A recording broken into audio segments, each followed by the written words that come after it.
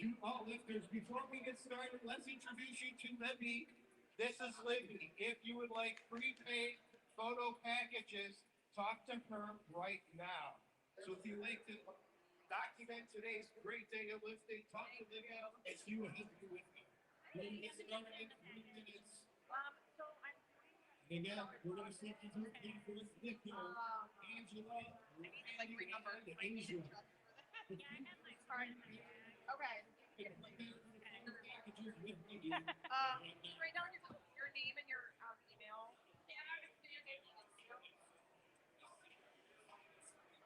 So this,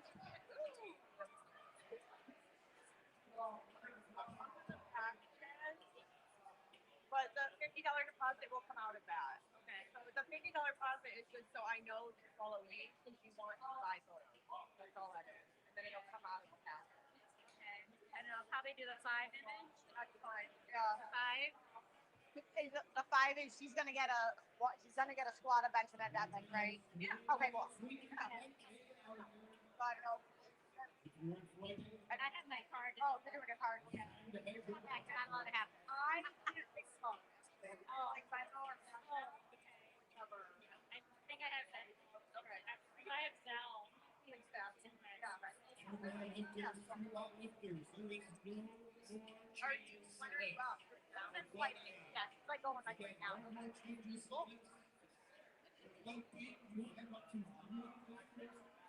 At the end of flight A, to make changes to your obedience.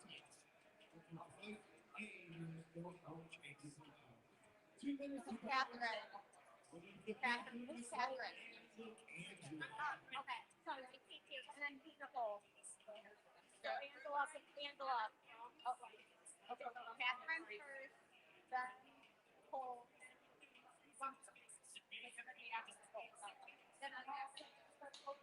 And then Ray.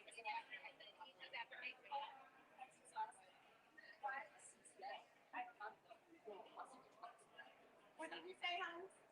Are they lining up that side or this side? Lifters can line up on this side. You're going to X them, and that's it, because that's the scoring table. You got to put in your intention over there. Okay. Are we good? You ready?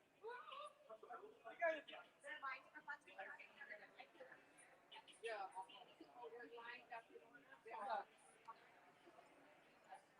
You guys just listen. This is Nick. Nick knows who's next. And so if you're worried, ask Nick. But just listen for him. He'll announce who's next. Okay? No,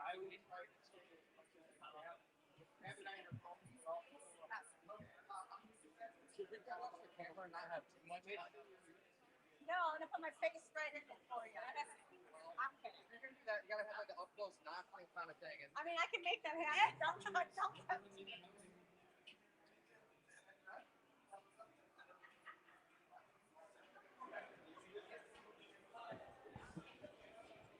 Good morning, folks, and thanks so much for tuning in. You're looking live at DMG Detroit Muscle Gym over here in Plymouth.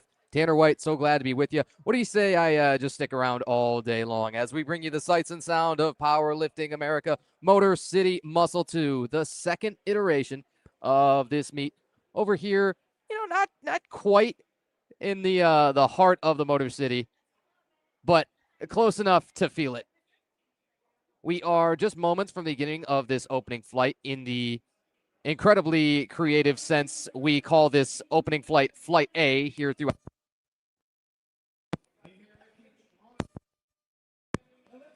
Pardon our interruptions on the audio from time to time. Still working through the technical difficulties. Every setup is different every time you go any place, anywhere. And we'll talk to some of our on deck and in the hole lifters, see if we can't get some of them to adjust their positions a little bit. And see if perhaps we can raise the camera up for you as well. Those with motion sickness may want to look away now for just a few moments.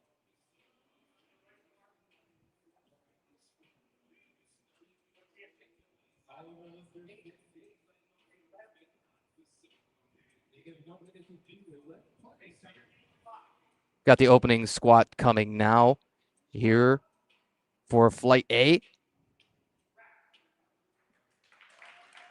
And let's see lights up on that board. You're probably not going to see too many of our lifters or too many of the lights behind the lifters here. It's kind of a difficult ask considering where we're sitting and where they're all lining up.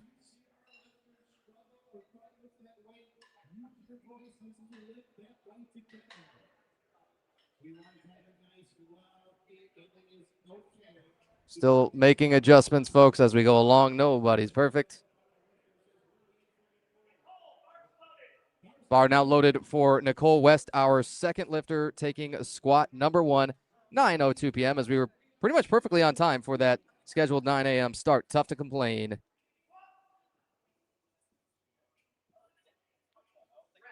Nicole West on her opening squat should be more than deep enough.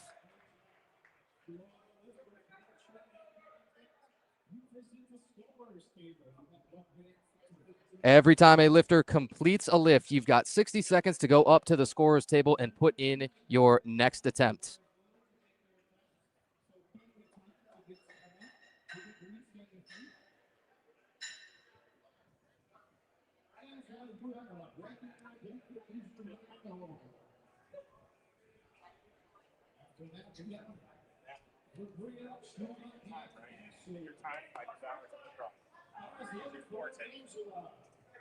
We recommend that you do yourself a favor as all these lifts come through. Angela Dawood on her opening squat here of 87.5 kg. We recommend you go to liftingcast.com and search for the Powerlifting America Motor City Muscle 2 meet to follow along with all these live results. Angela's opening squat, it wants to creep a little bit at the beginning, but then takes off later on. And a good-looking opening squat will pass with 3 white lights. So, about these lights, folks, as we've told you, there's 3 of them. Those are from our 3 different referees. You got 1 on each side, 1 in the center, and you need 2 out of 3 white lights in order for the lift to pass.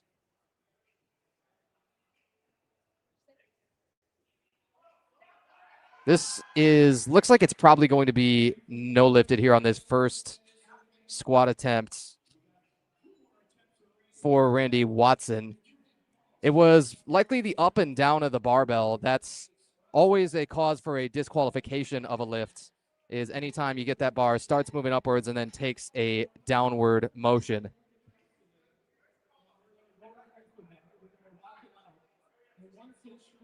Thanks once again for everybody joining us over here on the Powerlifting America Michigan YouTube channel. Tanner White, so glad to be with you here for the opening flight A of Powerlifting America Motor City Muscle 2. This was, in fact, the first Powerlifting America meet that yours truly covered last year. Same place, but about 1 weekend earlier, or pardon us, 1 weekend later in the season. That one was July the 7th. Or no, June the 7th of last year. Already feels like it's been a tremendously long time. We've already got a comment rolling in. It says, good luck, fit chef Yasmin. Feel free to engage with us in the comment section all day long. Opening squat for Asia Griffin, 97.5 kg. Asia Griffin with no knee sleeves. That's no problem at all. Good morning, folks. Squats are flying. Ooh. Now, that's the issue that we run into when we speak a little bit too soon. Asia Griffin actually will be receiving 2 red lights there that will not pass.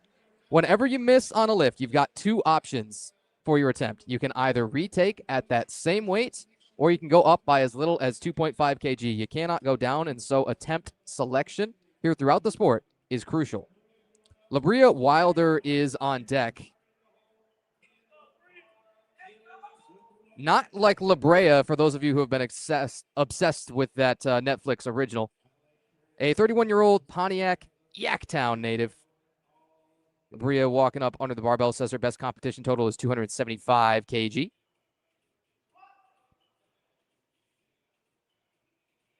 La Brea's opening squat. Easy like peasy. Already got a couple of more comments rolling through. They say, let's go white chocolate. Let's go, Brandon. Show them not all chocolate melts. Oh, boy, folks, it's a little bit early for all that. But, yes, good luck, Brandon Sedlecki is the general sentiment of the chat. Brandon will feature later on in Flight C. That'll be the third of our 3 flights. Those of you who are new to the sport, we'll give you a treatise on it as it unrolls throughout the day and tell you exactly what the heck you'll be looking at, what you're seeing. But the most basic that we can say is you get 3 attempts for each of the 3 different disciplines: the squat, the bench press, and the deadlift, always in that order. These are the opening squats for Flight A. And that should be a good lift to open up the day for Sheila Bernhoft. You got 3 lifters here with the same weight selected. That's 102.5 kg.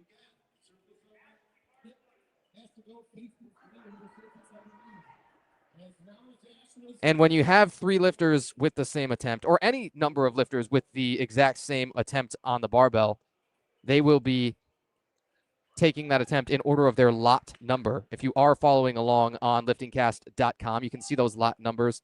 Essentially just a number signifying the order that you're allowed to weigh in when you get here in the morning. That's one of the things that people don't tell you is one of those very first things that you do is get your weights. And, well, when you weigh in, you want to immediately afterwards start to eat and rehydrate. So those lower lot numbers, that is closer to the beginning of the run on your lot numbers, those are highly beneficial.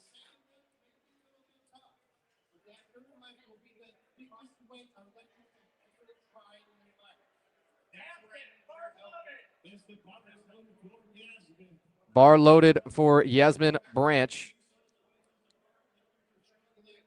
Yasmin is a 76-kilo competitor in the open age division. So a couple of things going on with that, right? You're 76 kilo, that's your declared weight class, and then you have to make weight within that class, of course. You can't just declare it and miss. But there's also age division that, like you might imagine, is competing amongst those within your similar age range. That open class, anywhere from the age of 24, as 23 years of age marks the end of the junior age division. And then 40 is the beginning of your masters.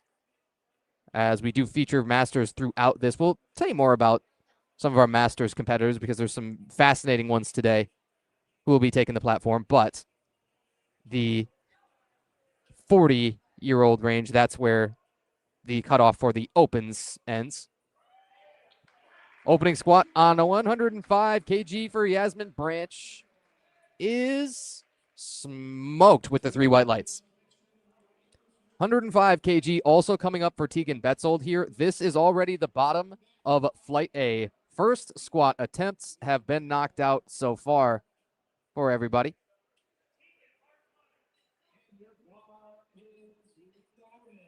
Bar loaded here for Tegan Betzold as she will also take that 105 kg, 231 pounds and some change. If you're not so initiated with the kg plates, Tegan Betzold, a junior coached by Zach Morehouse. Zach will also himself be competing in this one. Ooh, a little bit of shift back onto the heels, and this squat will not come up. That is now 3 opening squats that will have to, we imagine, all be retaken. Although actually now as we glance on Lifting Cast, we in fact have one lifter deciding to go up after a missed attempt. That's Asia Griffin, who's going to jump up 2.5 kg. After missing on 97.5, will take 100. It's an option, but it is always a risk, of course.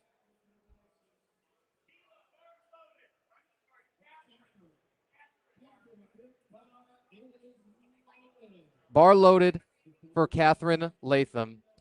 Catherine's got some really good kind of issues to have. Her opening bench is going to be a record for her age class and wage and for her age division and weight class. Say that 5 times fast. Can you tell it's still early in the morning?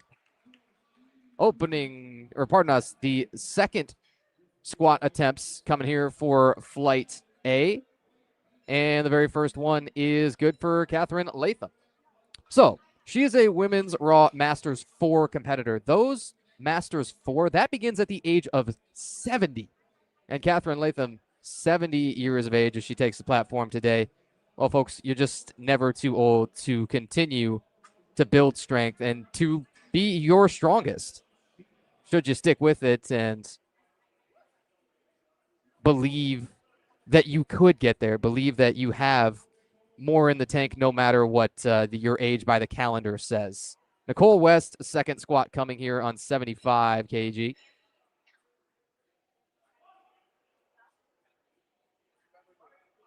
We'll see what we can do about our loaders and their position relative to the lifters here. Try and crank our camera up even further maybe and point it further downward. We'll do our best for you, folks. But you get what you get, no matter your gym.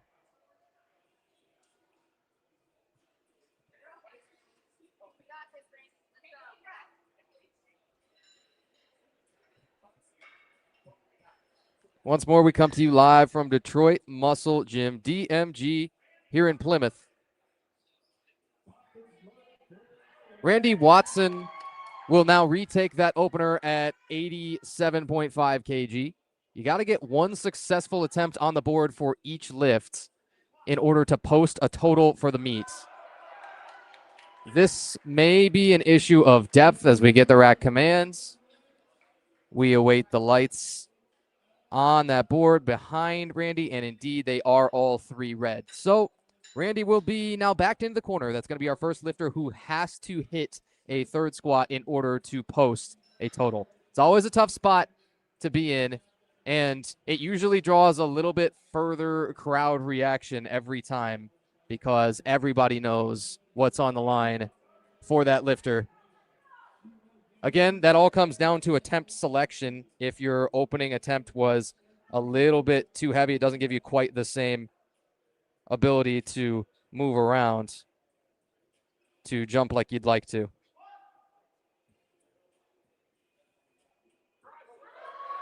That's a grindy second. It's slow, and typically many coaches will say that they really value the bar speed metric in determining the appropriate next attempt.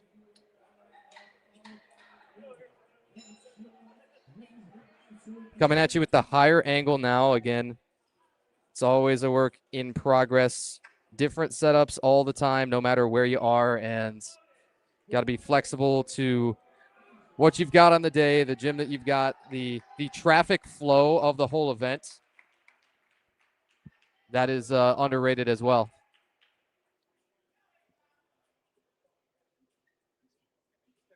Asia Griffin up next here on 100 kg. Again, missed on the opener. Now jumps 2.5. It's a choice.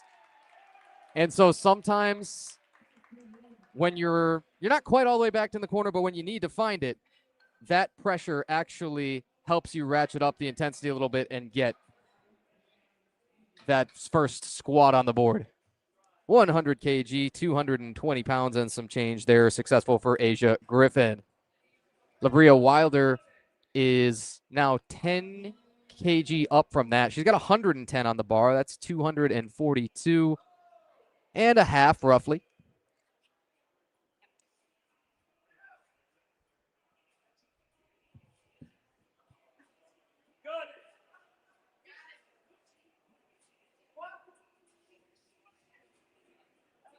And Labria getting Wilder on squat number 2. That's a good 110. There's plenty of room in the tank there to go to 120, 122 and a half, something in that range. Many coaches will, when they've got the choice, keep their athletes' jumps between something like 7.5 and 12.5.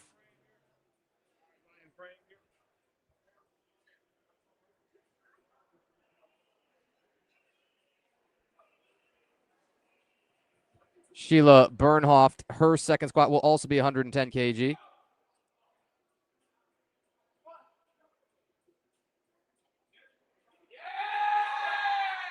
That one wants to stick a little bit in the mid-range. It wants to slow down a little in the mid-range, but it's a willpower thing sometimes to just not let it. once you're on balance, once you feel that you're ready to descend after you've gotten that squat commands, you really don't have too much ability to kind of intentionally let that bar slow down. Many lifters would at times be advantaged to speed up their descent a little bit, especially on the squat, get a little bit of that stretch reflex, a little bit of that bounce out of the hole, they call it. Yasmin Branch on her second attempt jumps 7.5 kg. This is now 112.5 kg on the bar. And that is the deepest squat of the day so far. Once more, good morning, folks. Only 9:17 a.m. and we are rocking through the second attempts of Flight A's squats. Towards the bottom of it, we progress throughout the flight in order of lightest to heaviest weight lifted.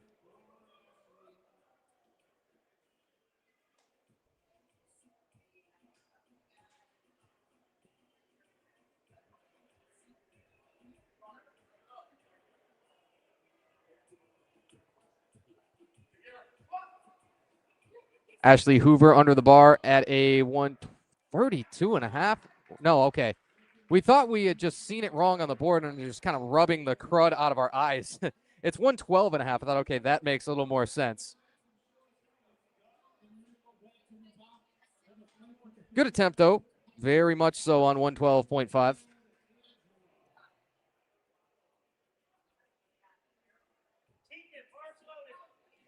Bar now loaded. Tegan Betzold again finding herself at the very end of the flight. It's always a good thing. It's always a good feeling to know that, okay, 112.5 puts me at the very end. Again, that's by nature of lot number, where when three lifters all put in 112.5 kg, Tegan happened to have the highest lot number among them. That's just dunked to the deepest, darkest depth. Second squat money.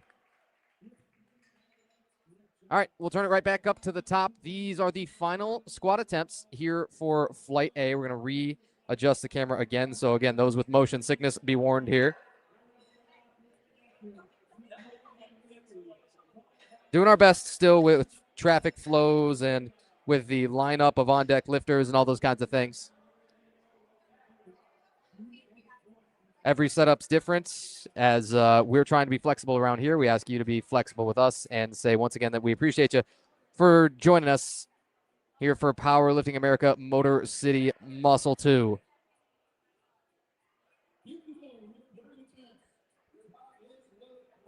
Bar loaded. Catherine Latham will jump now 5 kg. This is bigger than the jump from her first to her second. Typically, you see the jump get smaller. 42.5 kg. She will rock the bare knees, no knee sleeves. Looks nice and quick to us. Depth is always your main question on squat. Oh, and I think you got 2 red lights. Does not appear that one will pass. So Catherine Latham will take the second squat that's successful. That's how you add up your total. It's the sum of your best lift completed in each of the 3 disciplines. That means the 37.5 kg will be Catherine's best squat up on the board. Then her opening bench will actually equal that second squat. If she's able to hit that, again, we already told you that would be a state record for her weight class and age division.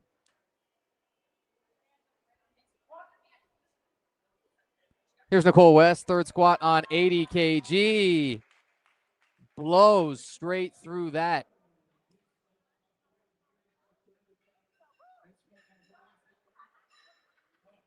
Nicole is another one of our masters, and we don't mean that just by the age. It's mastery of the barbell. It's mastery of oneself. Trains here in DMG, calls this place their home gym, and that is always something of an advantage. You might even get sometimes, if you're very lucky, some work on these combo racks, or at least a very similar setup to what you're going to see on meet day, as lifters love to be a little bit neurotic about their exact equipment. Randy Watson needs this one. Got to stay in it now.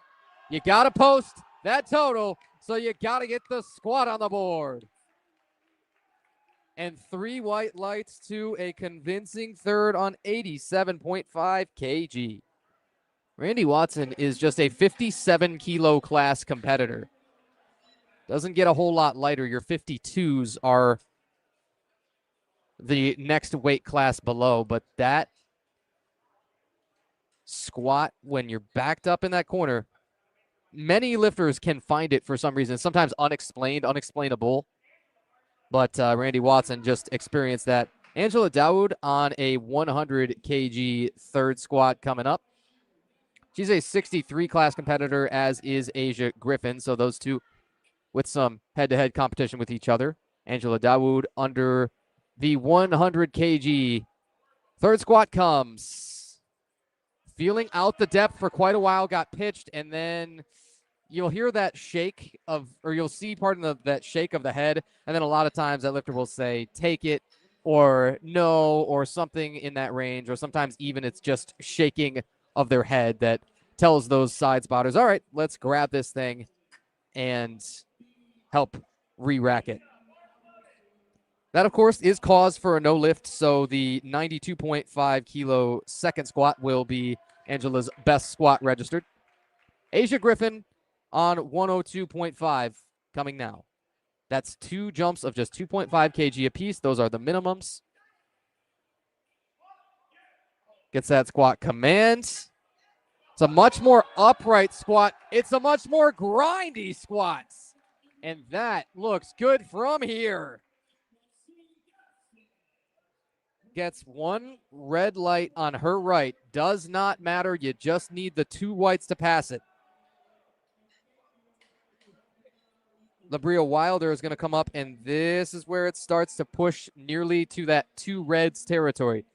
We'll take a brief moment to tell you about loading the barbell, as this barbell is a 20 kilo power bar. That means it's suitable for all squat, bench, and deadlift activities. Those competition collars are 2.5 kilos a piece, a pair of them being 5. Red plates, 25 kilos, a pair of them being 50. And then the blue plates here, those are the last ones that Labria Wilder has loaded. Those are 20 kg a piece. A pair makes 40. This makes 115. Add it all up, and a smoked third squat. Labria Wilder good on 115. The same attempt coming for Sheila Bernhoft here. Then Yasmin Branch will add just 2.5 kilos to that, go up to 117.5. And our final couple of attempts down at the bottom of the flight where they have been. It's funny how when you start there at the bottom of the flight, you usually end there. That's a good problem to have. Those are up to 120 kilos. Good squats, big squats, flying around early in the morning.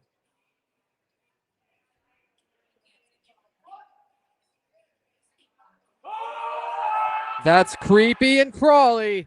And as it comes up, looks good to us. Oh, boy, it's 2-1. You got reds on the left and the center. A shame.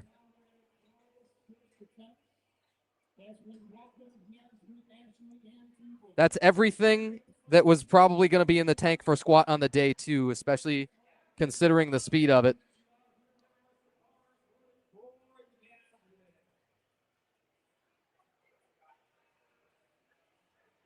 Yasmin Branch, Ashley Hoover, Tegan Betzold in that order to polish off the flight.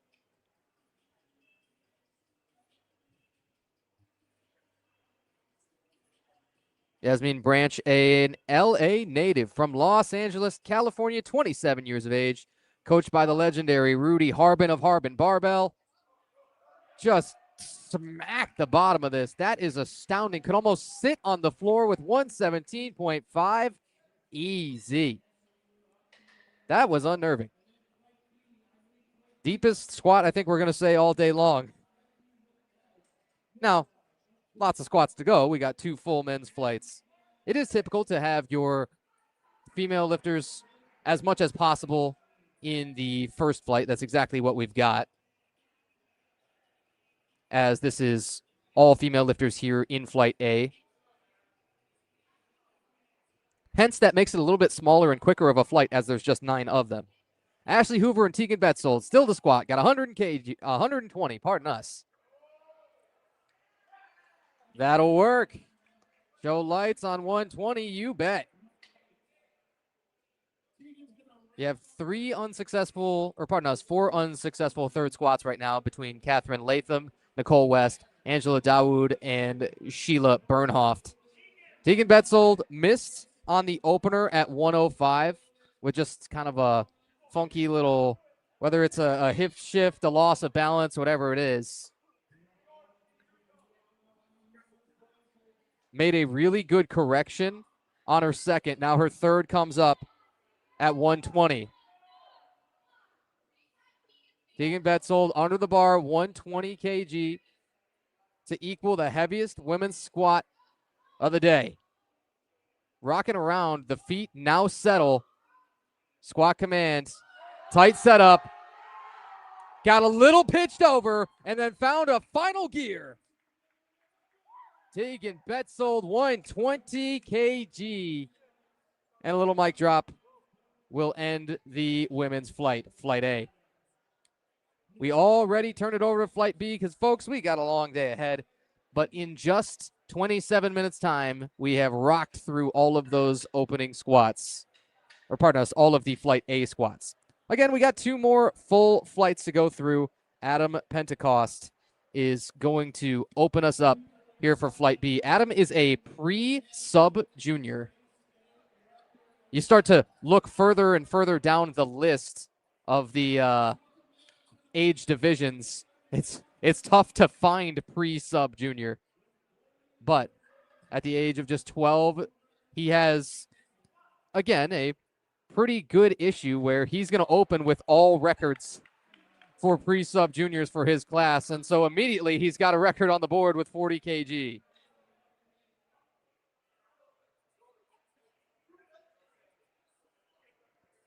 You'll have weight classes as low as 53 kilos with Adam and as high as 93 kilos with Marcus Rivard, Chaz Strecker, and David Wiley, as well as Alexander Gernowski with this flight.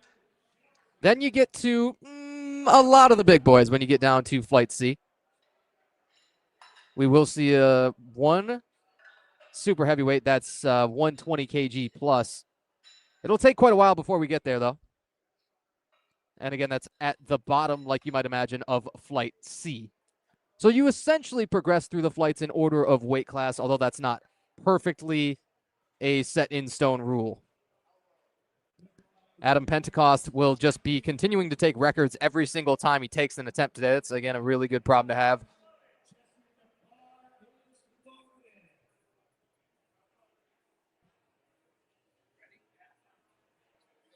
$142.5 opener for Nikolai here. Rocking the black and white SBD singlet. And that is one of the higher bar positions and one of the more upright squats that you'll see. That's sort of how the lifting gods intended the squat to be, some might say. It's not, for many, their strongest squat, however. That's the thing.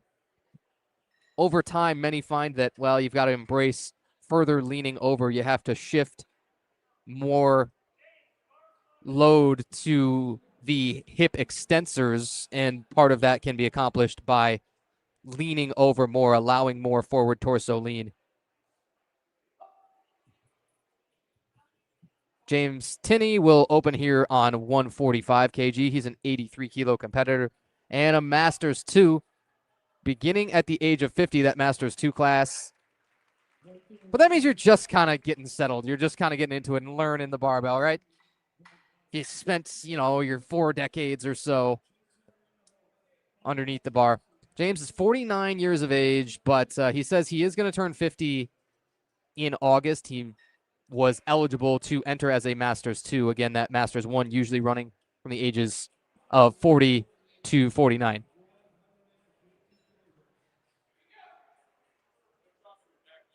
We now get to 150 kg. David Wiley, Jesse Brothers, Jason Fan in that order. And then waiting beyond in the hole, whatever you want to call it, fourth up will be Jackson Ambergy. David Wiley opens on 150. And clean 3 whites.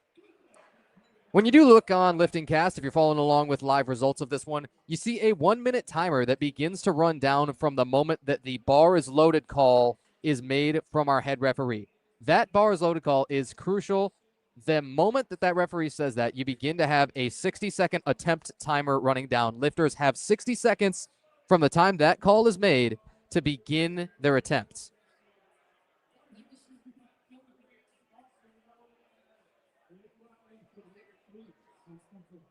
Coming to you live once more from Detroit Muscle Gym here in Plymouth, the DMG, hosting the second iteration of Motor City Muscle, so cleverly called Motor City Muscle 2. Jesse Brothers underneath the barbell here, 165 to open. He's got 2 reds plus the blue. He should have more than enough depth. Depth is definitely your number one cause for disqualification of any squat, though there are other technical faults. And then there's just the fact that sometimes it's too heavy on the day. Sometimes it's too taxing to the nervous system. A number of other factors. Some lifters struggle with the stability once they get toward the bottom of their squat and near the bottom of the hole there. Some lifters don't rebound quite at the speed that they need to. There's a whole lot of factors at play. Jason Fan competed at this very same meet last year. Opens here at 180 kg. He's a junior 83. 18 years of age as he's just made that jump from sub-juniors to juniors. Smokes the 180 to start.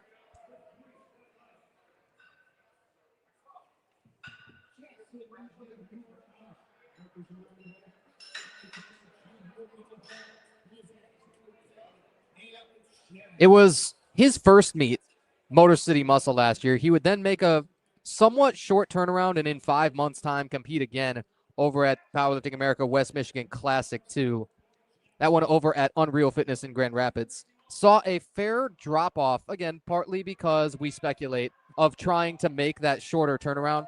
Saw a big drop-off in his total as well as his relative strength measures. But here he opens on that 180 kg. That ties a competition best. Jackson Ambergy of the Western Michigan University powerlifting team under 187.5.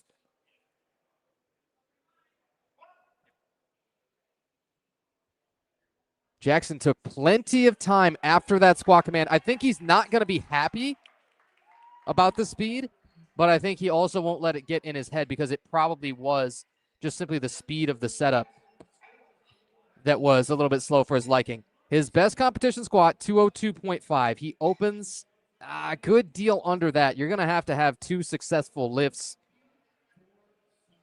of a place to really have a chance. In the chat, can we get an angle to see the lifters? Folks, you should see the setup around here. It was not in any way yours truly's decision to have on-deck lifters in the way as well as loaders. You think, okay, spotters, that might be unavoidable, but want to see if we can get somebody to communicate to our loaders at some point to scooch away. Marcus Rivard opening on 197.5. And you will see him embrace a lower bar position and a more bent over torso. Got more forward lean. Our head referee going to come up and say something to him. I don't think it was any grand technical fault that he would get no lifted for, but sometimes you will see those head referees, hey, they want to pass as many lifts as humanly possible. You got to adhere to some of those rather basic standards, and then once you've met really the kind of spirit of the lift, they want to be able to give it to you every single time. Alexander Guzanowski on 200 kilos, followed by Alex Kelsey on 210, and then Chaz Strecker looking to just blow away the rest of the flight. He will open a whole lot heavier. We'll tell you about that when we get there. 200 kilo opener there. From one Alex to another, it keeps getting heavier. That last one, though, was an open 93 kg. And as Alex Kelsey comes up, He's still a sub-junior, 17 years of age, will open up with 210 kg.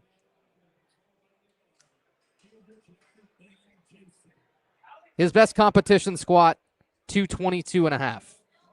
In good position, opening 10 kilos over his best squat opener to date. Real good chance of the competition best.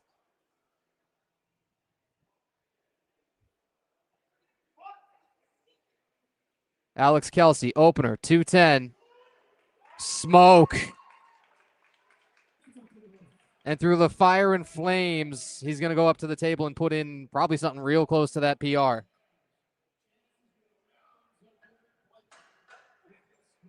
All right, so Chaz Strecker at the very bottom of the flight, as he's accustomed to being at all times. Last competed at Powerlifting America Umbra Classic back in August. Weighed in a little bit heavier this time. 92.4 kg was 90.8 for Umbra Classic last year. His first meet out of the junior class entirely, has aged out. However, he was one of those guys who would enter the opens knowing that, I want that higher level of competition. Loves to challenge himself. Has incredibly high standards of himself and has a 715 kilo best total with a heaviest squat attempt ever of 270 kg, a heaviest successful squat of 267.5.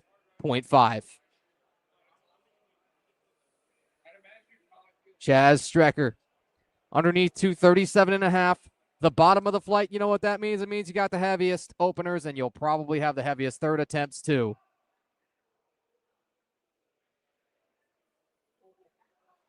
Mouth guard hanging all the way down, don't matter. He's got the opener on 237.5. It's all well and good, but he knows he wants a whole lot more.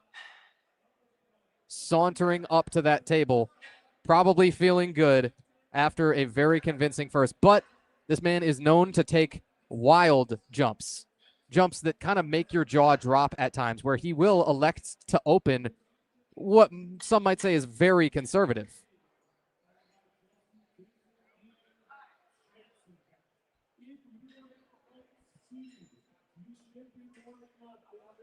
Adam Pentecost, as we told you, everything he hits throughout the day is going to be a record, and that's a real good issue to have. He's now only competing with himself. The pre-sub juniors, just 12 years of age, folks. This sport is going to be spurred on and taken to higher heights than we could have ever thought by kids just like this, by getting onto that platform as young as they do, and just those so many years of training. It's not the competition necessarily that allows them to build the strength, right? It's everything that you do up to competition day that builds all the strength, and then you just display it when you're out here on the platform. Chaz Strecker's successful 237.5 opener, then Adam Pentecost on 45 kilos. And now we'll even it out a little bit and kind of split the difference, as James Tenney will take 155.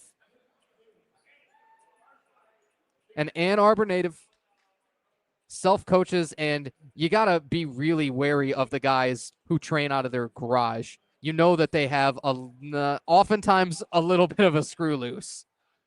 He also says he's trying to take the Masters 2 bench record for his class. Got to squat first before you can bench. Some of us really rue that and wish it were not so. James Tenney, second squats. That's two reds from the left and the center. He's going to be a little unhappy. But, again, we told you that is by far the number one cause for disqualification of a squat. You got to have, much to the chagrin of the lifters, they all know, as you see it in the rule book, you must have the hip crease dip below the knee joint.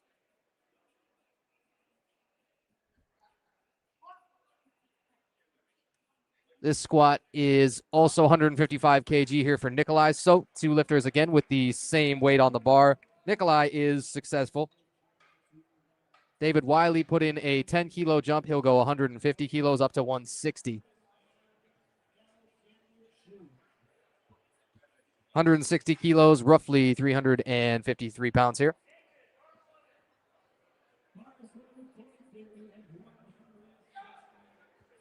You have an outlier like Chaz Strecker who really causes a lot of changing of the plates. Everyone up until that point, not so bad. Chaz has put in a 15-kilo jump from his first attempt. He'll go 252.5. It's a big number. It's almost 557 pounds. David Wiley will rack his second on 160. Again, we're now midway or so through Flight B. We've got another flight to follow. We creatively call that one Flight C. And then we'll be done after we've gotten 3 attempts out of 3 different flights for all the 3 squats. Then we'll be done with the squats. We'll have about a 10-minute break, and we get the changeover before we head to the bench press discipline. Jesse Brothers, 177.5. Makes that leap over 3 reds. Again, those 3 red round things, a pair of them is 50 kilos. So add up 3 pairs, that's 150. Your barbell is 20. That silver plate that you see is just 1.25 kilos each. So 2.5 for a pair. And then your competition collars, as always, 2.5 each, 5 for a pair. Jesse Brothers, 177.5 is silky.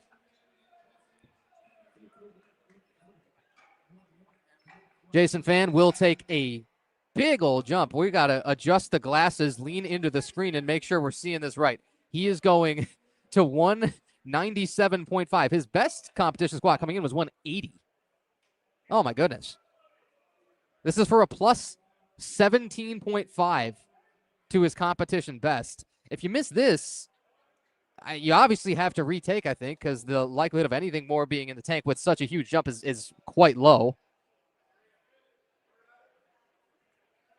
But if you hit it, then you also probably don't have much room to move up. You might even choose to scratch that third or just not take it. Let that attempt timer run down. 197.5. Go ahead and throw 17.5 on if you're successful. You can say that. That might be a fine word to call it. Jason Fan. That is a huge leap forward his squat has taken already on the day. And again, he's got another attempt to play with, whether you want to go up by the minimum or something, I guess a little bit more, whether it's 5, 7.5.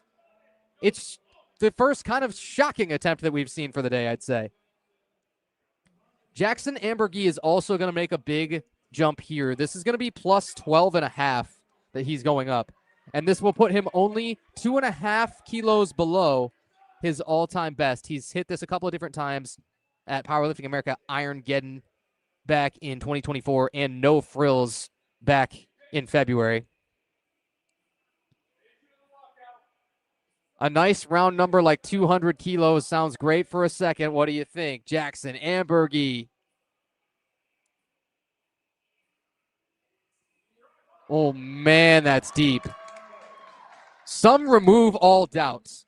When they squat to that kind of depth, often, habitually, it's, man, that was as exemplary as Tegan Betzold or Asia Griffin, who we still would say have the 2 deepest squats that we've seen so far. Again, you get 60 seconds after you complete your attempt to go over to the table and put the next one in. We're going to be really interested to see what Jackson does. If he wants to take his competition PR for his 3rd attempt, that would be 205. Marcus Rivard, 207.5. That 207.5 kilos is a hair under 458 pounds for Marcus.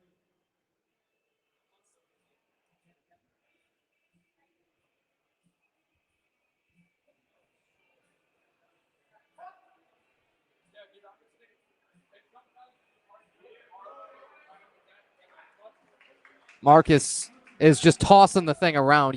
Sometimes when a lifter looks like they could just jump squat it because the bar sort of rattles around on their back as it comes up, and you really get the feeling that, oh, they could have done a little jump with it. That was Marcus right there.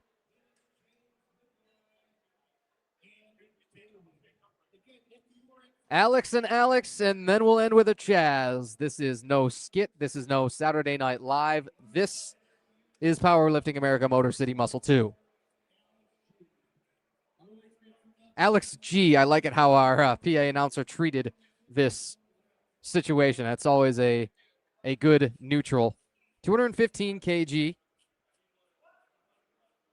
3 reds, the blue, and you got to take it down to the depths of the deep blue. So the tank's not empty, but it's a 15-kilo jump. That is a ton. Sometimes it comes with a cost. Sometimes that third squat, you have to adjust your plan and say, okay, we're going to scale it back from whatever we wanted. Doesn't matter what you wanted. It matters what's realistically going to be there on the day. Alex Kelsey, 222.5. He will tie his competition best on his second attempt, and then we speculate, just because of how this kid's had his meteoric rise in the sport, he'll have some more room to go up.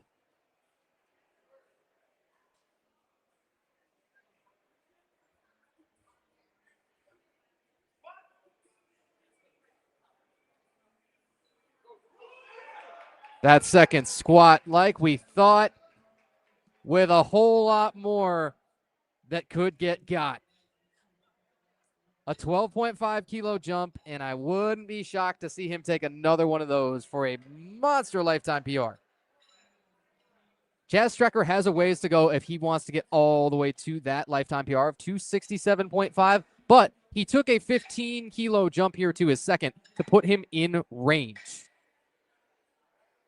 You want to talk about easier said than done, taking another 15-kilo jump, but it could happen. It's kind of what the man is known for. Bars loaded at the bottom of the flight for attempt number 2. This is where Chaz Strecker belongs. 252.5 for his second squat. Yours truly was just thrilled to deadlift this a couple of weeks ago at Powerlifting America West Michigan Open. 252.5 on the bar and a big dog underneath it.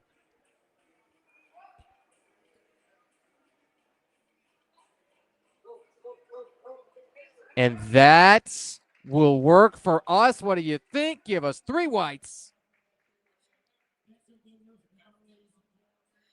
He's going to waddle over to the table to a degree. And boy, is it, you want to say another 15-kilo jump. He's got the ability to grind through it. It's a gamble. 15 kilos at any point, no matter who you are, no matter what relative percentage of your max that is, it's a fairly big jump, essentially. So we're not certain. We've got questions on what Chaz is going to take. We would love to be flies on the wall in his brain, although that'd be a real dangerous place to be at times. He loves to headbang when he's on deck as the headphones get really cranked up. Adam Pentecost will take now his third squat, and he's actually gone up by just the minimum here of 2.5 kg. But again, you're competing with just yourself. And at 12 years of age, man, that's really, really impressive. Definitely going to need to change the camera location. Nobody can see the competitors. Someone wake up and address this. Again, folks, do you think yours truly had the decision on where to set up here? Sometimes you get the gym that you're in. You have a traffic path that's set out for lifters by the meet directors, and then that becomes exactly what you've got to stick with. We would love to talk to our loaders and see if we can get the loaders immediately upon loading the bar to scooch out of the way, but this is quite literally the best that we can do for right now.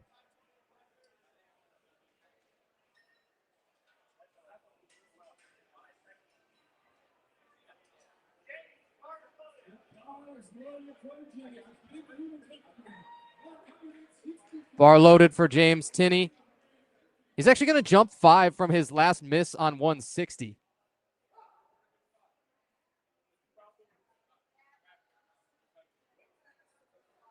That walkout wanted to be sticky and tricky on him. Took quite a while to get that rack or pardon us, to get that squat command. So now what you see is they're going to have a replace command given. That replace means that lifter can walk that bar back into the rack without any consequence. It does not constitute a failed lift. However, they've now got that attempt timer continuing to run, and so they've got to go a little bit quicker in that second setup. Doesn't matter. James Tinney still, after replace, was not phased. That's well done.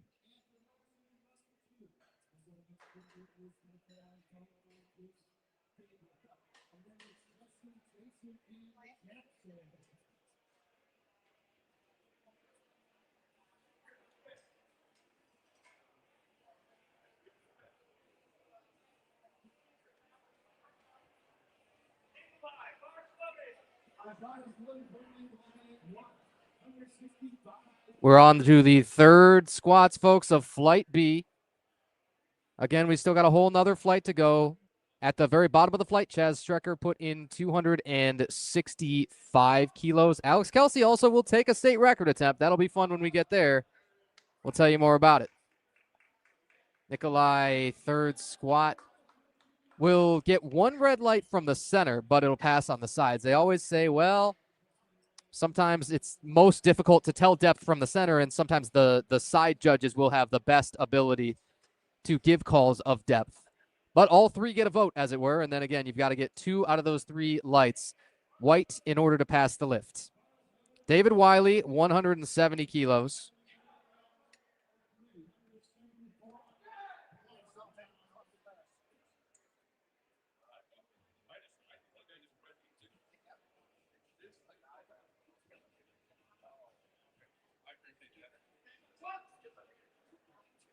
The Detroit native David Wiley looks nice and solid. Third squat, show 3 whites.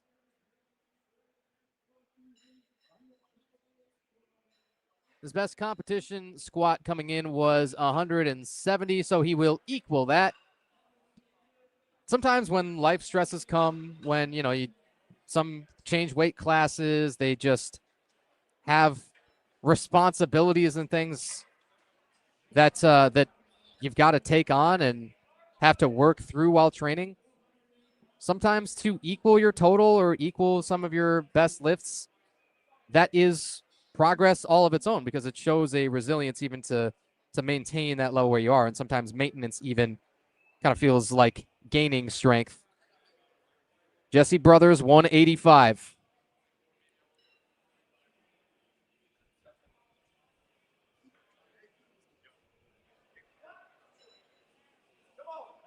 Oh, boy, he started getting pitched over quick, but still out of the hole has just so much more strength in the tank.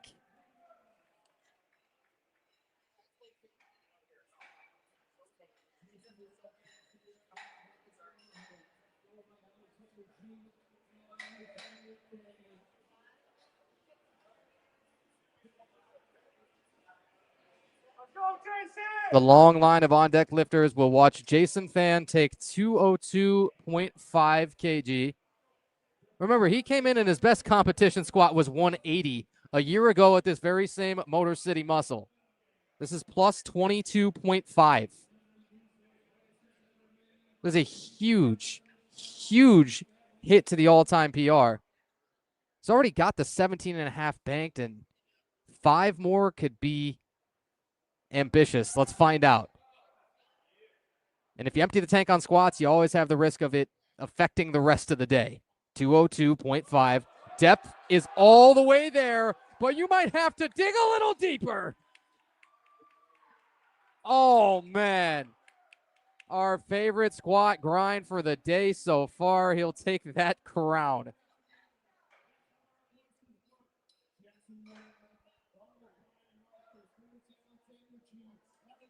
That is fantastic. A plus 22.5 to the competition squat. That's utterly rare. And in 1 year's time, now that's kind of the progress that some can make as, teenagers. Whether that sounds like an old head's comment, but it so often plays out that, you might be able to progress a whole lot quicker when you're just getting started. Jackson Ambergy is going to take a lifetime best. Has a couple of attempts at this weight or higher, but not quite successful. Missed this at Iron Giddon and missed this at No Frills 2 not long ago, back in February. Jackson Ambergy with the lifetime best squat coming, 207.5.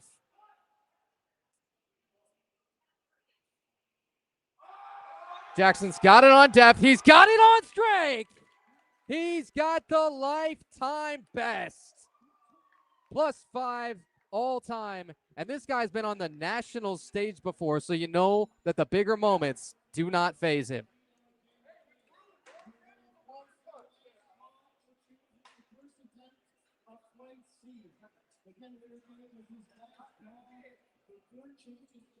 So we got lifetime PRs just flying around like second attempts right now. Marcus Rivard, 215 kg, is up next.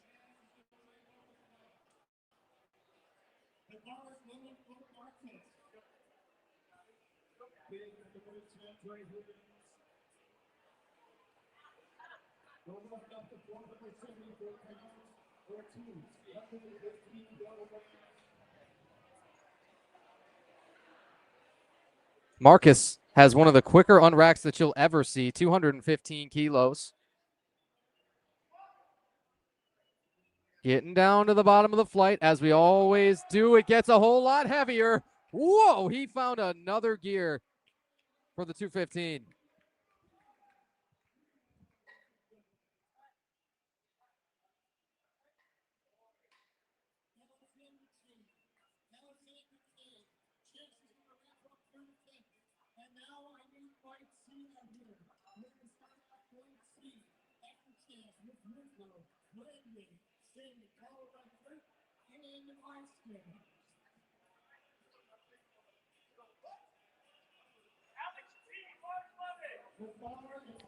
All right, we're right towards the bottom.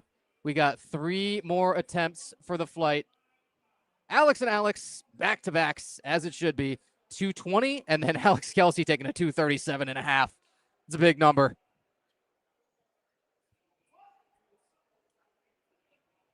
Squat command. It's that pre-hinge.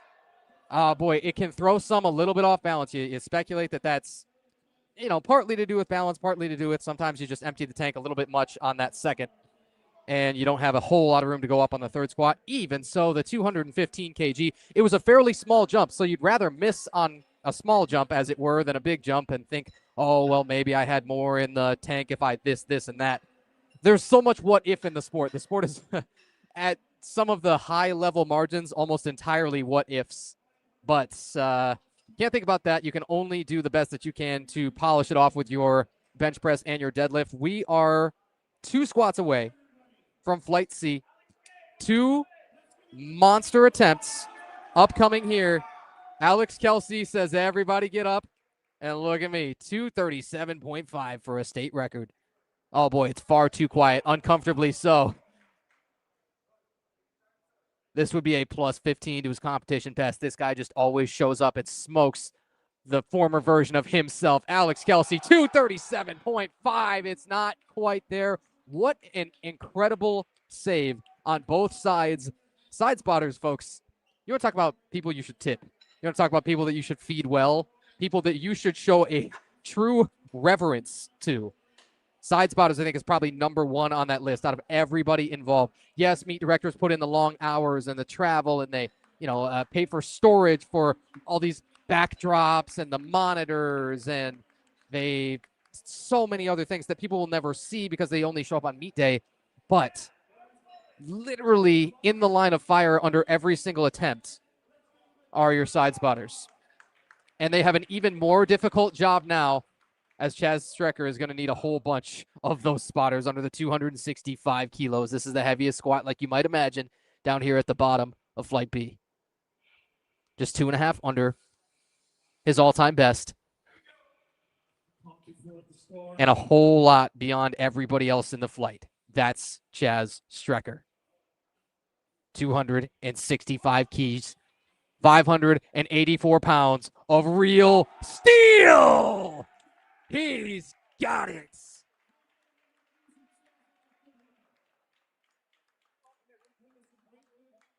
Mic drop. He'll walk off with that third squat done and dusted. Chaz Strecker, he said, I got to talk to him as I came in this morning, and he thought, yeah, I'm kind of a bench specialist right now. I've had some back injuries, and so my squat and my deadlift, I'm not feeling super hot about either of them, but I really like where my bench is at, and I think I'm going to be able to bench 400 plus. And then smokes only 2.5 kg under his best all-time squat, and that'll keep him already within range, one would think, of a total PR. Weighed in at 92.4 kilos. You're talking right in that 204 pounds-ish. Say it's a big number. All right, so we're up to the top here of Flight C. Our first two flights do not disappoint. Woodrow Glazer is going to open here at 130 kg. 25 years of age in the 83 open category.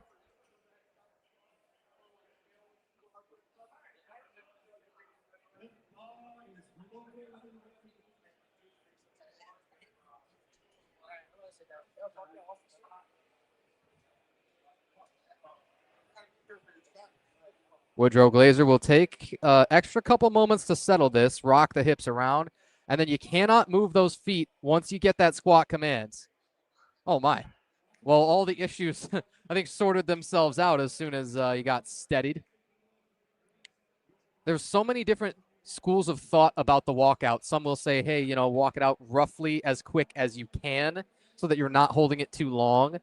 Some will try and do as little as 2 steps. Some might take 4 or 5 steps even, but it's tough to think that beyond 3 steps for most people is going to be their strongest walkout. Is going to be the one where they feel they're most stable. That's rare just because of the extra energy expended while you have something anywhere near maximal on your back. Now, many of you have been waiting in the chat. Brandon Sidlecki is going to open on 135 kilos, just a hair under 300 pounds.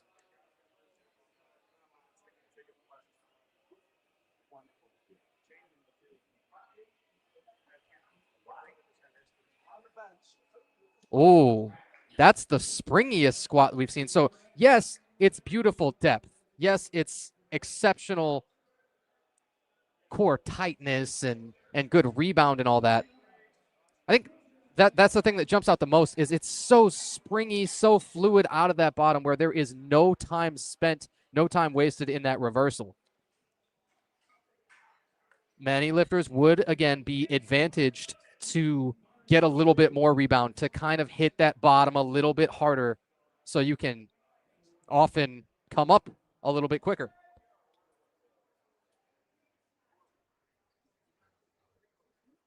This is 105 or 145 kilos, pardon us, for Shane Shearer.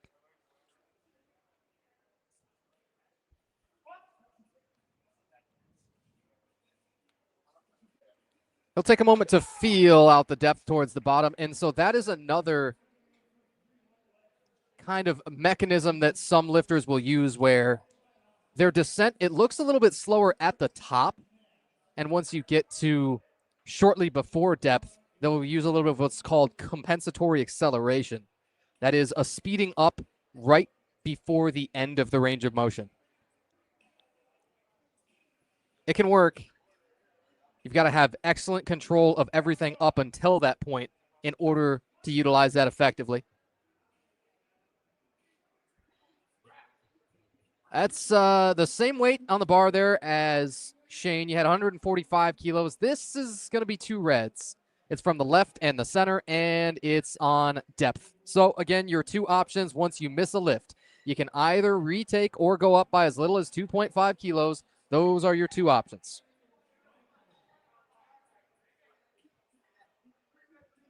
Austin Malawa, Corey Dennis, Eric Eller coming up in that order.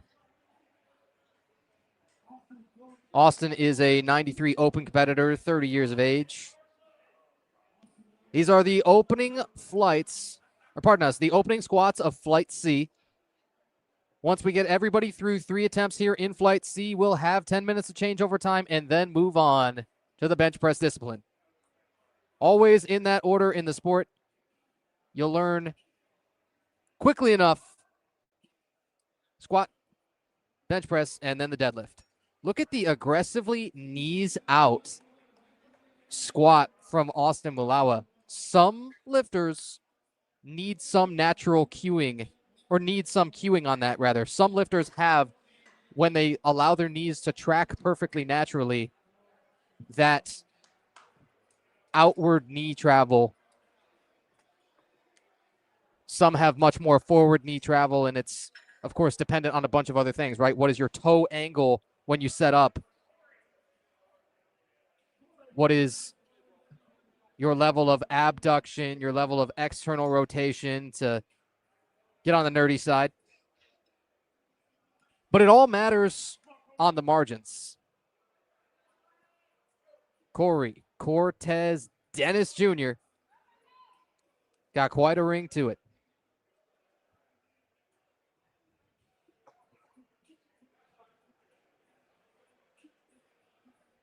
Corey has a best competition total of an absurd, ridiculous 810 kilos. His best squat all time, 275. Opens a good deal under here at 220. But then you knew he was just going to toss it around and just ragdoll it, didn't you?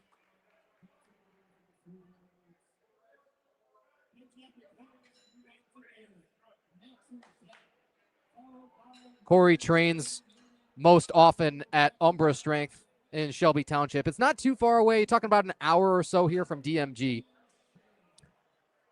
He's known for really translating the gym numbers, which are absurd, to the competition stage, which is just as absurd. Wants to qualify for nationals and for the Powerlifting America Invitational coming up in September. And going to have a tremendously good chance of doing that, we speculate. Corey Dennis with the best competition total, as well as the best DOTS score, one of those relative strength measures of anybody coming into the day. Here's Eric Eller, sometimes known as kind of a silver fox. Eric Eller has found the barbell to be clearly therapy later on in life. He debuted at this meet last year at Motor City Muscle and totaled 640 kilos. Then was a USAPL competitor back in January of this year at USAPL Clash of the Kilos. Oh boy. Again, folks, can you tell it's a little bit still too early for us? But that one was held over at Goodrich High School. Eric Eller has a huge bench. We won't spoil it. We'll just tell you it starts with a 4, because once you see it, I think you'll enjoy. But in 2 meets time, Eric Eller added 37.5 kilos to his total, and looks like he's got plenty more in the tank for his squat. Flight C sees Max Blackledge get under the bar now. 4 more lifters here for their opening squats in Flight C. Max with a big old brace. Sometimes you see a lot of movement at the shoulders, and that bar can move around as you're doing that when you take your big breath under the bar as that squat command comes. He's got a very convincing 240 kg first. And now it gets heavier and heavier as we progress throughout the flight. We are up to 250 kg for the opening squat here for Zach Morehouse.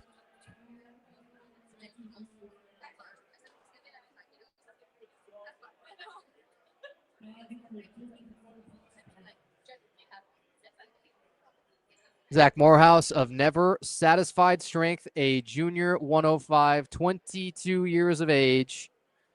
That 105 kilo class, up to about 231 pounds. You get to weigh in as heavy as the very top of that class.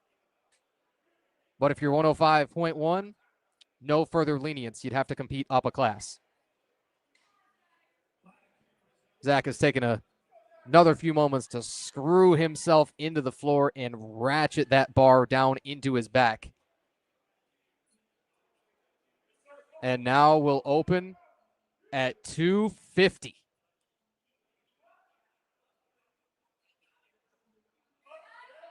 Oh my gosh, he just takes off and could fly out of the gym with the thing on his back. That is unnatural. 250 kg was smoked for the opener. Don't worry, we got a couple heavier ones. You were thinking, I haven't seen enough really heavy squats yet. We've got some real good news for you.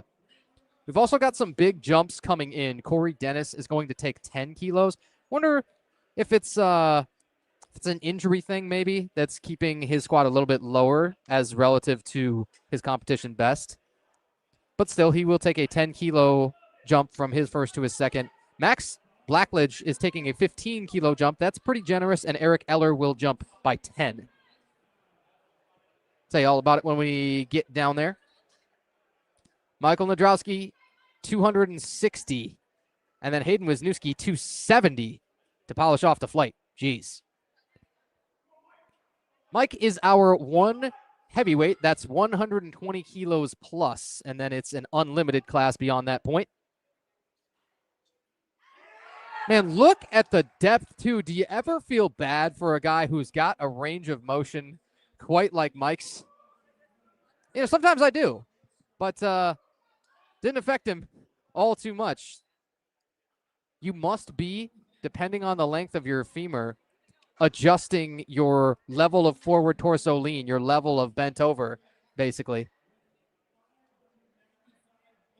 And it can cause people to kind of train it differently. You probably do have to, if you have a longer range of motion within your training, do a little bit less training volume and find some variations which allow you to get lots of work with your squat, but not do too much of the competition movement just loaded super heavily, because you're probably not built to handle a ton of work with it.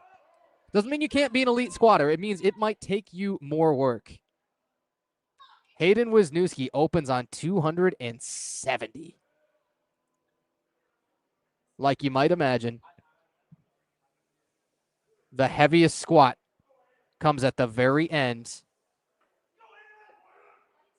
Hayden was a USAPL State Championships primetime competitor in November, and here he's out tossing around 270. That was +5 from his opener that he hit at the state primetime meet. Again, that's USA Powerlifting. This is Powerlifting America.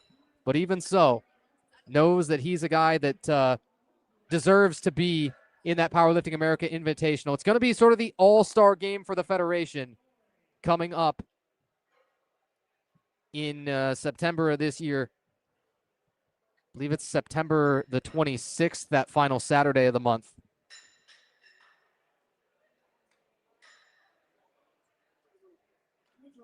Those are all of our first flights, pardon us, our first squats of Flight C done and dusted. We got 2 more attempts for everybody, and then we will change it over. Again, when you get about 10 minutes of time, they'll put 10 minutes on the clock, and then you get that that further 60-second timer for that next attempt up out of the break. And then we turn it back up to Flight A as well, where Catherine Latham will open for the bench press.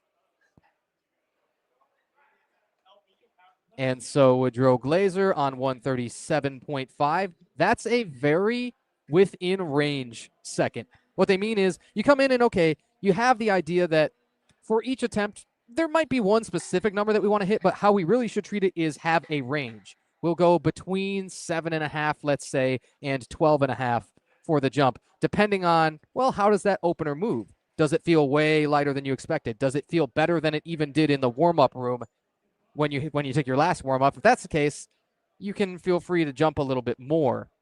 If it feels just not quite right, or you had an issue with commands, or especially if you missed the lift for any reason, then you'll probably take the lower to lowest end of that range that you were expecting. Or, of course, if you do miss on the opener, most athletes are going to choose to retake it. Brandon Sidlecki opens, or the second squat, at 150. Second verse is the same as the first, 150 smoke.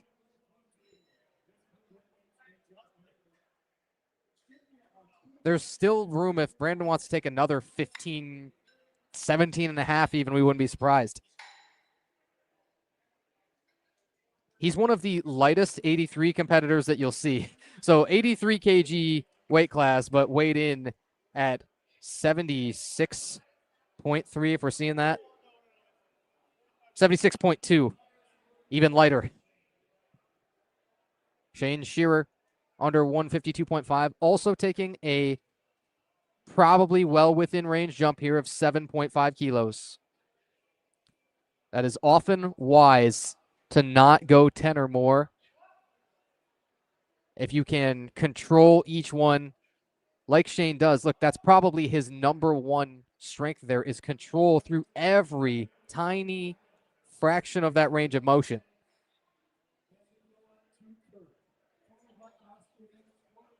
That's well done for Shane Shearer, 152.5 kilos for his second attempt. Kirk Pentecost missed his first one on depth, got reds on his left and in the center. So he naturally jumps 15 kilos. It's your prerogative. You can literally put whatever number that you want on there, and if the plates in the gym are able to do it, then they'll load it up for you.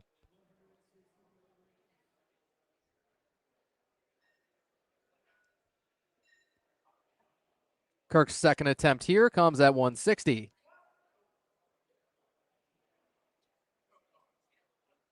And see, that second's better than the first. Sometimes there's some external that's going on. Sometimes you have an equipment issue, your warm-up went funny, you didn't, have your coffee quite early enough, hadn't kicked in yet, whatever the case, and you get more comfortable, you feel better as your attempts go along. Some will even move a third attempt a little bit better than the second. It's such a unique skill, taking a competition single, taking a true attempt on the platform, that not everybody knows what that feels like if you haven't been there. And you feel it out further and further every single competition that you do and every single attempt you take within that competition. Austin Mulawa on 212 and a half.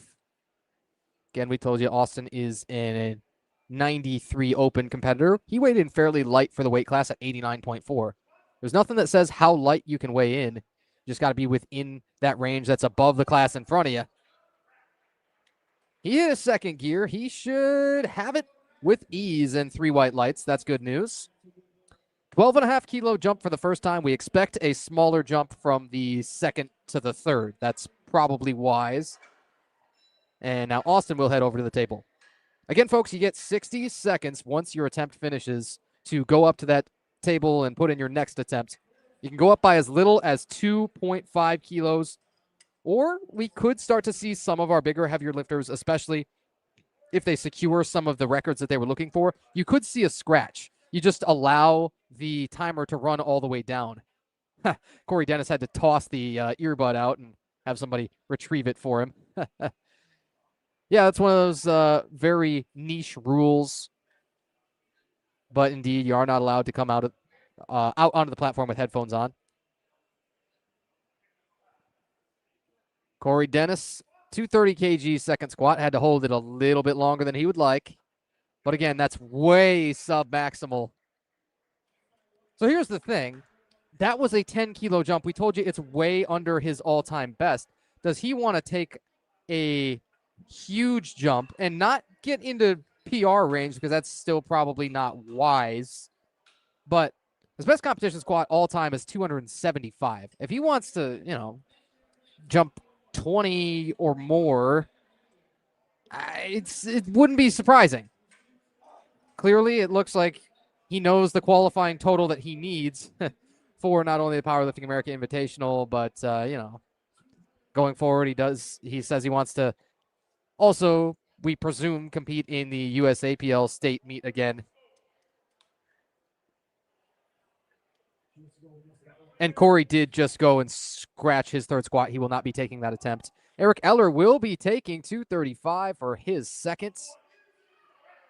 And with a lot more in the tank, he'll rack it and rack up that 235. That's just 2.5 under his competition best. He got a little bit overly enthusiastic, maybe at USAPL Clash of Kilos in January. Yours truly was there. Again, over at Goodrich High School, had a great setup with a 2-platform meet running quite efficiently. Eric took a 250 kilo third squat in that one, and it did not quite come up. But if it's, maybe 240 to 245, I think there's a really good chance that Eric will be able to post that third squat. Max Blackledge getting psyched before he's under the bar for his second squat at 255. This is a monster jump, relatively. His best competition squat, 258 kilos coming in. So 3 kg under that comes on his second.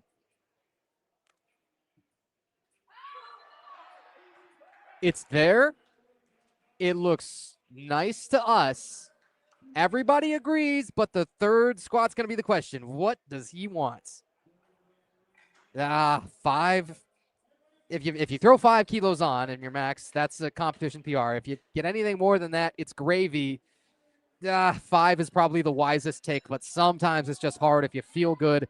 And even if that second looked a little bit slower than you wanted, if it felt good on your back, some will struggle to resist that temptation.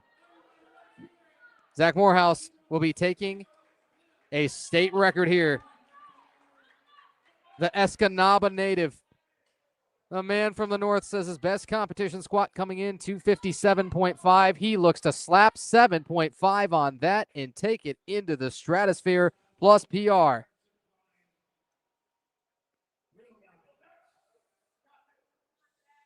Zach Morehouse, 265 to equal Chaz Strecker for the heaviest squat so far. Bang! I just forget about all of that. He might want to take another 10 or 15. Going to make a very niche NFL reference here. He shoots the arrow all Brandon Cooks style. He of the 1,000-yard season with every different team, seemingly. Those who know. Those who remember, although I believe the gentleman is still active.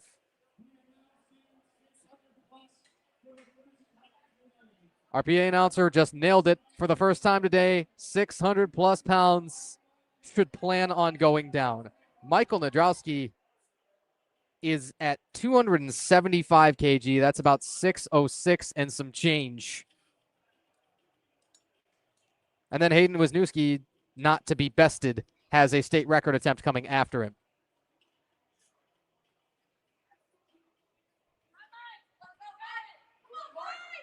Mike's unrack. It's a little bit difficult on the walkout, but then goes so quick on the descent. He tosses it around, looks at the lights. They're all white, and it counts. 275 kilos. We know that the jump from the second to the third squat is not going to be 15, but Mike got that squat for just about all it was worth on his second. Hayden Wisniewski, a state record coming at the bottom of the flight. That's where you find a bunch of animals. 282.5.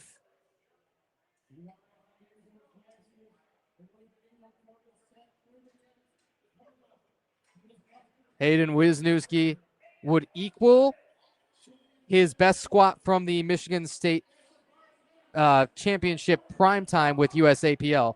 His all-time best squat, 302.5. Has a ways to go to get that. But look, most importantly, here for Powerlifting America, going to take a state record for the second. That's a real good problem to have now, isn't it? Wouldn't you love to be there? 282.5 on the bar. Whole bunch of side spotters. Yeah, I would want a lot of them too.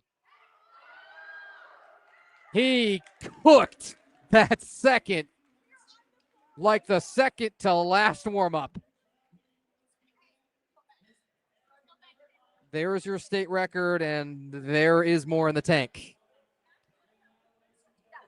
We're marching on down. This is the final set of squat attempts for the day. This is the third squats of Flight C, and then we'll change it over and have bench press coming soon. Woodrow Glazer will take 145 kilos. I'm wondering if it's the Woodrow fan club that's got quite so many people lining up as they do. Kirk and Adam Pentecost looking on intently.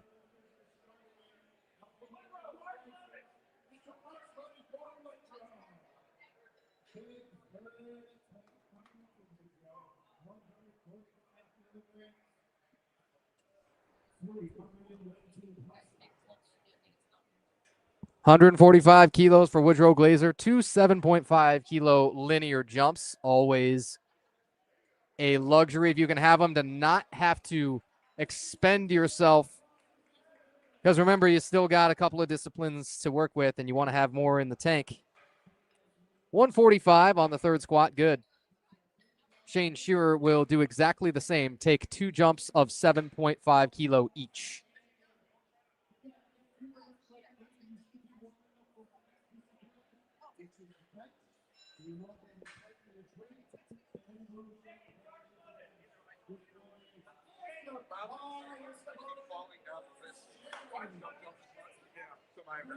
Shane Shearer, 160.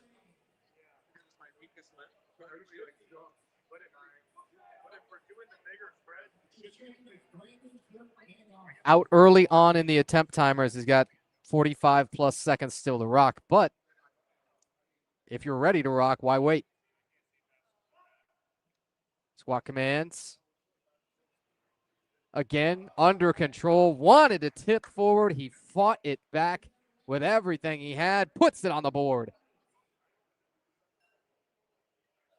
Shane Shearer's 160 is good, and Brandon Sedlecki will take another healthy jump. We thought he would. We thought, man, I think this guy's surprising himself on the day. He took 15 kilo jumps, a 15 kilo jump that is from his first to his second, now 12.5 more. 162.5 is where he's going to end up, well beyond twice body weight.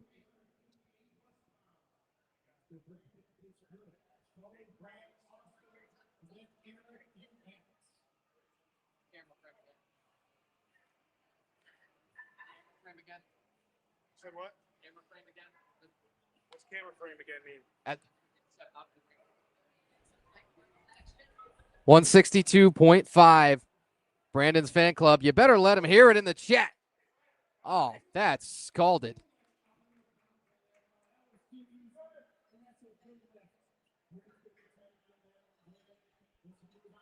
Brandon could have seen that bar slip off his back a little bit from just the explosive degree of finish that squat had to it, you know?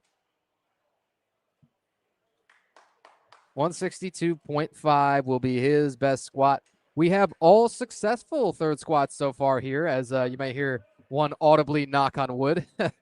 But, yeah, you got 6 or 7 more of them to go, all memes aside. Our apologies. I truly wasn't certain how many. I had to go and count them. Kirk Pentecost, 175. 2 15-kilo jumps for him. He unracks with a true split stance. You're allowed to do it. It's just many find it harder to stabilize afterward. 175, silky. Neck vein and all. He's got it. 2 whites makes the good lift. Got 1 red on his left, but that's ancient history now. It's already old news, and you just get on through it. Austin Malawa is going to take 227.5. That's a big jump.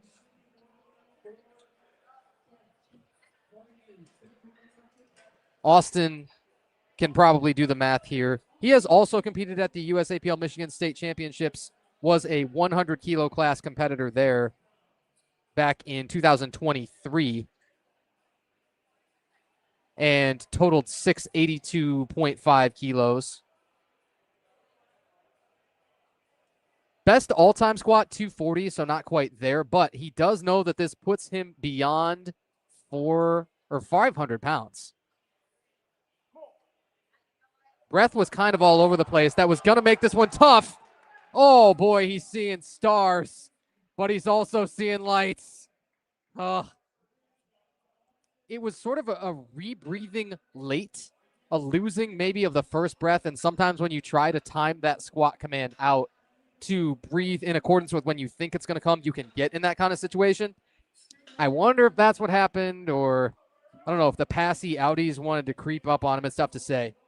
Eric Eller will be taking a state record for his age division here in the Masters 1. It's 242.5 out of the Masters 1 105 kgs.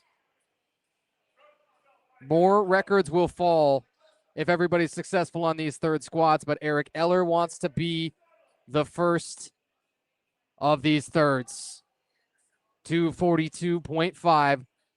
Silver Fox just scalded his third, and he's got 3 whites with way more in the tank. We told you he's a huge bencher, too. If his bench ends up in the range of his squat, we wouldn't even be shocked. And we don't mean that because, oh, we don't respect the squat. No, his squat was great, too. He just set a state record. It's just his bench is unspeakably absurd. Max Blackledge, 260. This would be a competition best. He's taken this a couple of times. He also competed at USAPL Michigan State Championships back in 2023. That was a long time ago. Competed in USPC, USAPL, USPA. First time out with Powerlifting America, comes here at Motor City Muscle 2. Talk about a vet. Guy's been everywhere. His competition history spanning from 2018 to now.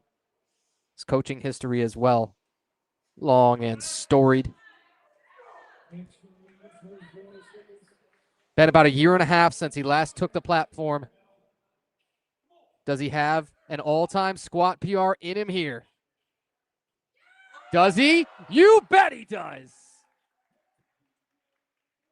At 260 keys. You don't see that at your local Planet Fitness, your local Crunch, 573 pounds and some change. And it's always great when your coach can do that, and then it just gives you further, for some lifters, it gives them further confidence in their abilities to create more strong humans. Zach Morehouse. So we've had the 500-pound squats. We've been at that 500 pounds and beyond since Austin Malawa. Zach says, I'm not satisfied. Give me 600 pounds. That's exactly what he's going to get here.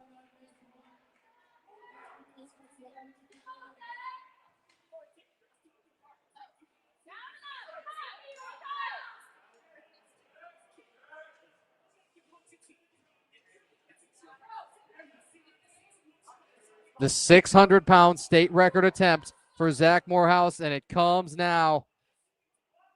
Might be a good time to get up out of your seats, even at home. Whoa! The midpoint from the Black Lagoon could not stop the train. A 600-pound state record just obliterated.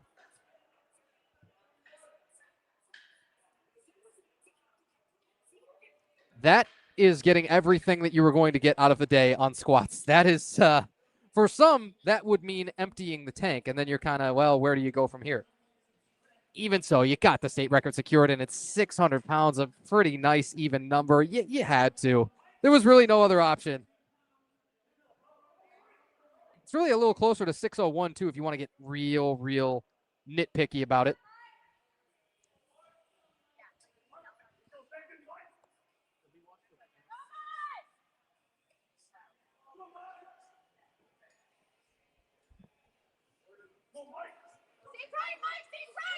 Michael Nadrowski, your one resident heavyweight on the day, 280 kilos. Oh, man, with more to be had. Rack, lights, camera action. You know how it goes. Woo! That's your heaviest third squat. But here's the thing. Hayden Wisniewski already had him beat on his second. So Hayden's playing with house money, and he's going to add 5 kilos more for 287.5. previous experience was all as a USAPL 100. And then once you get to that Michigan State Championships primetime with USAPL, it's one of those no jungle or no weight classes in the jungle things where, in fact, it actually, you don't compete just by class. You compete by relative strength measures like DOT score. Also competed at the Arnold Male Raw Challenge in 2025 in March of last year. That's the same thing. There's no weight classes in the jungle with that one. Here he's a 105, and he's going to look to smack 5 more on the record that he just claimed last time. 287.5 will close out our squats with one fell swoop. 287.5 kg. Hayden Wisniewski. Will the mic drop? Echo loudly. I thought we had the up and down. I don't know. This is the one time where we really need the lights. He got it. From the left and the right, it doesn't matter what happens in the center. There's your heaviest squat. The exclamation mark for Hayden Wisniewski, another state record, 287.5 kilos. It got everybody up and out of their seats for good reason. The heaviest squats out of each flight looked like this. You had a 117.5, or pardon us, you had 120s for Ashley Hoover as well as Tegan Betzold. Out of your women's competitors, those were the 2 heaviest squats. Tegan Betzold, really impressive there as a 76-kilo junior.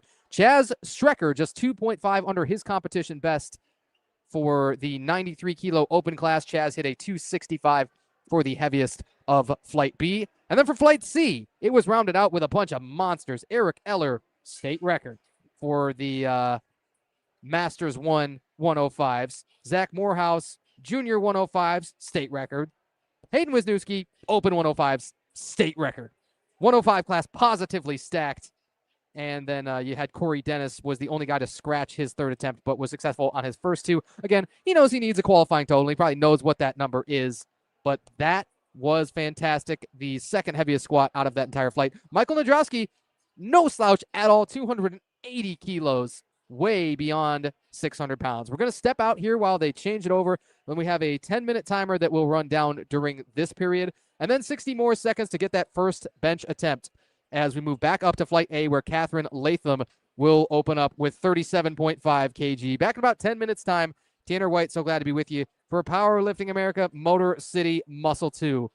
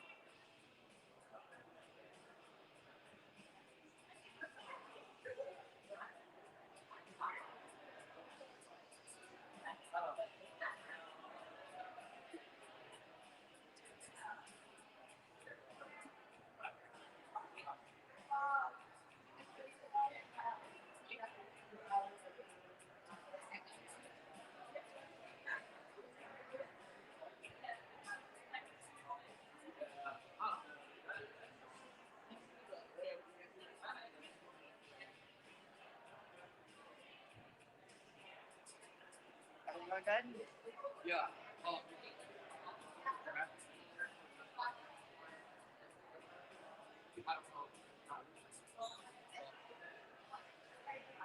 Good try, Pat.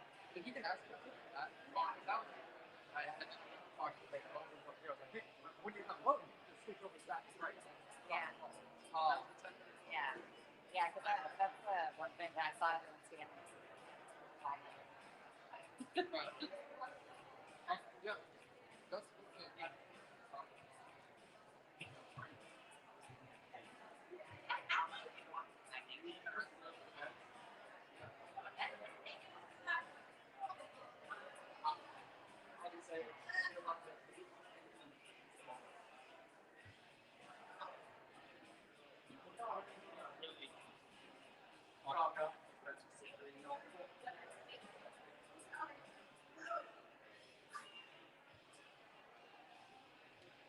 If you're in flight A, we need you out here for bench. This is your 3-minute warning. 3-minute warning, flight A, we need you out here for bench.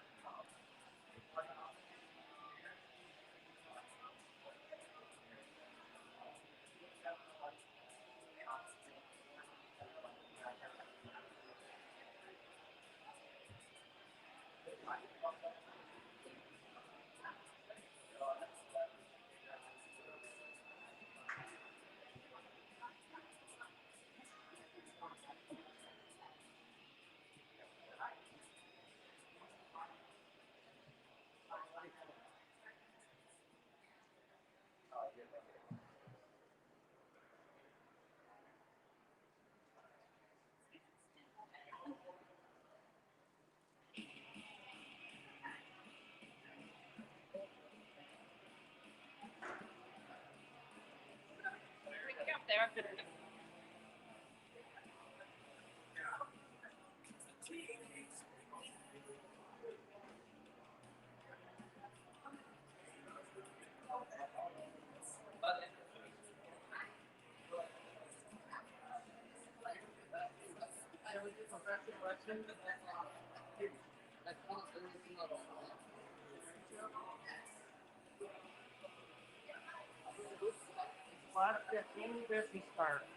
It's a lot of fun. The pay's not great, but we do get the company I'm with is aligned with TNA Wrestling, so there is scouting and all that other stuff. So give me your card. yeah. Like I said, the pay's not great, but I'm good. okay, good.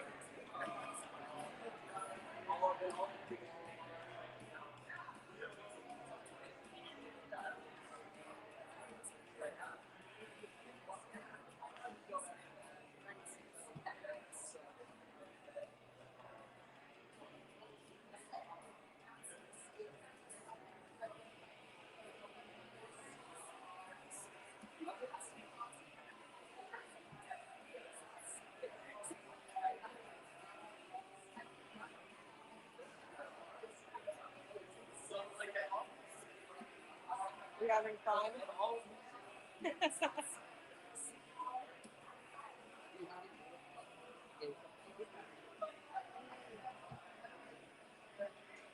Agreed.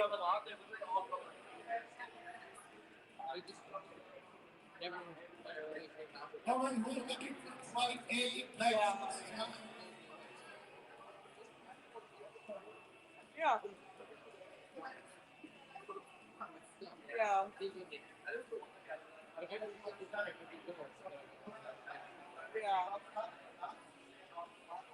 Yeah, it's crazy.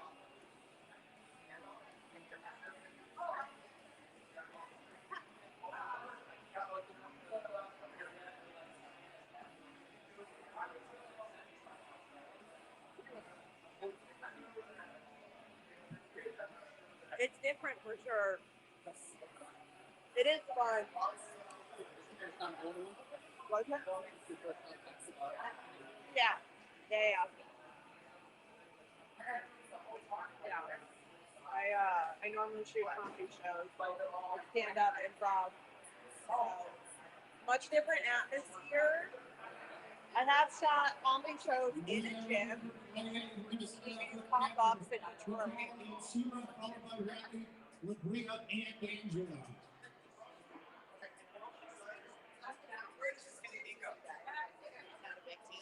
have you guys.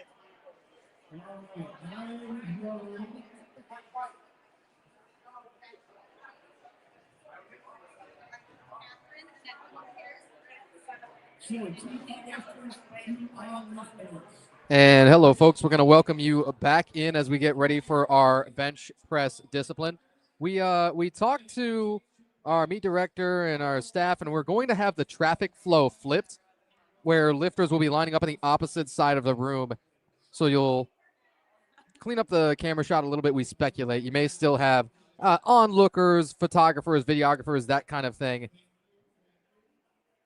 on our side closest to our table here, but we expect that this should clean up a good deal of the issues. We get what we get.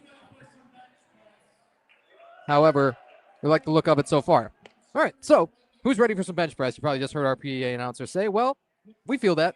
Let's have it. Let's have the start of our bench press discipline. This is the second of the three.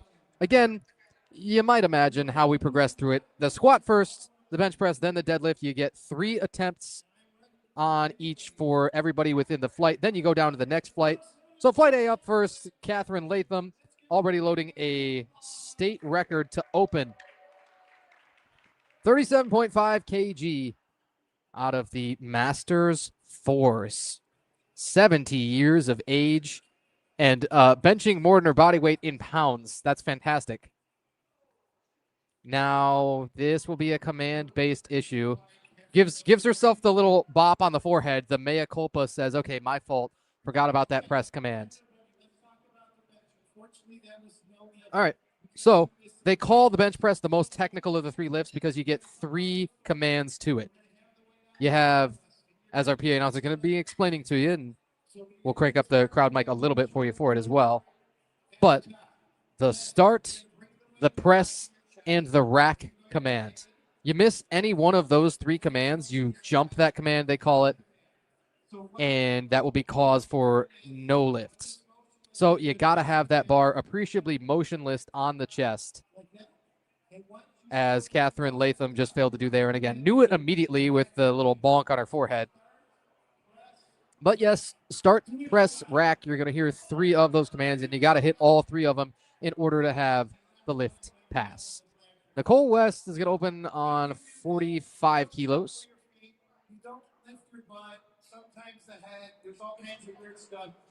All kinds of weird stuff, he says, describing other technical rules of the bench press. Honestly, we kind of have to agree with that. Hilarious. Nicole's goals for this one, she says, just be the best that she can be. I think that is particularly admirable of a goal. Too many spend time chasing numbers, and it really is so much more important to embrace that lifetime of strength that, hey, I'm not in this for just to get to this meet, just to post this one number and then I'm done. There's so much more to that pursuit of strength. That's where you grow kind of as a person, or it certainly can be if you allow it to develop you as a person. Sheila Bernhoft is going to be taking bench blocks here. These are at the behest of shorter lifters, a way to make up for that space that your feet wouldn't maybe not quite be able to touch the ground. Relative to the height of the bench, it makes your feet sit up a little bit higher. As those bench blocks are put into place, now Sheila will take her position, and it's a 47.5 kg opener. Could you imagine a 400 kg opener? Don't you worry. Sheila will opt for the liftoff. And wow, is our head judge taking an incredibly close look. I don't know if we've ever seen quite that, a judge be up in a lifter's grill that way. But here's the thing. It gives them the best possible look to see, okay, is your whole back in contact with the bench there? And you'll hear people talk about the 3 points of contact that you want. It's going to be the head, the upper back, and then your hips. Any of those coming out of contact with the bench, it's not only inefficient for transferring force up into the bar, however, can also be cause for a no lift. Randy Watson will take the same weight here as Sheila. That's going to be 47.5 kilos. You can take that bar out of those pins at any time. You just got to wait for that start command to begin to lower it down to the chest.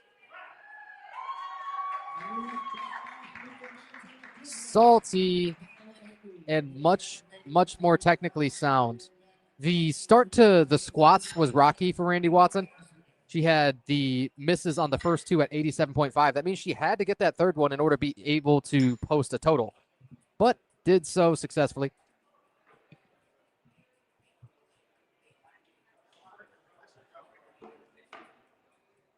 Labria Wilder says she trains most out of the Edge Fitness in Farmington Hills or the Crunch Fitness in Livonia. Set a goal for herself of a 9 for 9 day.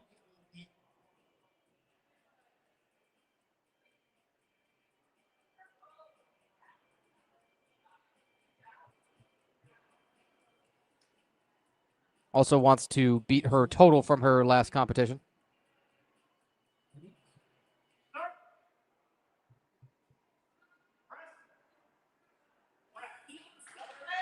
And she'll rack it in there.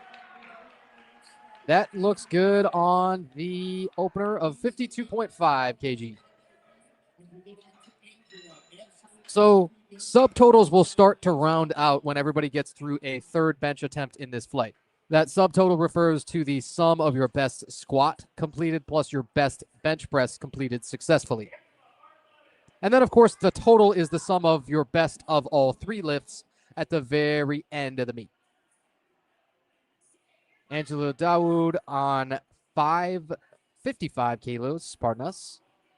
We're finally starting to shake off the morning rust, and maybe one more cup of coffee at the next changeover will take it all the way out. Angela's 55 kilo opener. We'll see a real slow descent. And that often, I've been talking with a lot of judges about this, not just within Powerlifting America, but other federations as well, Powerlifting United and USA Powerlifting. They want to see, for the most part, a slower, more controlled descent from nearly everyone. Not because, they think it's much stronger and they think you'll have a way better chance of getting the lift that way, but it's because they often tend to give a bit quicker of a press command. Again, that bar's got to remain paused, appreciably motionless on the chest for that press command to come. And it can be agonizing if you kind of drop it down onto the chest and then it's still moving around and you have to wait much longer than you anticipated. Ashley Hoover, exactly the opposite. A very soft touch there, and then just floats that bar up 55 kg. Ashley heard something from our head judge. I'm not quite certain what he said to her. We're not quite close enough to be able to hear. Our side judges, Stasia Profrock and Amanda Farr, both look on here. You can get those red lights on the side for a number of things that you probably wouldn't see as the head judge on bench press. Elbow depth is a really interesting one that's been implemented recently in Powerlifting America, where the elbow joint has got to come down at least to the top of the deltoid. It's very, very difficult to officiate. It's very difficult to see unless you have the certain anatomy which allows it to be so evident, and your grip also is a huge factor. The wider your grip width, the more people start to push that definition maybe of elbow depth and maybe what it should look like versus what it's been officiated to be. Also, a heavy arching of the back. It's kind of an overrated complaint, I think, that people will make. But yes, it can obscure the look of the so-called elbow depth. And the opener for Asia Griffin, solid on 55 kg. This is the bottom of the flight already. Bench press will, it was something we're not even going to jinx it too much. We'll say there are times when the bench press is the quickest discipline. But still, you got to have 3 attempts for each of the 9 lifters in Flight A before we move down to Flight B.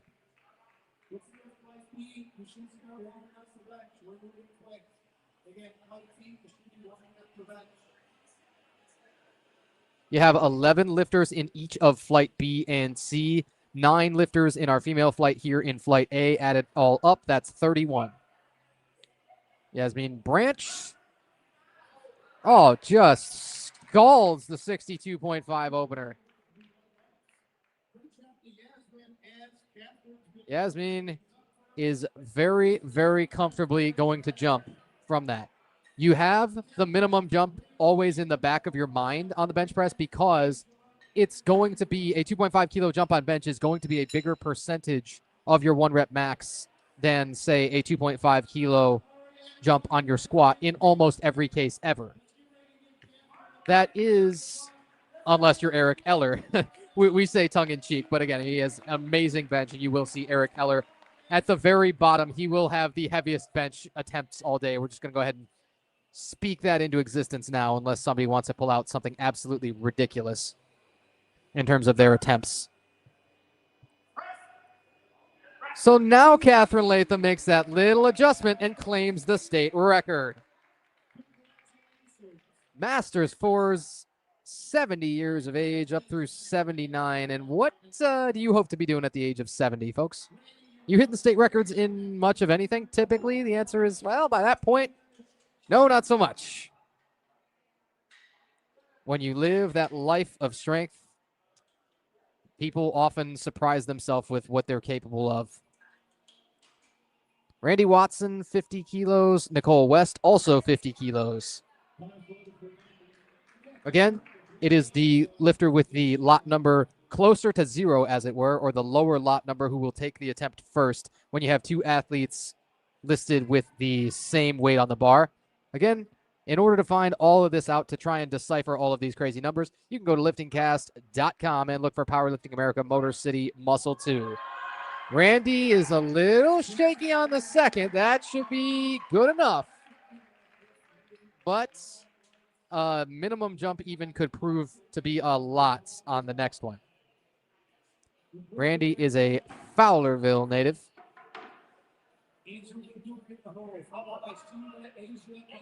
Trains most out of Impact in Canton. But this is her first competition. So everything you hit on that competition stage for the first time, that means it's a PR. And she does want to thank everyone that's been with her through the whole crazy process, her support, encouragement, and their belief in her. Nicole West, same weight there on 50 keys. Goodbye us. We got a way to go Yasmin in the chat.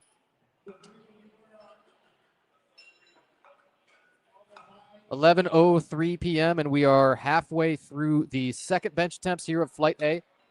Again, we got 3 flights, and the longer 2 await us, Flight B and Flight C, with 11 lifters apiece. In our female flight here in Flight A, we have 9 lifters total.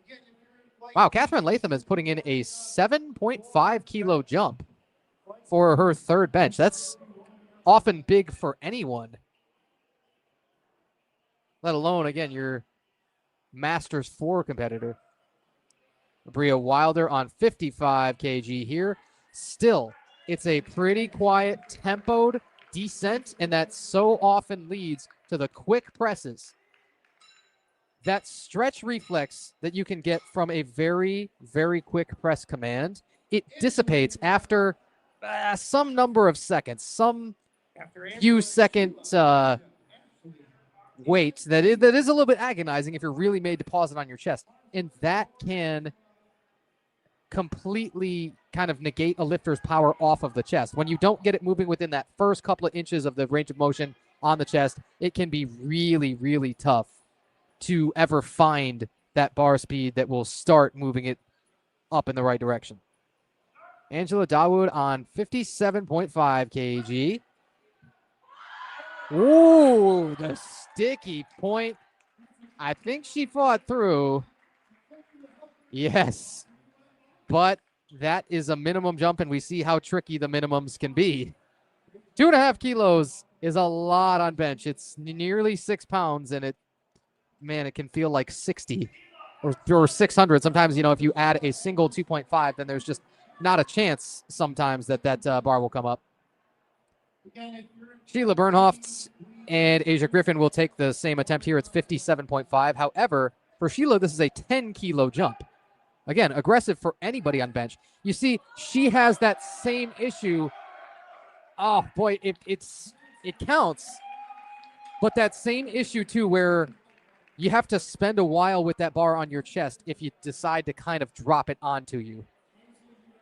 Still, that's a successful second, but I think the right thing to do, the right move, is going to be to put in a minimum jump for your next one. Just go 2.5 up.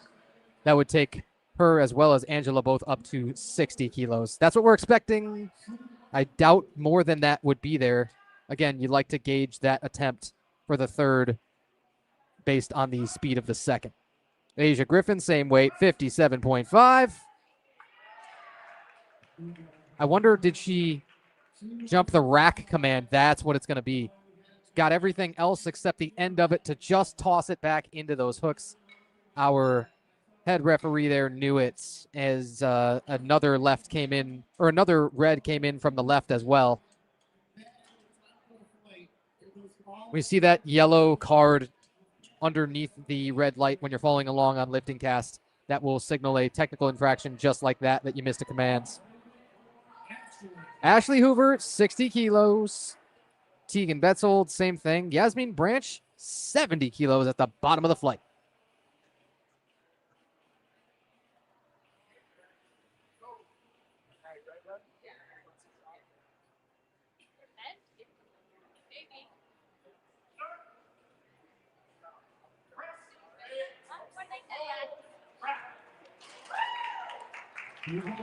It's got one red from the head judge. Man, we're being sticky. There is a standard which Powerlifting America expects to hold itself and all of its athletes to at all times during every single competition. Yours truly, as a competitor, has experienced that before, and it's when you don't train with the sort of exact competition standards that will be asked of you on meet day, it is difficult to find that and just put it together while you're on the platform, because of the fact that we mentioned earlier in the very first flight of squats is meet day is a whole different feel, a whole different experience. It's such a specific skill to peak out for this one rep max party. Tegan Betzold launching through the 60 and not allowing a sticking point to even crop up, not entertaining that idea. Tegan's 60 kilo second bench, all good. Has a 120 squat up, a 60 kilo bench. That's a 180 kilo subtotal. And that ties for the best so far with Ashley Hoover as well as Yasmin Branch. Ashley is up a weight class from Tegan and Yasmin, so it's a small consideration. However, Yasmin looks to secure the best bench of the day so far on 70 kilos and make up for that small little bit that she lost of just 2.5 on squat against Tegan Betzold. Lots of minimum jumps being put in. Lots of lifters jumping just 2.5 kilos for their third attempts. Yasmin Branch with the calm, cool, and collected 70 keys. It's all Gucci. Catherine Latham, we told you she wants one more state record. She's not going to leave without it. So she's got to jump 7.5, apparently. It's funny. You open with a state record, you miss, you retake it, you already got the record. I might have expected a minimum jump to just kind of ensure, for the most part, that you do hit it. But, I mean, if you know your numbers in training and you expect yourself to have a number available to you on the platform that you want to hit, yeah, okay, go ahead, let her fly. The Frankenmuth native, the Masters 4. Ooh, that bar moved around a bunch. That press command was going to take forever, you could just tell. And so not going to quite come up with a state record.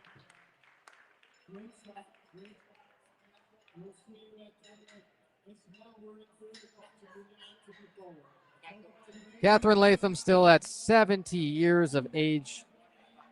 Imagine she ends up benching her body weight in kilos. Oh. You know, that was admirable in the most incredible way. I think that's one of my favorite attempts so far. But yes, just moving around on the chest too much for comfort, and that was always going to make the completion of that lift difficult. Nicole West, 52.5 kg.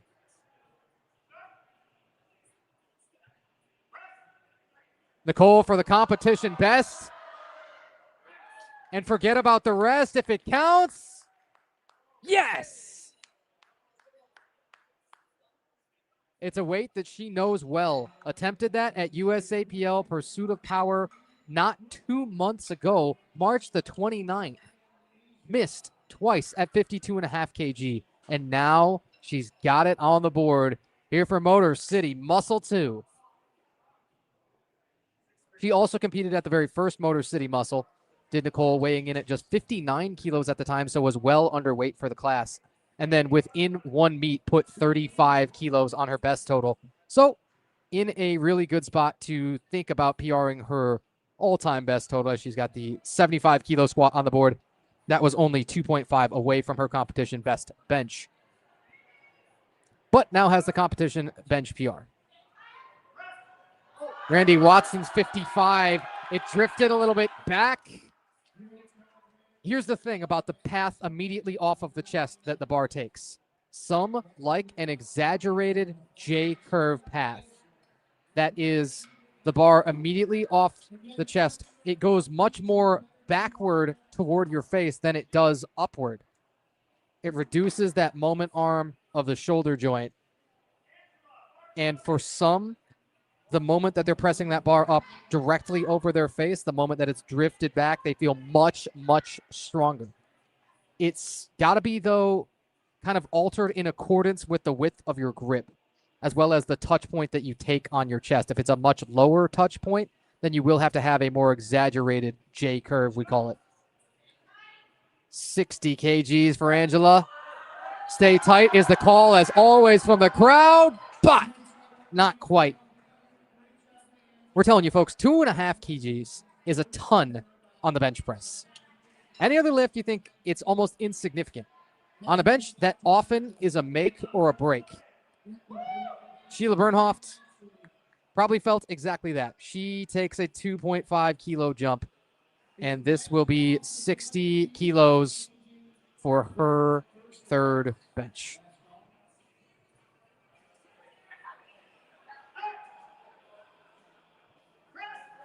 Wow, now she got a really long pause too. Oh no, and that will sting her in the end.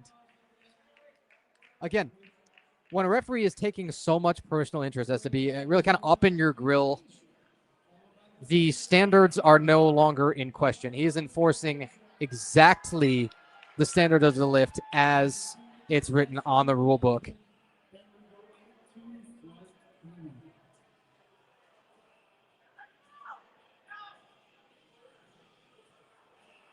Asia Griffin, 60 kilos. We've had 2 consecutive misses at that weight. Asia looks to be the first one to clear that hurdle. You bet she will. 60 kgs. Asia like the continent, she says. Believe it or not, she is also a Masters competitor, a Masters 1, 44 years of age. Wants 9 clean lifts and to hit at least her gym total and have fun, as this is her first competition. But her best gym total, 280 kilos. Asia's subtotal right now sitting at 162.5. And her deadlift opener would take her within 5 kilos of her goal. That's a really good spot to be. Gonna have a great chance to go beyond that best gym total. Labria Wilder, 62.5.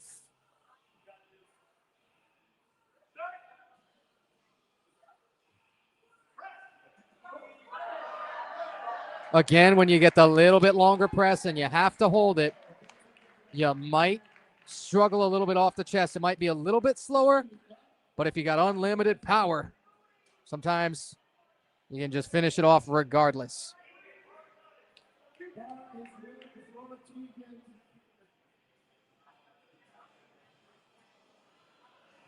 Flight B. I need you out here. Flight B. We near the bottom of Flight A's bench presses. Tegan Betzold, 62.5 kg.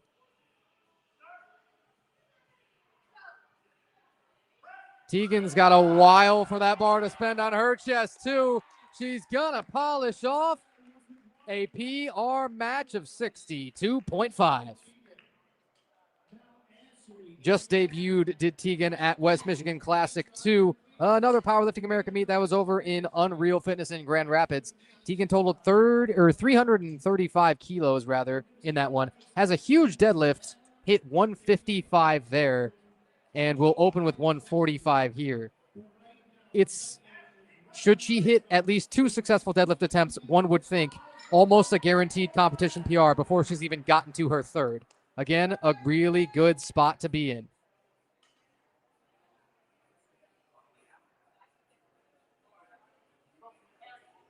$65 kg for Ashley Hoover next.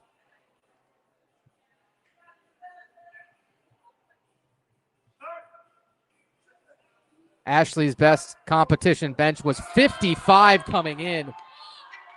Tried to make that monumental leap. Will come up a little bit empty, but does net the +5 with the 60 kilo seconds. And adds that 5 kilos in just about 6 months' time. Last competed also at West Michigan Classic 2. Ashley Hoover comes up empty on the third bench, but does post the competition PR on the second. Yasmin Branch is going to take us home at the bottom of the flight.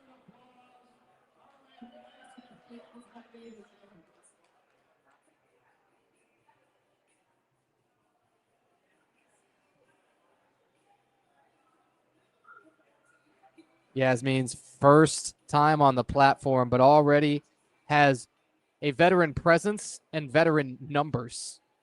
75 kilos, a whole red round thing on there.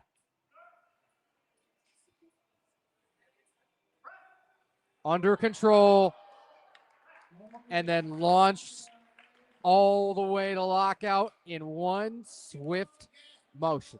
75 kilos. That's the heaviest women's bench for the day. Yasmin Branch locking it in. There is the end of Flight A's bench press attempts. We go down to Flight B. Adam Pentecost will lead it off, as he will with our deadlift event as well. And we got 11 more lifters coming at you here for Flight B's bench presses.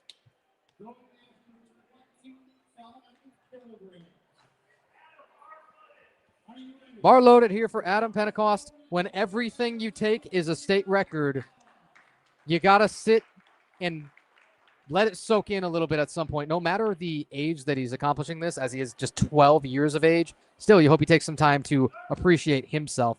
You get collars plus the barbell. That adds up to 25 kilos. And here's the thing. Adam's got way more in the tank. You get a real good chance to, not put it out of reach, but put a strong hold on it. Here for Flight B, Adam Pentecost has a successful opener of 25. David Wiley, Jason Fan, Jesse Brothers, and then Nikolai. If we flag down Nikolai, we'll get a chance to ask him how you pronounce the last name of both himself and Alexander.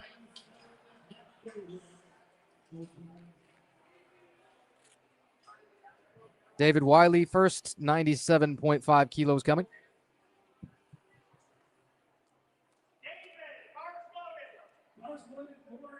With that all-important bars loaded call, again, that means you got your 60-second attempt timer beginning to run.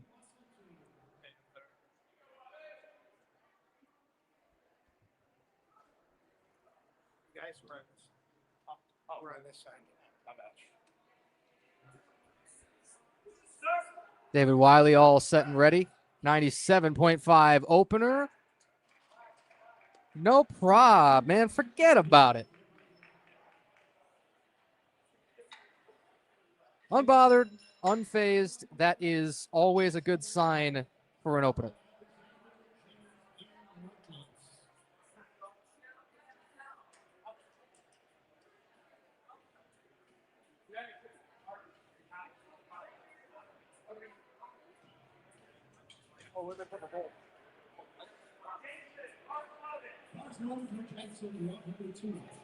Now we've got 3 consecutive lifters here taking 102.5. That 102.5 kilos is 226, almost perfectly on the dot.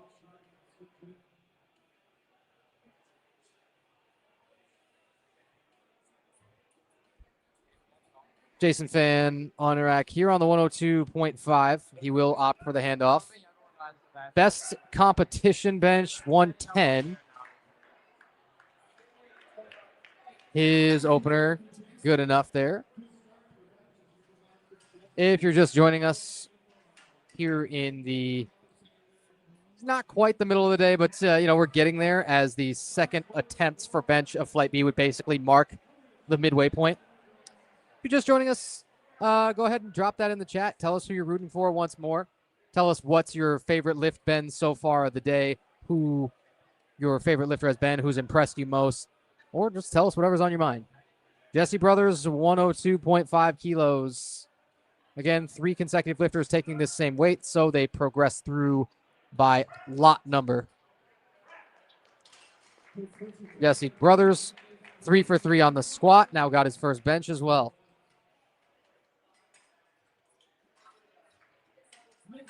The third benches on the women's side were definitely tricky. You saw 5 out of 9 unsuccessful.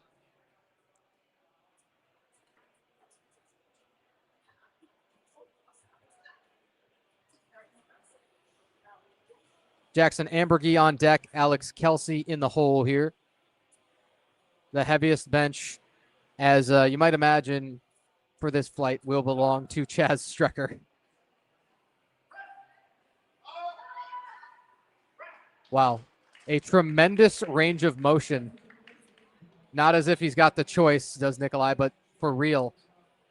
That's not a bencher's build, but to be able to overcome one's own leverages is a skill all its own, and it largely requires kind of training to address all of the weak points that naturally occur because of one's own leverages.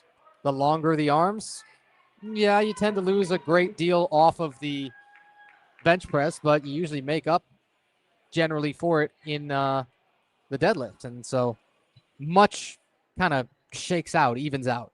Jackson Ambergy opening, that is on 105 kilos. Competition best of 115 was set at Powerlifting America No Frills back on the 1st of February.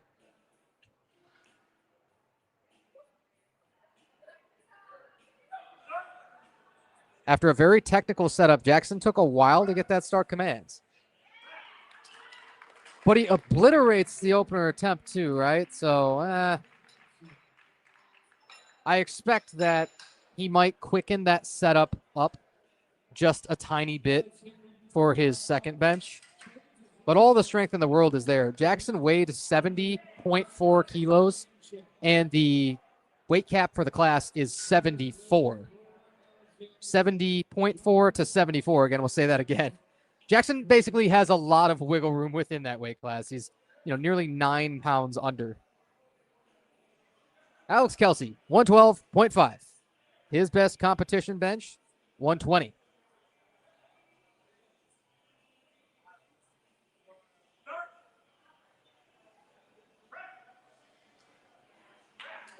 Every meet that this guy shows up to, as yours truly has covered all of them, he bests himself in everything all the time. It's staggering, really. Bench is the one that hasn't made the same speed of progress. Maybe today's different. Maybe if that second flies and it's a PR, again, he would need at least 120 to match his PR. Then maybe that bench starts to make that leap into kind of the stratosphere too. Again, Alex is still a sub junior. This will likely be his last sub junior competition. Next comments, Sheila Bernhoft is the best lifter there ever was. Best lifter there ever was. That has such a mythological sound to it. Well said. James Tinney taking the state record out for a spin for the opener on 115. You bet.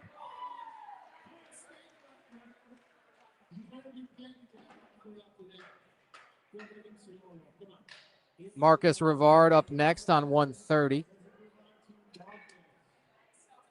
Chaz Strecker is now 3 attempts out. He's over talking to a judge on the right. I wonder exactly what he's saying, and I'm not quite certain. However, he will open with 162.5.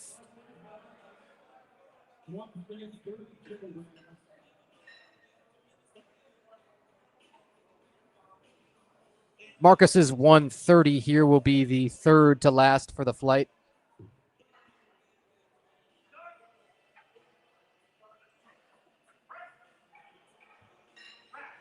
And he's got way more in the tank. That is scorched earth for the opener on 130 kg.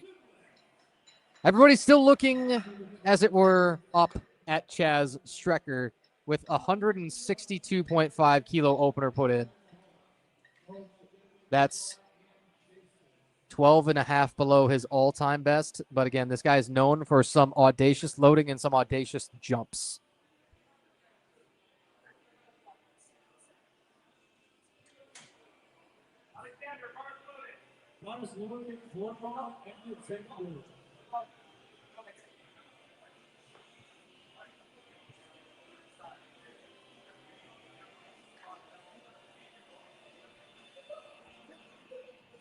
A 137.5 piece on the bar here. This is just beyond 300 pounds, about 303. Not quite 313. Wouldn't that be fitting? But Alexander still will whack his opener. His subtotal now sits at 352.5. That is the heaviest for the flight so far up until Chaz Strecker. That's a name everybody in the Michigan powerlifting scene is familiar with for sure. Has competed in both USAPL when he began as a 90 kilo, just a wee lad. A 90 kilo competed at USAPL Strong Enough back in 2023, as well as USAPL Tournament of Power in 24. Then made a short turnaround for Powerlifting America Irongeddon and made the federation switch, of course. And then last year in August at Umbra Classic had what he said was not his best meet, and he was not thrilled with his performance, but he did take home male best lifter. Chaz Strecker's 162.5 will be our heaviest bench opener so far. That's exactly where this guy always expects to find himself.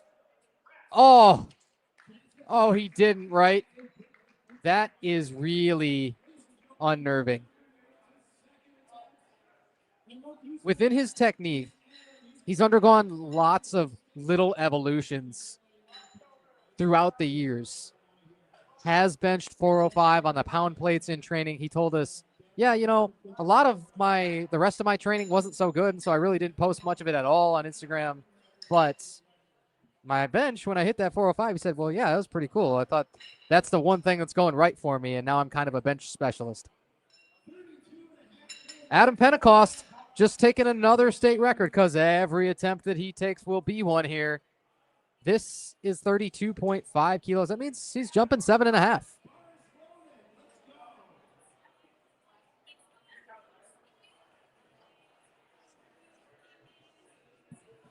So to equal himself and nobody else, he's got no other competition. But yeah, you just want to get a healthy lead over everybody. We'll rack that, and that's nearly 72 pounds worth on the barbell. Oh, that's brutal. You might not have been able to hear it come through cleanly. Our PA announcer says he's hit more state records so far through his first 5 attempts than his dad ever has. Oh, well, by the math, yeah, I'm sure that's true. David Wiley is going to take a minimum jump here up to just 100 kilos from 97.5. But maybe that leaves him some more room from his second to his third, because we didn't mind his opener and the speed of it at 97.5.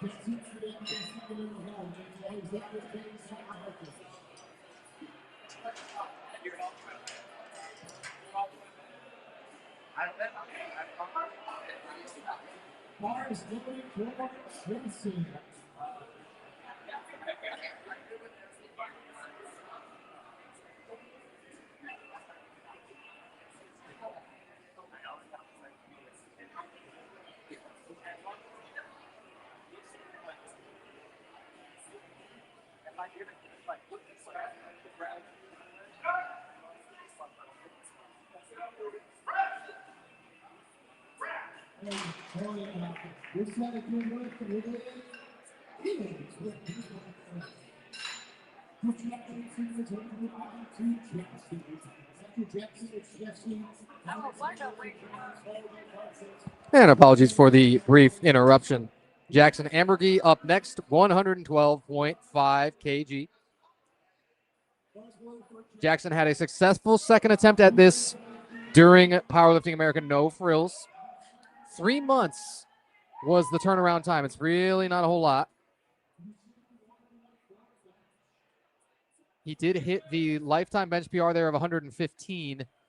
So just 2.5 under on his second attempt. Has a really good chance to overtake that number. Took a while to set up on his first, remember that. But once he did and got that start command, that bar leapt up.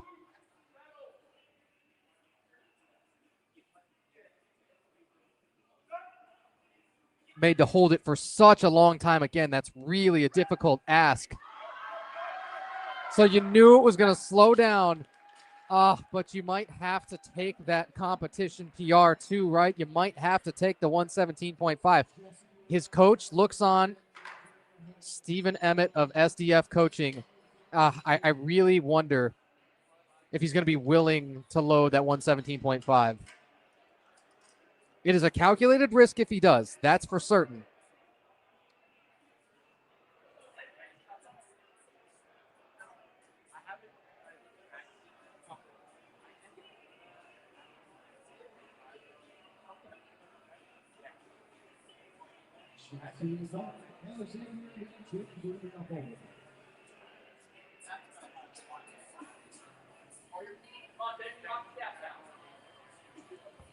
Jesse Brothers has 115 on the bar here.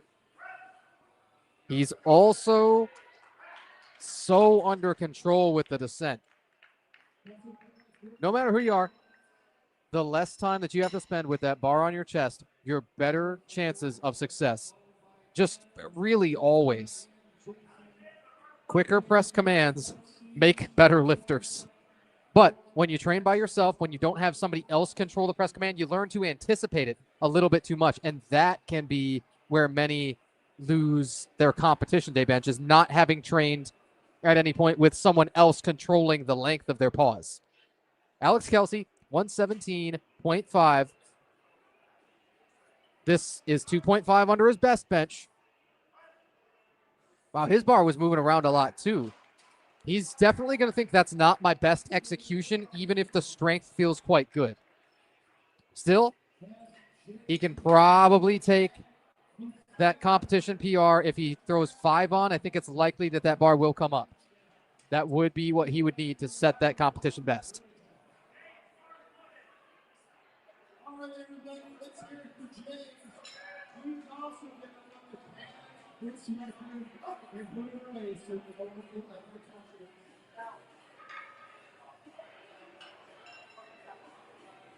James Tinney underneath the barbell now, 120 kg, already set a record. So again, you're just competing with yourself and trying to get that gravy on top.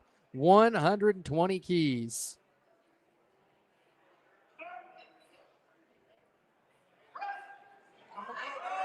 It's stalled, and then the up and down. Again, the moment that you get that, you may as well elect to have those spotters pull it, because then you can save a little bit in the tank if you need to grind later on. That's probably wise for a lot of stalled lifts where, okay, you already know that you're not going to meet that technical requirement. But James will probably get one more crack at that same weight at 120. Don't have a reason with his record already secured to jump any further than that. Again, if you miss, you can either retake or go up by as little as 2.5.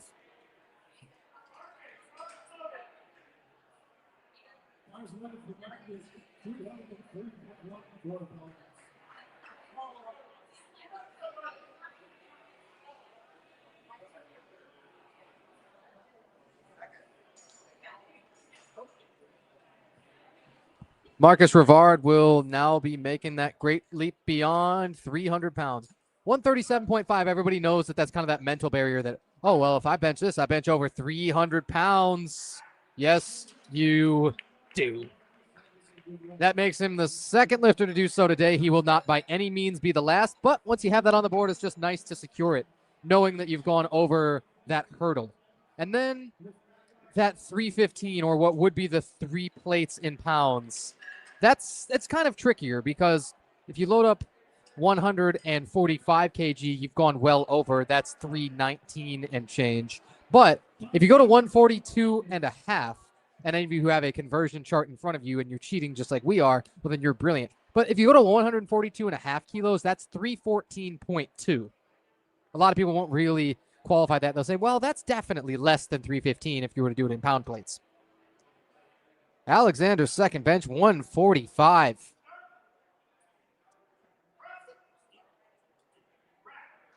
And he's just going to smoke that too. So he's going to be thinking for about 30 seconds worth of time, oh, hey, I'm really feeling great about that. And in terms of, 93 opens, I'm right on par with anybody. And then Chaz Strecker is just going to come out here and drop the hammer.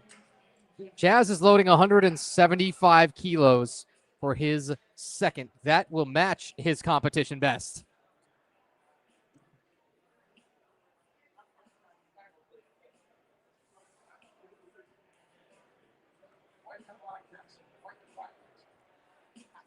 couldn't catch what he said to our head spotter, but we thank you very much, Zafar, for your service. This guy could use some side spotters. 175 kg. Oh, that's launched. We don't want to jinx anything, but did you see the speed of the second? I think we're almost entirely certain of what Chaz is going to take for his third attempt. I think it is almost 100% certain that he's going to go in and put 182.5 in at the table. Yes, that moved so quickly that probably influenced his decision, but he told us he wants to bench over 400 pounds. And over to get over 400 pounds, 182.5 is the number that would do it. 180 kg, even though it's a competition PR, would not. I don't think he'll be happy with the smaller denomination. Knowing Chaz Strecker too well, I see this coming. And he did do it. The Madman has 182.5 in at the table. Adam Pentecost to claim one more record from himself. 40 kg. Well, you had a double rack call there. The dreaded double rack call, but they did have to pull it. Still, Adam Pentecost, 32.5 at the age of 12 years old. I think he'll take it. I think everybody around here recognizes that you start at this age, the unlimited potential practically that you can feel if you continue to stick in the sport for a long time is very reassuring, and it is the future of the sport.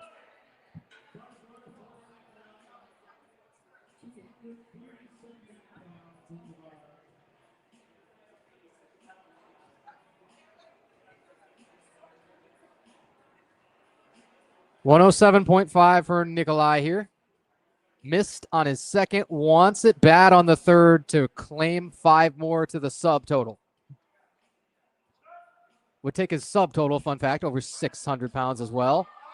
Oh, man, the elbows went all over, and that was always going to make it real difficult.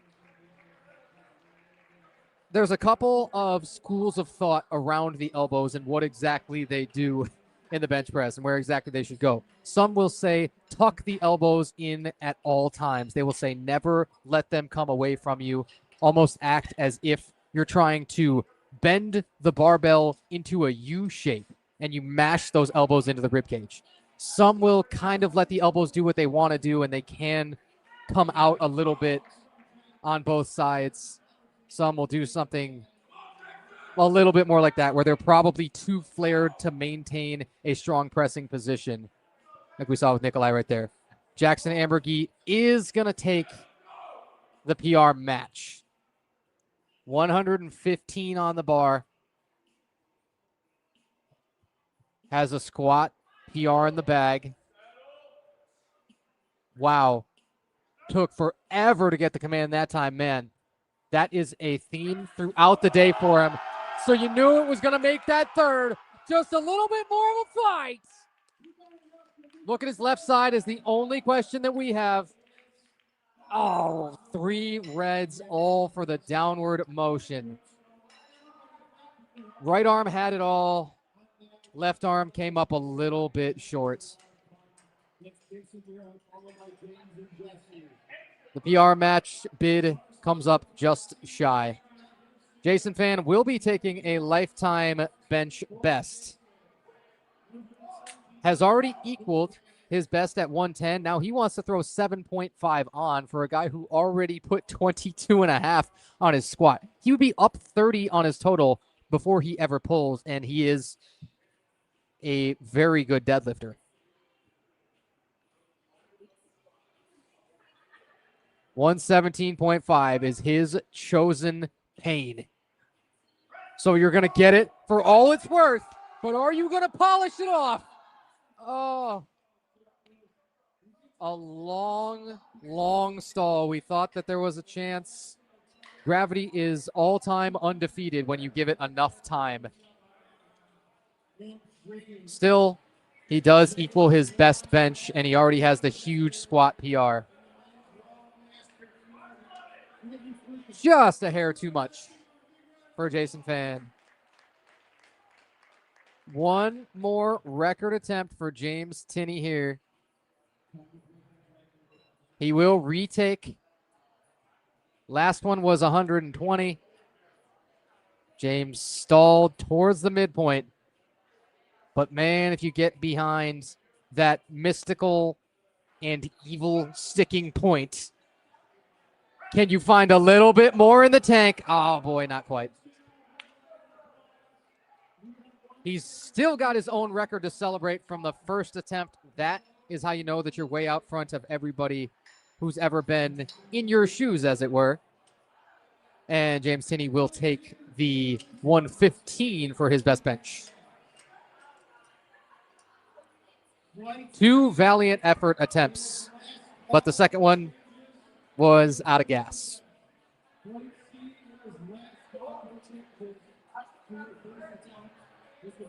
Last call for changes to the first attempt for Flight C's benches is what we're hearing. You do get to change that attempt, but it's time gated. If you don't get it in time, what you've initially selected for your opener when you first come here in the morning, if you don't get it in on time, then you're out of luck. That's sticky from the beginning there for Jesse Brothers, and it's just a hair too much on the day at 122.5. Still not by much, but it just on the day you have a number in mind, and it will either come up or it won't based on 1,000 different small variables. If many of them go your way, but 1 or 2 are a little bit off, it's really surprising the dramatic effect that it can have on total and placings and dots, score, what even you weigh in at in the morning, your body weight, all that. Alex Kelsey, his third bench is 122.5 for the lifetime best. Oh, man. We would have said with near certainty watching his second that would come up. He's just got very much the deadlift build. Tremendously long arms, calls himself Mr. Deadlift, will probably pull something in the neighborhood of 300 kilos here, but does come up empty on his bid for the all-time bench PR. All right, about to get ridiculous down at the bottom of this flight. We're nearly rounding out Flight B's bench attempts. We'll turn it over to Flight C real soon. Start getting to the big boys. As if Chaz Strecker doesn't count among that group. Come on. 3 benches to polish off this flight. Marcus Rivard, Alexander G. We'll continue to go with that. I think that's a nice happy medium for everybody. And then Chaz Strecker. Marcus is 150. Creepy and crawly, and yet got it.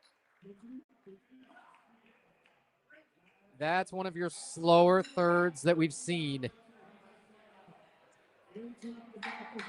Selection is probably the most crucial on bench of anything. Many can kind of just load what they need for the deadlift and find it when they need to.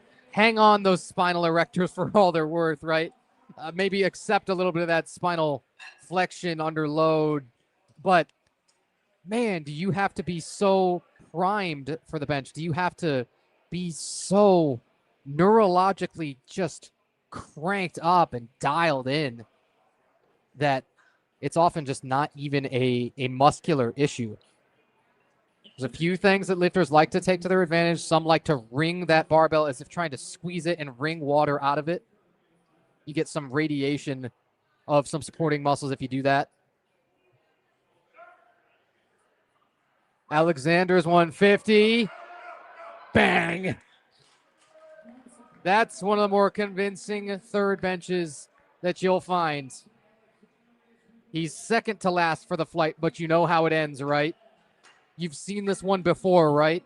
You've seen this guy in this exact kind of spot take a big swing for a weight that would crush a normal man, right?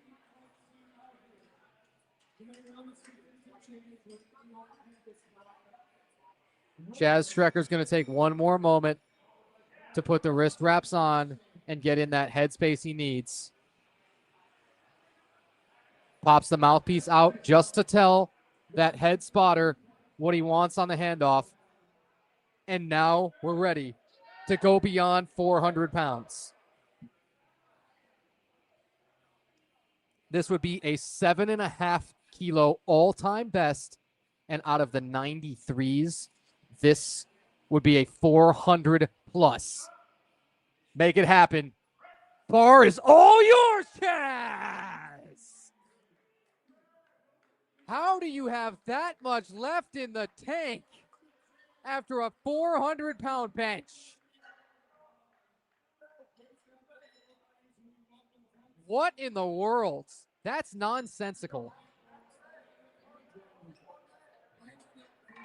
There's your heaviest bench for the day. There's a good chance that somebody, we won't name names, towards the bottom of this flight has a little bit more in them, but not by much. That becomes, I think, our favorite lift of the day.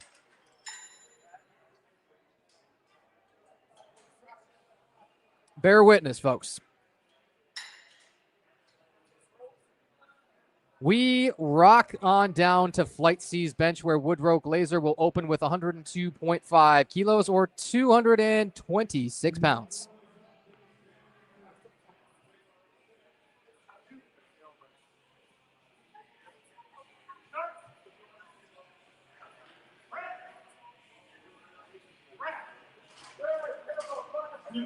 Woodrow is going to rack this and see 2 out of 3 white lights. He's got 1 red from the center.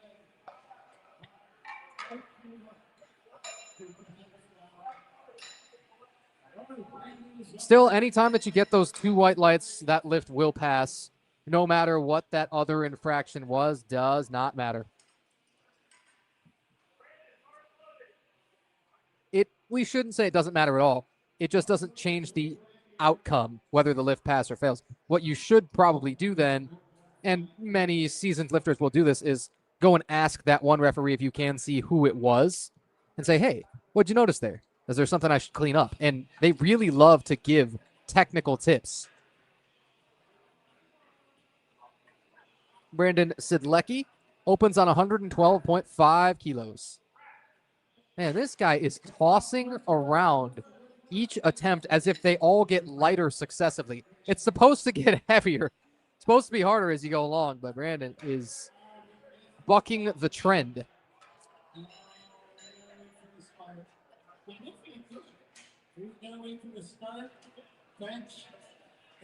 We're getting another explanation of all the commands on bench. Yes, you do have to hit all 3 of them. Start, press, and rack. You jump any one of them, as we've seen all of them missed at some point already throughout the bench press discipline, and you will be no lifted.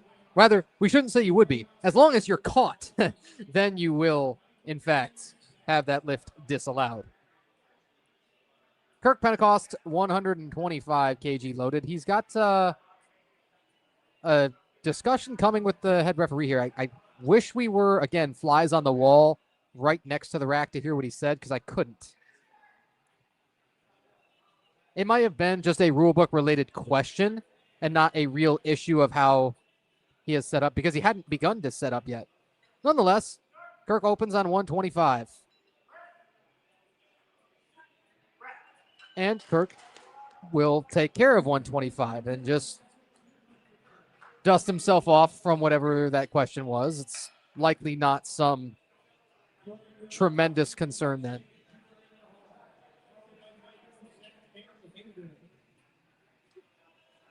Nearing 12 p.m. here, coming to you live once more from Detroit Muscle Gym, Powerlifting America, Motor City Muscle 2. We are on to the final flight, and the first attempts are coming in for the bench press. Corey Dennis will open on 130. We told you this guy is definitely aware of the qualifying total that he needs, so he is not in any way attempting to empty the tank today. You still want to get practice under fairly heavy weights and execute your best possible technique.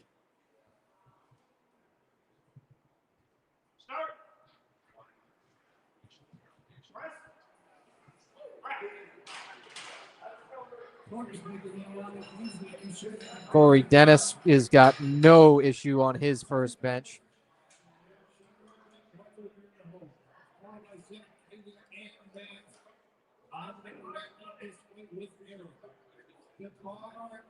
His all-time competition best, to give you an idea of what the gentleman is kind of thinking about today in terms of qualifying totals and whatnot. His best competition bench is 195 kilos, and he just opened there at 130. Playing the numbers game. Opening bench here for Austin Mulawa, who is quietly working on an outstanding day. He's got a 360 subtotal so far out of those 93s. That is a successful first bench of 132 and a half. Very well-rounded, too. Hit over a 500-pound squat, and now on his next bench attempt, if he takes more than the minimum, will go over 300 pounds for bench. Again, those are mental milestones as much as they are physical. You say, oh, I'm a 300-pound bencher. That means something. It carries weight.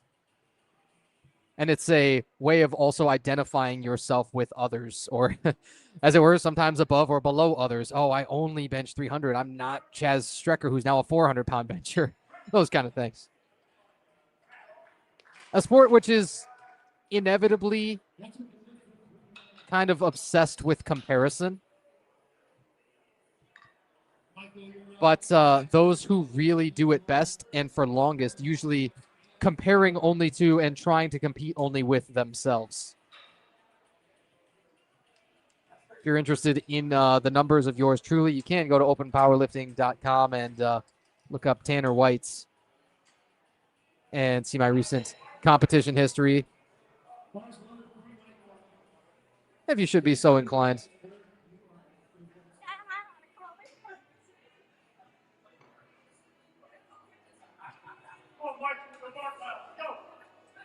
Michael Nadrowski will run his subtotal, just his subtotal, don't you worry, up to 420 kilos with this opening bench. Man, that's nearing 1,000 pounds between just two lifts. And in fact, if his bench keeps moving quite well, he's got a chance to actually hit it within two lifts.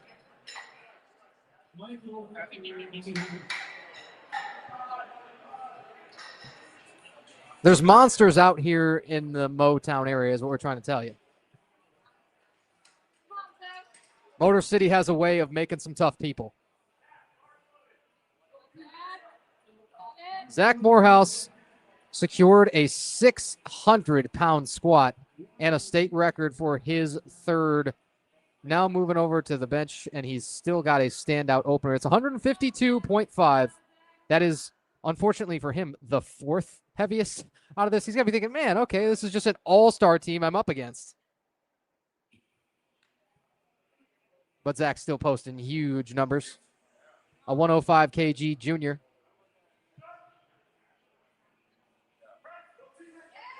Oh, wow. That is so technically perfect as to be completely beyond reproach. I think you rarely say that, but the efficacy of his setup, the quickness and quietness of it, even as our referees are really making everybody hold it for a while before they get that start command, Zach was completely unbothered when he went to press.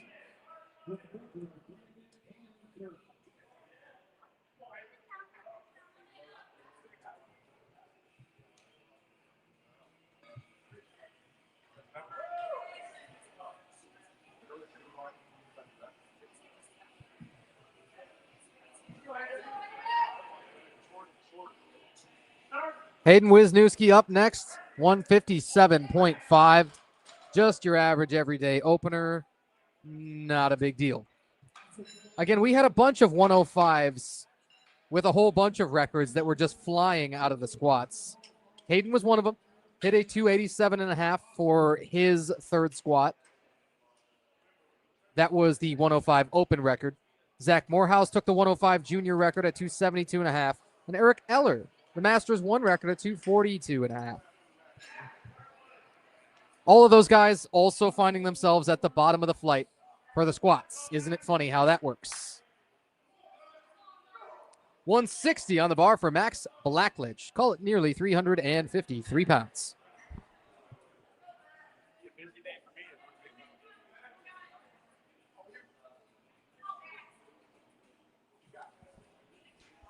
Like everybody else, the start command is coming slow for Max. But the press apparently is the easy part for everybody around here too.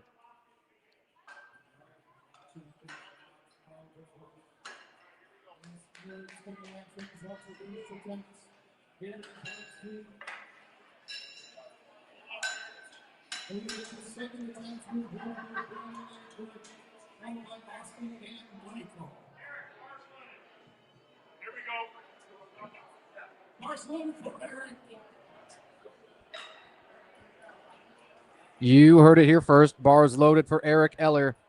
177.5. This is his all-time heaviest bench opener, and it is only 12 and a half below his all-time best bench period. This guy, ridiculous, and keeps getting better with age too. He had a lot of shake in the arms, but I just really get the feeling that he's going to straighten that out, and his second attempt is going to be as fast or faster than the opener. And even so, sometimes that shake is not even a totally negative thing. It might be kind of a product of what we talked about, that irradiation of energy in the bar when you really squeeze the thing as if trying to leave fingerprints in it. That's one of those keys that you'll find. Again, some people say try and kind of wring out a towel in each hand. And some of those strategies, too, are more effective if you allow for some wrist extension. If you let that wrist roll back a little bit, because a perfectly straight wrist, it gives you very little surface area to actually support the bar on your hands. A perfectly straight wrist, by that alone, usually results in more risk to the lifter and, whether you want to say it or not, to spotters. Woodrow Glazers, 107.5 is more than, oh, no, pardon us. We're going to say more than good enough. It's two reds on the left and the center. That's one, again, that we'd love to be able to hear from both referees what exactly they saw. We're not entirely certain. I wonder if it was a point of contact issue. One thing we forgot to mention as we were going down through some of the technical requirements of the bench press is the feet. They do have to maintain contact with the floor throughout the entire duration of the lift. As flat, the rulebook reads, as flat as the shape of the shoe will allow. And so there is actually some room for serious interpretation between this. Some will opt for a very flat shoe. Some will opt for a high-heeled Olympic weightlifting shoe.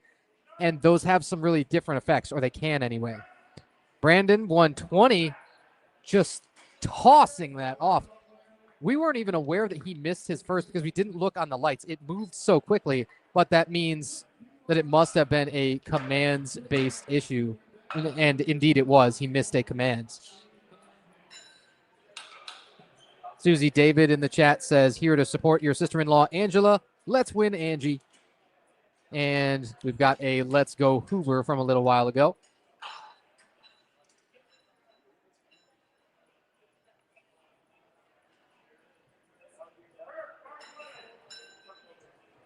Bar now loaded for Kirk Pentecost, 135 kg.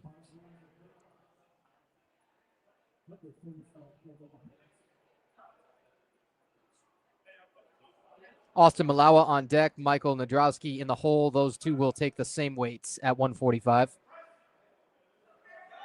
Oh, boy, that's tricky towards the middle. And then the moment it goes down, you are advantaged to have those spotters pull it. That's what we get.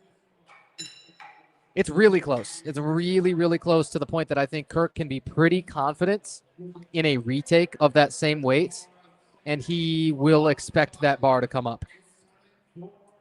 Expectations are a funny thing, as gravity does not care about them, but he's going to have a good chance. Austin Malawa, 145. Michael Nadrowski, 145. And then Corey Dennis and Shane Shearer will also take the same weight at 150.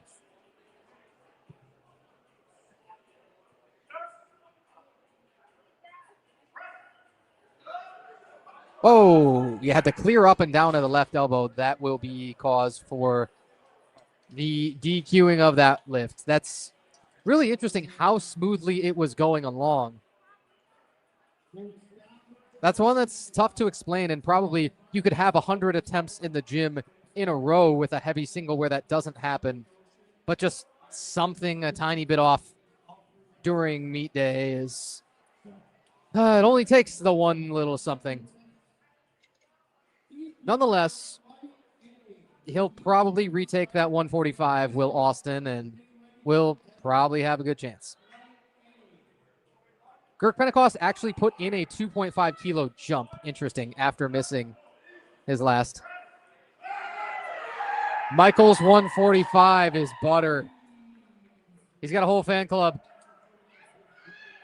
The loudest of the day, probably, that we've seen out of anybody's personal fan clubs. Sometimes you see people who will travel so many family members and friends and what have you, coaches, and those kind of things, that it does feel like everybody's there for them. It's really a fantastic feeling. But there's also a ton of kind of during the day, the crowd finding some of their favorite lifters and lifters that they really enjoy watching. You'll see at every meet, and you hear them very, very audibly at every meet, in fact. We got a couple of state records put in. It will not shock you at all who those are that are going to take those attempts. It's Zach Morehouse and Eric Eller, but let's wait until we get to the bottom of the flight for you to find out. Corey Cortez Dennis Jr., Mr. Coco lifts a 150 kilo second bench. Has been operating well within his capacities, to say it lightly. His best bench, a 192.5, and I think he's going to say, okay, I've got enough to get my qualifying total in here. I'm going to scratch.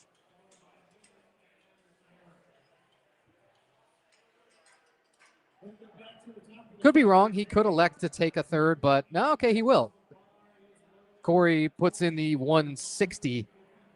Still, that 90 or 192.5 we said was his PR. So it's, again, playing a very much numbers game where he is not in any way meaning to take maximal lifts here.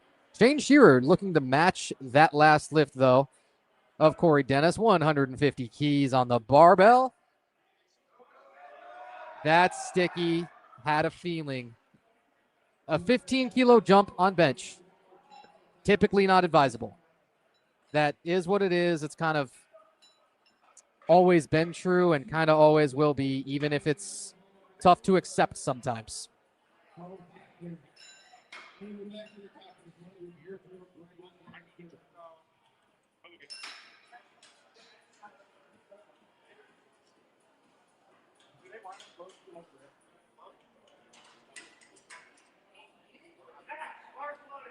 Yeah. Yeah, in through the left, so we're out of the way here. Yep. Bar now loaded for Max Blackledge, who very surprisingly is going to only take a 2.5 kilo jump. We're making sure we're seeing this right. I wonder if he's even looking to scratch this, as his attempt timer is now running down.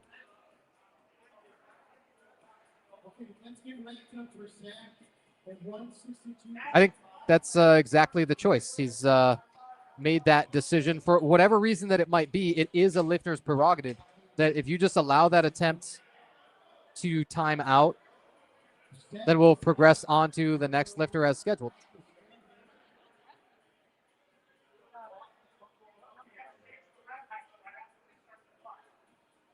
Now, we also hear down from the platform somebody wants to change a rack height, but we're not certain who it is.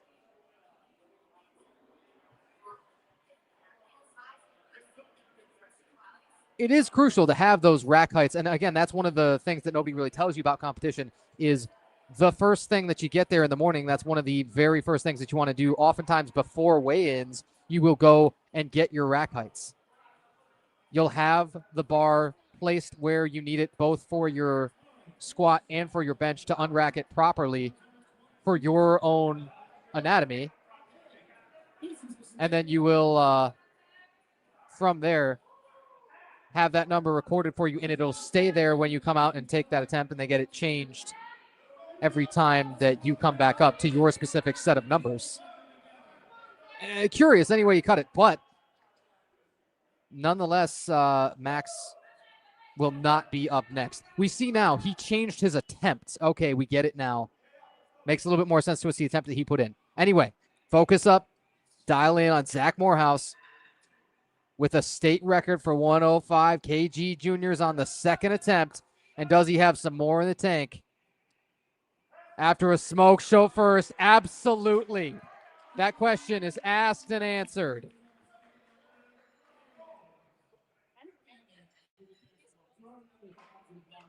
Absolutely, he's got more in the tank. Not in question.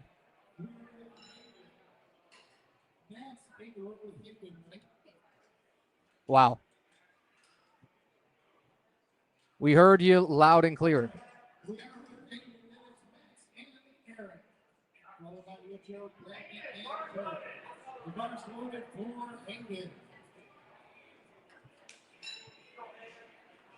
Bar loaded for Hayden Wisniewski now. Cameras are out for this lift. 165 kilograms. We are now off 364 pounds. Hayden Wisniewski's 165 second attempt. Just tossed all around. And so his best competition bench is 175. Gonna have a really good chance at that. He struggled with his bench technique and the consistency of it back at the Michigan State Championships primetime session. That was an invite only. It was the first year that the USAPL states had a primetime session. It truly did bring out the best in so many lifters.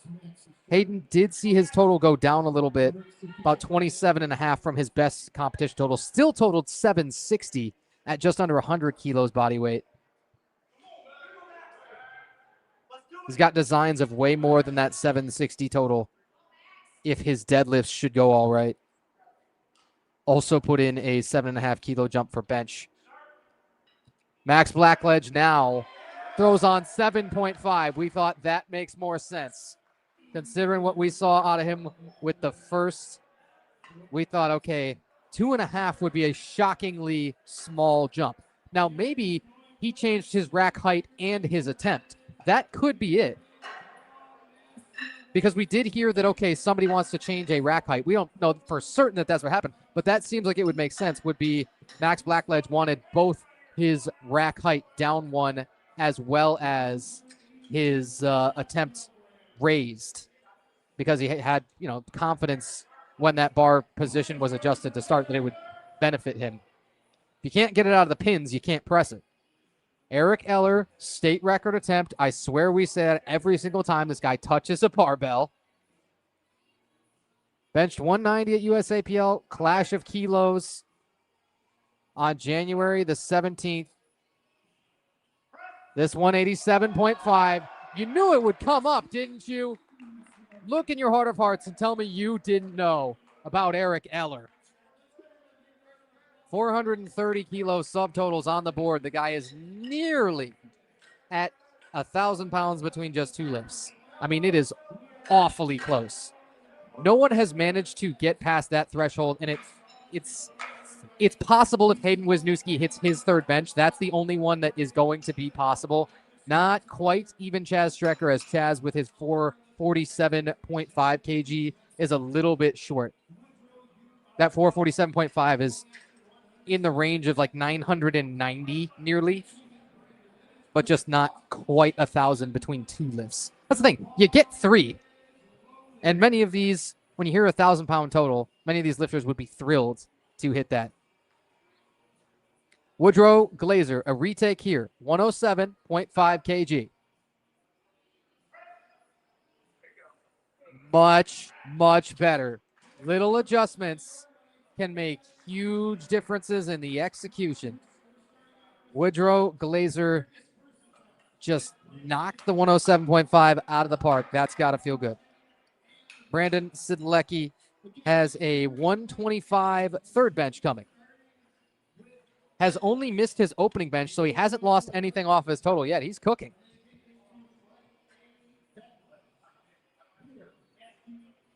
And he also appears to have the best representation in the chat so far.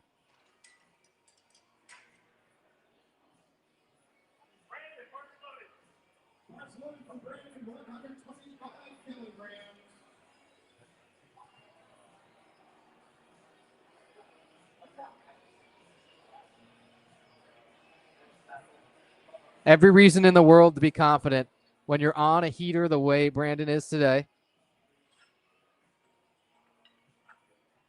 The selection here on bench number 3, 125 kg, a +5. Wow, that bar moved a ton, and he's just completely unfazed. I mean, the pause upon the chest, it has to be appreciably motionless. There was so much motion for so long. It requires that press command to take a whole lot longer. It makes it objectively a ton harder, and he was still not phased at all. That just shows how much further pressing power is there. That's like playing on hard mode, and you still dropped a near perfect score.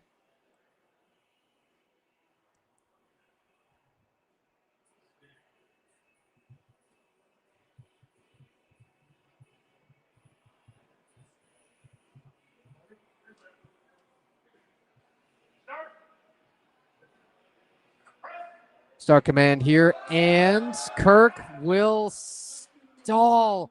It's surprising to see that he was willing to stick with that 2.5 kg increase after missing a 10 jump.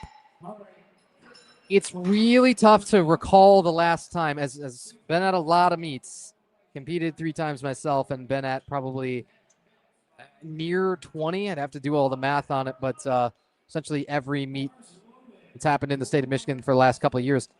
It's really tough to remember somebody missing a 10 kilo jump and then getting whatever that next attempt may be if it's not a retake. If they add anything, it's usually pretty unlikely. Austin Malawa is going to do the exact same kind of attempt. Missed 12.5.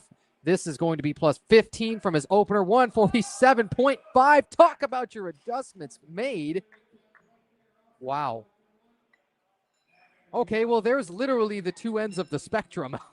Didn't we just see both had aggressive second attempts and then took minimum jumps to their thirds after missing the seconds and very disparate outcomes?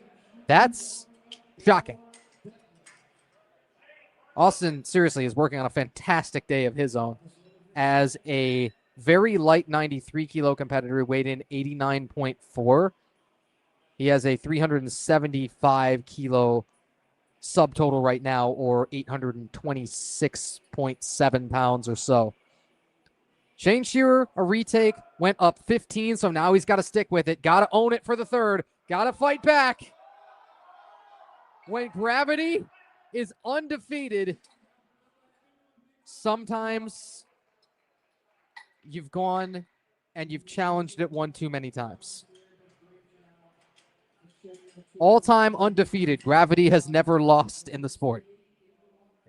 Doesn't matter what world records you hold. Doesn't matter if what you are doing seems impossible. If you load something heavy enough, eventually you can fail. If you gas yourself out enough, eventually you can fail. If your hydration, your nutrition, your 1,000 other little things aren't perfectly spurring you towards that ultimate goal, you can fail. But learning to fail and get back out on that platform and retaking it the next time and being stronger and stronger and stronger and learning to, make your third attempts into warm-ups, that's lifelong strength. Michael's third bench wants to give out on him too. Again, the little bit uneven press as it wanted to come up more so on his left than his right. Probably stalled that bar out. That's the inverse of essentially everybody else. We wonder if the gentleman's left-handed. It truly is very noticeable sometimes, the right to left discrepancy, and it's almost always, not technically always, but almost always in part decided by what your dominant hand is.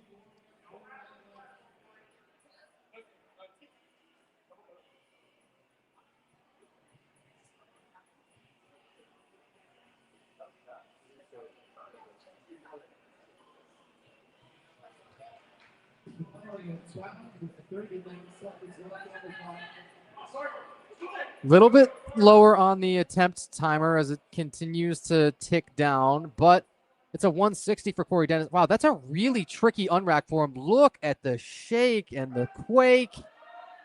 We told you it's so far under his PR. You knew that there wasn't really the danger. We just wonder, man, is he on the edge of some cramping or something like that? Wow. Still, works for Corey.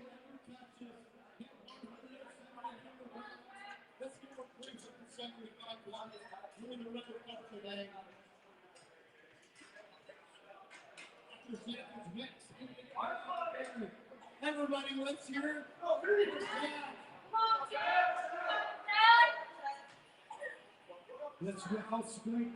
Zach Morehouse back out again. Another record is his to be claimed. It's his already, but maybe he wants the cherry on the top. 170 keys. It would equal his best from collegiate Nats for USAPL.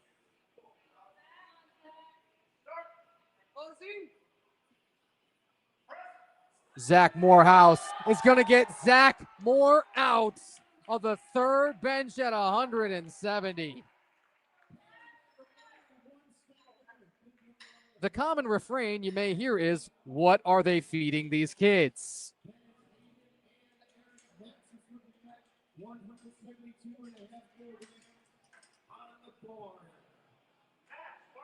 Message received, Zach Morehouse.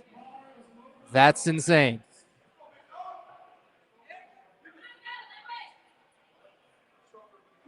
Don't worry, it only gets heavier. Remember how we tell you that you progress throughout the flight in order of lightest to heaviest? Yeah, so we're still working on that.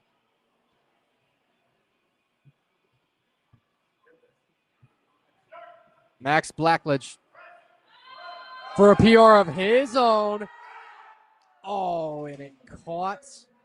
Wonder if he clipped a hook even. Apologies, not quite a PR attempt, as his all-time best was 173. That was half a kilo under.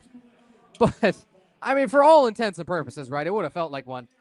Zach will be successful and Max will not. So, in fact, Zach Morehouse has the heavier bench of the two by 2.5 kilos. Everybody's still trailing the Silver Fox Eric Eller. He put in a 192.5, which would be a competition best.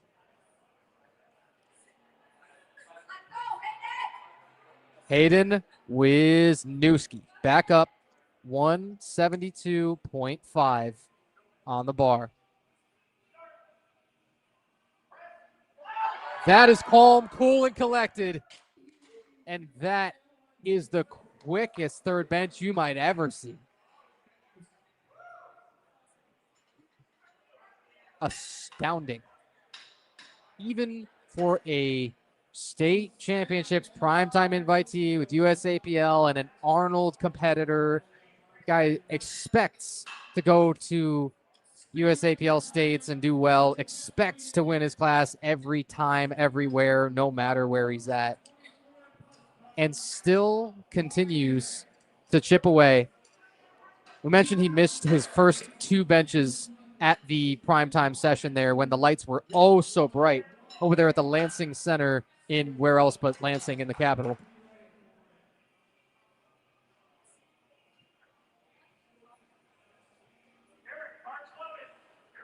Bar loaded. Eric Eller already got a grip on the heaviest bench, but wants just a little bit more. It'll be the best of his life.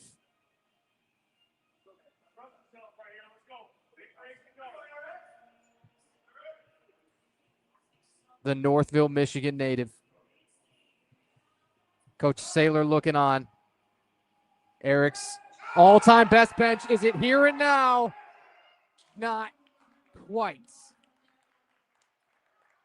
He'll have to take quote-unquote only a state record at 187.5 kilos. That's still the heaviest bench out of everybody all day long. Chaz Strecker, second, and one of just two to bench 400 pounds today. The all-time PR of 5 kilos for Chaz on the 182.5 or 402 and some change. Bunch of monsters, but all throughout that flight C, the third benches were really tricky. You had 5 lifters miss, 6 make. And then out of flight B, you only had 3 successful third benches, being Alexander, Chaz, and Marcus. Out of the women's benches, the heaviest one walking away is Yasmin Branch with the 75 kilos. And then you had some very, very solid 76 kilo benchers between Labria Wilder and Tegan Betzold. Now we get another 10 minutes of changeover time as we've got 12:24 p.m. here from DMG, Detroit Muscle Gym over here in Plymouth. And then we'll turn it over to the deadlift. That's our final discipline. 10 minutes, and then we'll be back. Tanner White, so glad to be with you. For Powerlifting America, Motor City Muscle 2, leave us some comments in the chat. Tell you what's been most absurd. Tell us what you've enjoyed most. Again, who's got your favorite lift? Who are you rooting for? What do you want to see the rest of the day? Drop it in the chat for when we come back.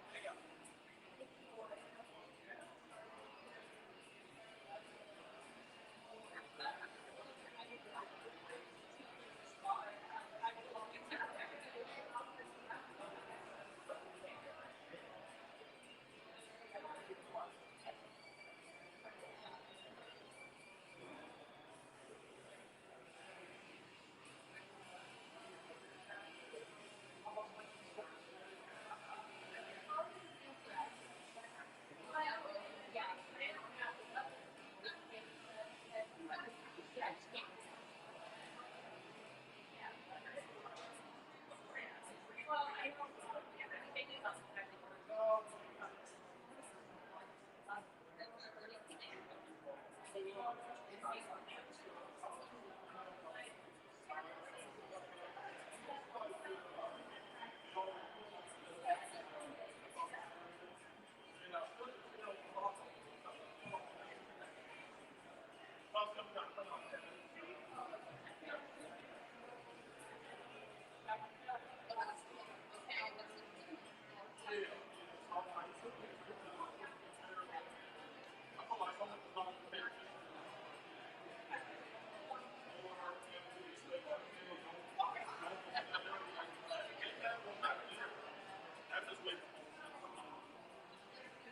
not trying to like, I'm not trying to act like a coordinator.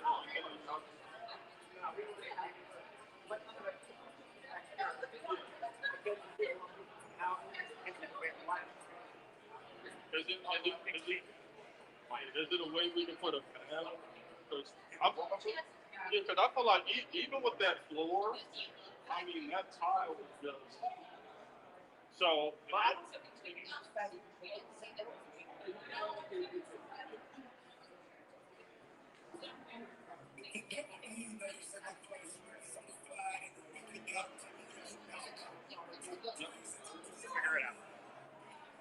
You know, I just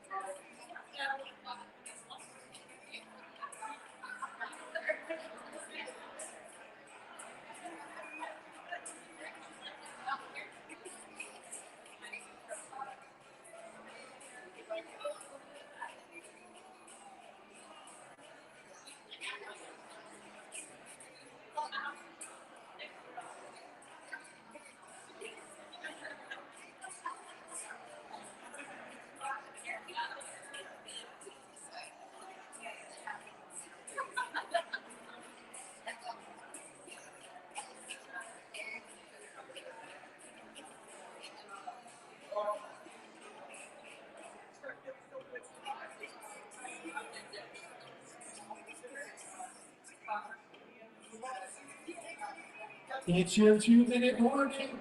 Hey, Flight A, we need you over here. Flight A, it's time for contact.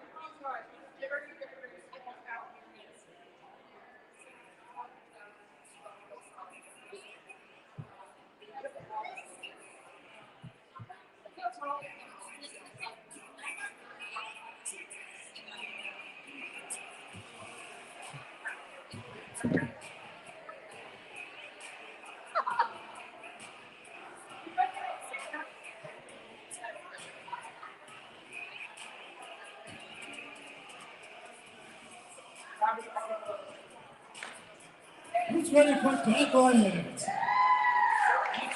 Welcome to our third discipline, which is deadlift. We're getting into some of the rules, but there's a bunch of weight on the ground, and it's really easy to just go over and you pick it up. More than that, but we'll get into that in a little bit. So we're going to start off with what age? We have Catherine, Randy, and Nicole, followed by Asia, Angela, and Sheila.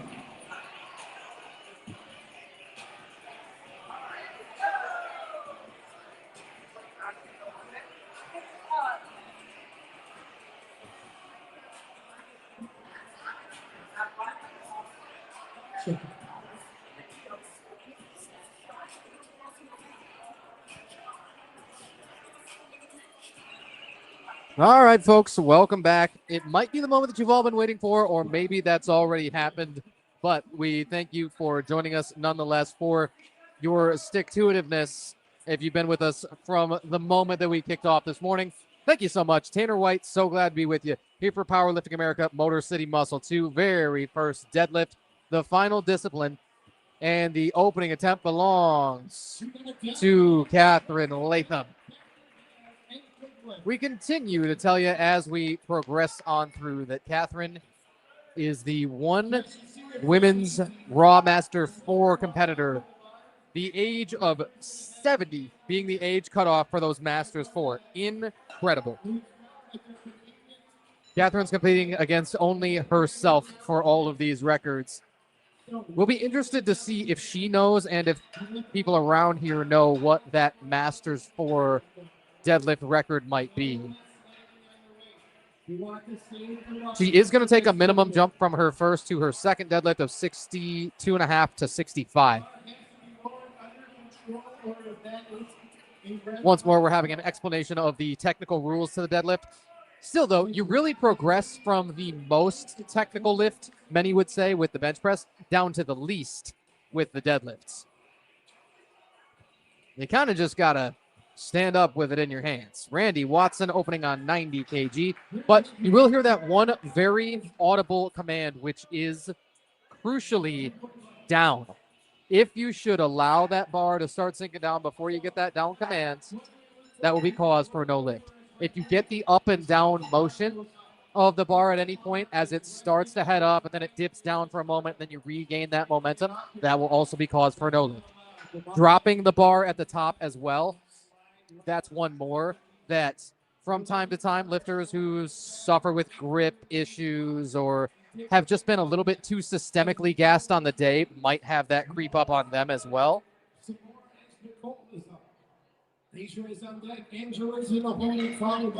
And then there's a handful of other causes for disqualification in the deadlift, but it truly is the simplest of the three. Nicole West on 97.5 has got a whole lot more to go.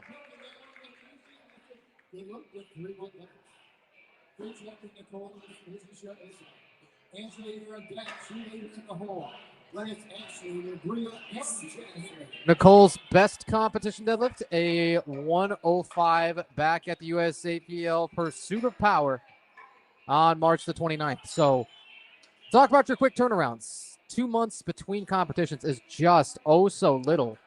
Typically, you'll see, in terms of structuring training, almost every lifter will take that whole entire week off after your competition. That's typically recommended, and for almost everyone, that's advisable to take that whole next week off of training. Then you kind of have to have a week to two to establish some baseline kind of fitness to allow you to push some volume later on and not be risking injury.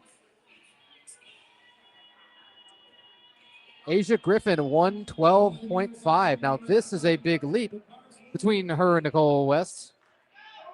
Again, a 20-kilo power bar, a rare pair of red plates, that is, 25 kilos each, so a pair of them being 50. You got the yellow on there for Asia. You got the silky smooth opener. So those yellow plates are 15 kilos each. A pair of them makes 30. He had a black and a silver. Those are 2.5 and 1.25 kilos, respectively. Any further questions, be sure to drop them in the chat for us. We came back mostly to support of Angela. A tremendous outpouring of it, in fact, the more that we looked at it. We also have Kelly B from about 15 minutes ago, Team Yasmin all the way. Yasmin Branch putting on a whale of a day, and she has the second heaviest opener that we'll see. Angela Dawood on a 122.5 opener for herself. Got that down command, and that's already almost twice body weight. A Masters 1 competitor, again, we always tell you about those Masters. They start at the age of 40, but we've got ages from 40 to 70 represented today within our Masters competitors and kind of everything in between. That's fascinating. And it's really special, too. James Tinney is a Masters 2. He's already claimed himself a state record bench on his opener, no less. Catherine Latham is your resident Masters 4 competitor. And just strength at every level, at every age on display today. Sheila Bernhoft opens on 132.5. Ooh, man. That had some bites off of the floor. But if it wants to take a bite out of you, you got to bite back. Ashley Hoover will take that same attempt. These two have been really neck and neck with almost those identical attempts each time. Again, there is a one weight class difference between them. Sheila being a 76 kg and Ashley Hoover being an 84. Then the thing about Powerlifting America, you have strongly differing weight classes for male versus female competitors. Anything over 84 kg for female competitors, that is considered heavyweight. So it becomes 84 plus where you have no weight cap. Ashley Hoover, same weight here, 132.5. And you've seen all of our female competitors so far elect for the conventional deadlift technique, we believe. We haven't started to pay attention to it yet. It's now kind of impossible to miss now that we say something about it. So, two approaches to the deadlift, two stances. The conventional deadlift might be what it sounds like, right? It's what you expect.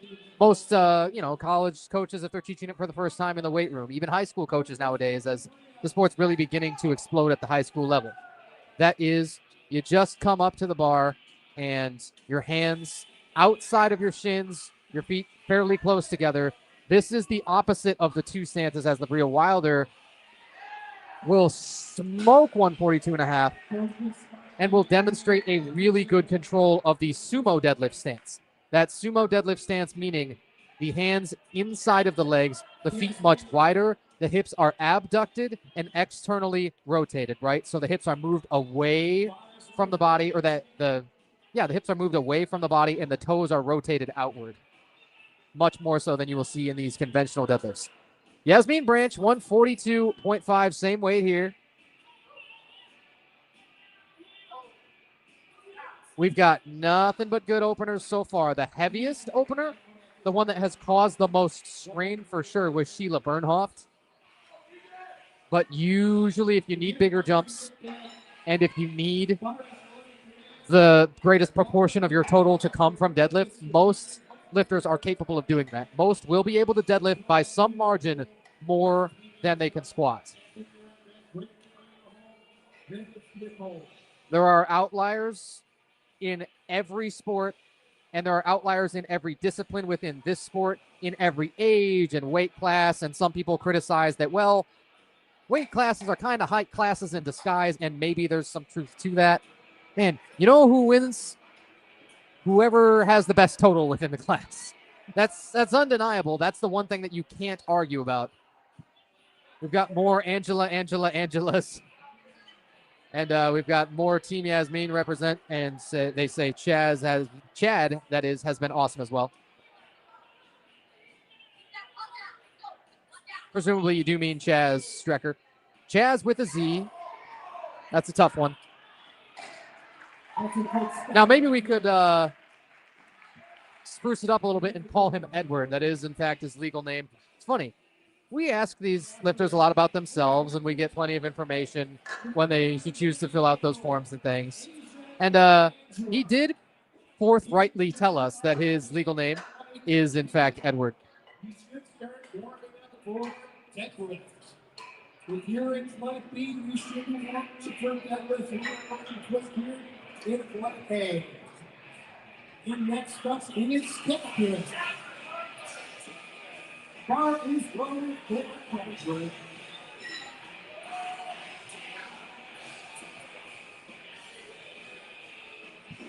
Flight B will now roughly be starting to warm up as Catherine Latham will open it up the second round of deadlifts here for Flight A. Again, folks, we got 2 more flights, and out of those flights, you've got 11 lifters in each of them, and they'll each need to take their 3 deadlifts attempts before we get out of here.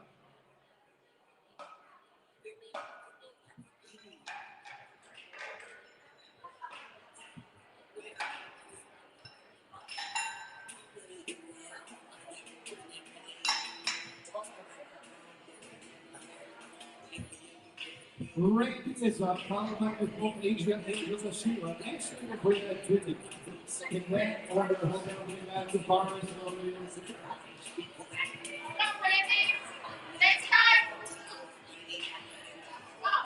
Chaz, there we go, C-H-A-Z. Randy Watson polishing off her second deadlift. And everybody good on the one command. It's nice that you simplify the commands as you go along, because sometimes your brain power dwindles throughout the day. Not only because you've gotten up early, not only because you've expended so much energy in training to get here, not only because many of us have had, nightmare travel schedules. Some, really just don't sleep well at all the night before a meet with the nerves and those kind of things. But the effort itself, if there's one thing that drains you more than anything, it's just purely taking these maximal lifts and really unloading everything you've got. Nicole West. Whoa. There's a little hitch in her step there on the 102.5, but that is plenty good enough. That's only 2.5 under her all-time best deadlift. If you want to take the 5-kilo jump, that would be a 2.5 kilo PR. It's a tiny bit risky considering what kind of jump up and bit her in the middle of that rep, but it's possible. That's all you want to do, really, is you want to be within range to empty the tank, because when that third deadlift ends, your day is done. So if you're gassed, if you leave everything out there on the platform, that kind of makes many feel better, as opposed to, I feel like I had some kilos in the tank that maybe I should have loaded. Asia Griffin, 117.5. This is a 5-kilo jump. Second deadlifts of Flight A. Asia's still cranking through. That's a good one from the blue, white, white. Angela, Sheila, actually, from the blue, and Whitney. Asia and Coach Cody Makuska now will head over to the table. Again, folks, you get 60 seconds between the finishing of your last attempt and when you've got to have that next attempt put in over at the table. It's often a pretty heated conversation. I think people might be surprised by that, but the lifter's own emotions, taking those out of that decision of what they're actually going to put on the bar between that system of lifter and coach is tremendously difficult.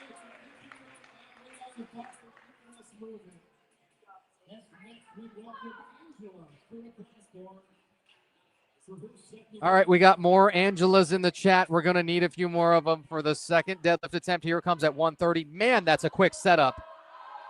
It's a much slower rep, but slow and steady, in fact, won the race. Oh, man, that's an agonizing weight on the lights. Yes.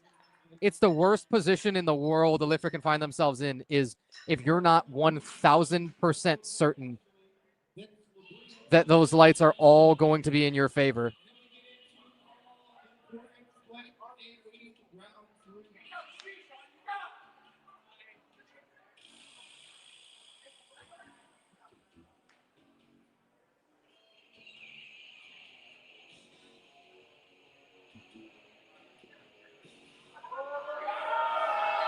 This wants to fight back at Sheila, and Sheila is just not having it.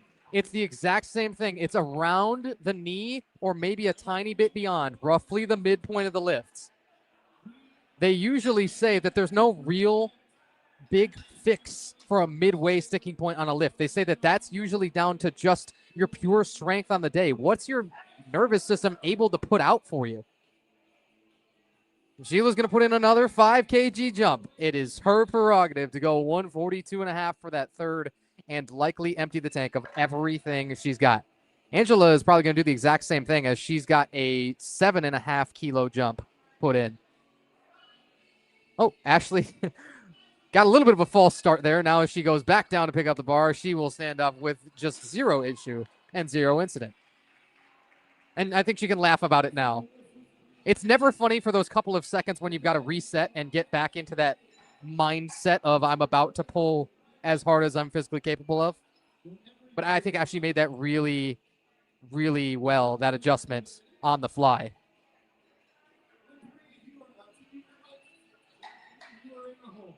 Flight B will now be deep into their warm-up attempts.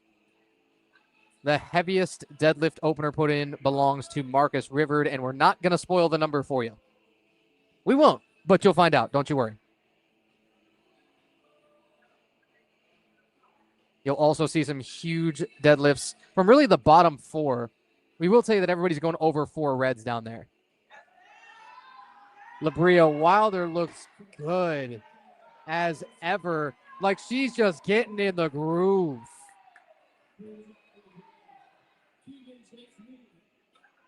Labria is working. We hate to jinx it, but she's working on the 9 for 9. 8 for 8 so far. And there's more in the tank. That's a 7.5 jump, but if she goes another 7.5, we'd be very confident in that coming up. Tegan Betzold, 155.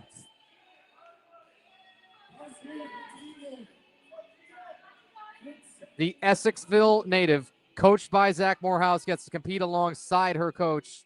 This will tie her competition best deadlift.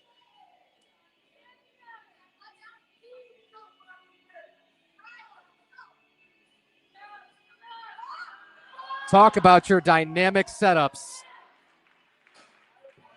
And so the lift might move just as dynamic, right? The Army National Guard. What a day job. I think that's one of our most fascinating ones.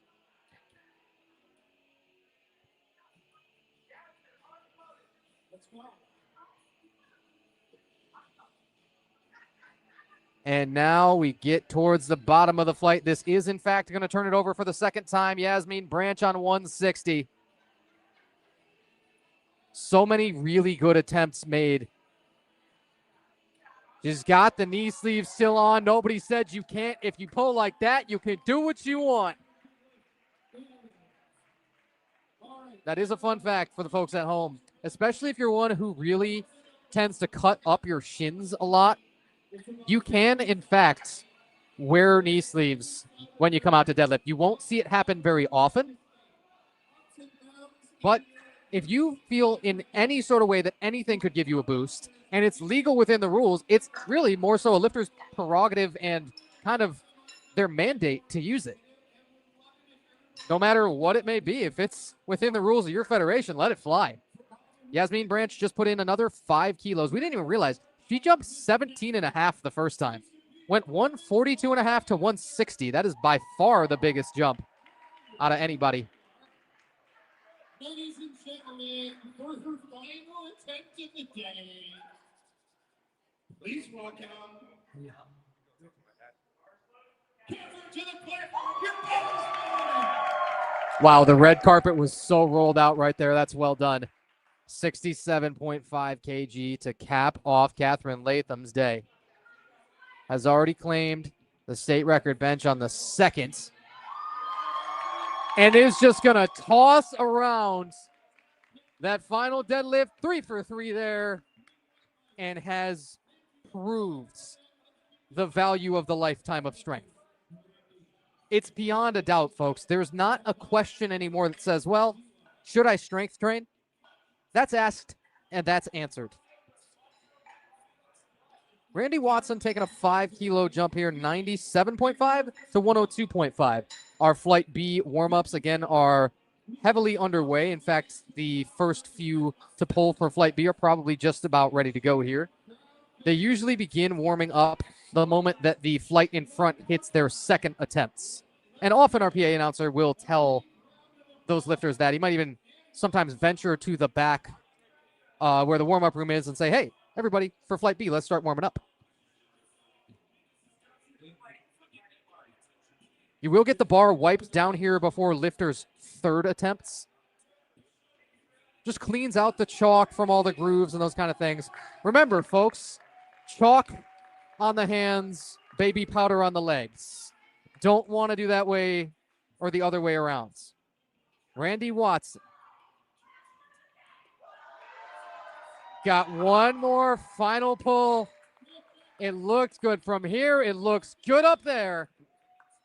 And that polishes the total. 240 keys for Randy Watson. Rocky squats, missed the final bench, and then deadlifts got better. I'm telling you, some just, whether it's mental toughness, whether it's your body temperature, your core temperature rising, no matter what it is, some people just simply get better as they go along. And for Randy in her very first competition, it's probably unsurprising that she was among that group. Said her best gym total was 575 pounds. Here she will end up on 240 kilos. Nicole West on the 105. This will equal her competition best deadlifts. That's the quickest, quietest setup, and the most quick and quiet pull of maybe all of these thirds. Nice. 232.5. That'll be a +5 to her competition total and tying the competition best deadlift.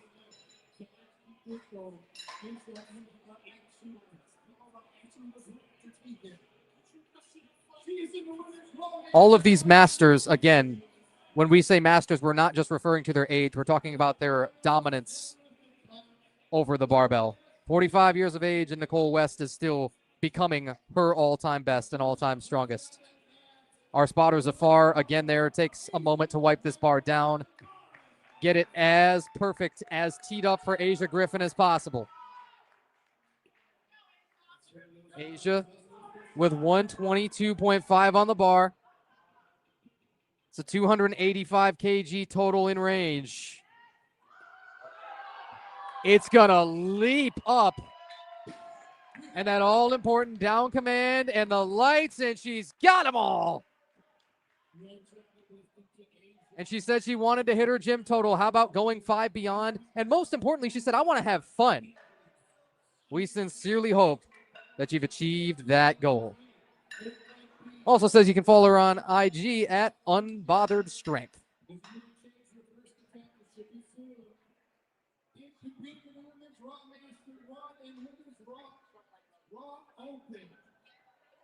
Many of these competitors old enough to be the mother of yours truly, Catherine Latham, old enough to be, a grandmother or beyond, and they still continue into these Masters years to dominate. We got Angela's all over the chats. Oh, yes. How about a 137.5? Another 7.5 kg jump is a big number. That bar rolled a ton as it broke the floor. That might stall out. Oh, it's a shame. And sometimes those lifters who opt for the alternate grip or the mixed grip with one hand supinated, one hand pronated, will see that bar kind of helicopter. You'll hear it a lot of things. Some people call it a helicopter. Some people call it whirly gigging or just swinging around.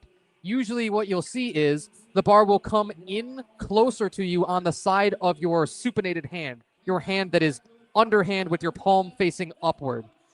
That looks to be probably what happened to Angela there. She will run out of steam. We got another fantastic job, Yasmin, coming up.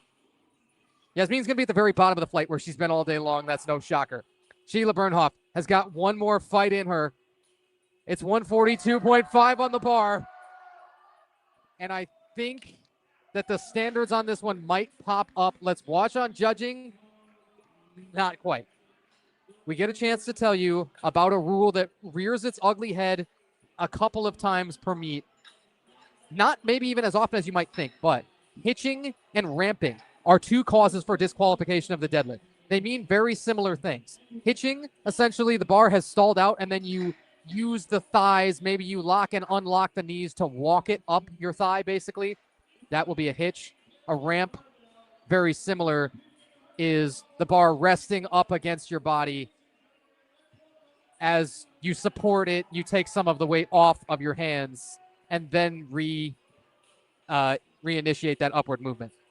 Ashley Hoover up next on a 152.5. This would be plus 12 and a half to the all-time best with a little more in the tank. Kaboom.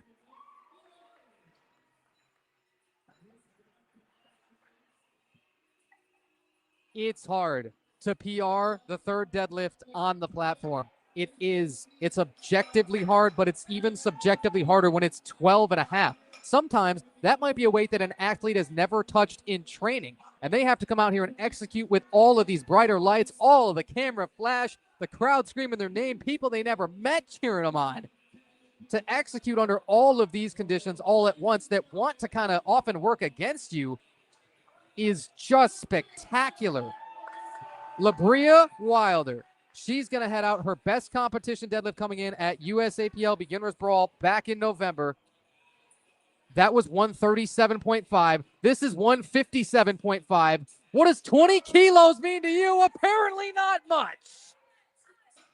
What on earth? Upgrade, mutates, get better every time out. Labria Wilder, 335 kg total, and that'll probably leave her at the top of the 76 kg class. Best competition total coming in was 275 kilos. Her best gym total coming in was 319. She's just destroyed all of that. Her family in the crowd, she says, shout out the Wilder, Cooper, and Pickett families. The plus 20 on the deadlift, huge. Tegan Betzold looking for a deadlift PR of her own.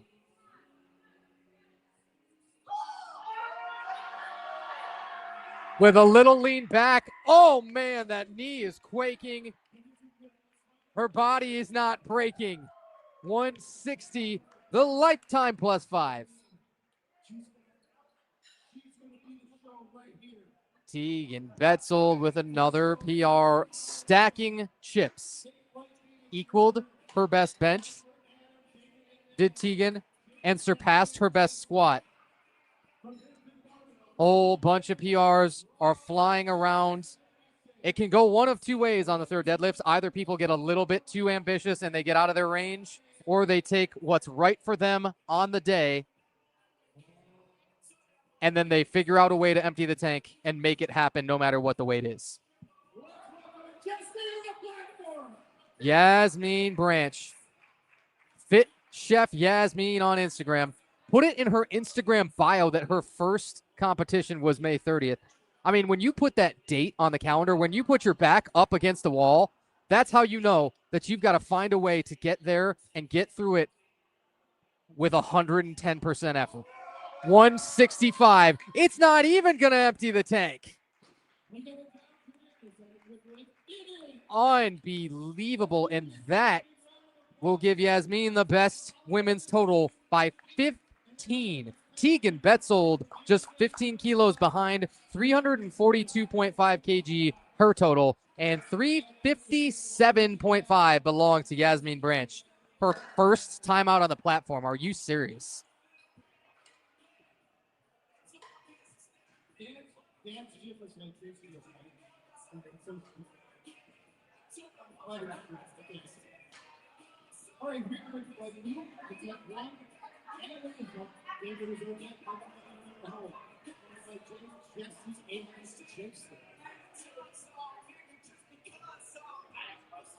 Always feels like Drake finds you on the playlist when you get real close to the bottom, doesn't it? But we are up at the top here of Flight B. That was the opener. Adam Pentecost, as we mentioned, 12 years of age, the only pre-sub junior in a class all of his own today, as everything he touches is a record. Has a 52.5 kilo best squat, a 32.5 kilo best bench, opened with a 65 on the deadlift. And so his total sits at 150 kilos right now. David Wiley, 165, and then we'll progress all the way on down through the flight. If you haven't figured it out by now, folks, you know something? It's an awfully repetitive sport, and so you can probably watch kind of any meet that's ever existed here in Powerlifting America, Michigan, and roughly figure it out. David Wiley, 165. Once more, we thank you for joining us live over here on YouTube with the Powerlifting America Michigan YouTube channel. Thanks so much to our meet director, Alicia Lewis. David Wiley on his opening deadlift. Nice, calm, quiet. He scratched his third bench. We're just becoming aware of that now. He hit a 97.5 and then a 100 kilo. And maybe there was a tweak after the first attempt. It's especially possible that it happened after the second.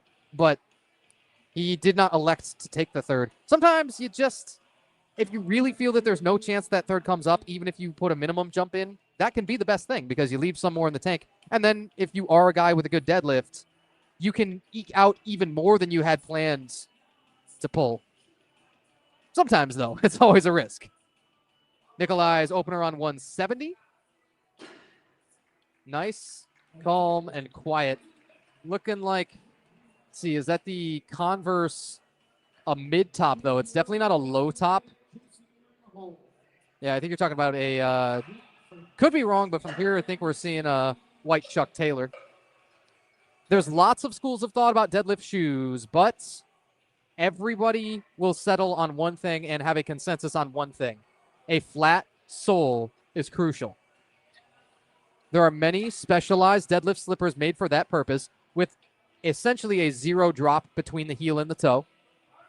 Some will rock for Converse, some will rock with, again, the Vans or other shoes like that. This is a notorious lift deadlift slipper for James Tinney here. James opens on a 185.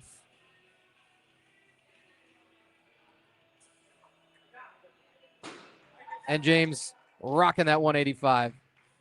Ann Arbor's finest. I'm telling you, the garage gym guys, the guys that train in the garage gym, you got to really be aware of them.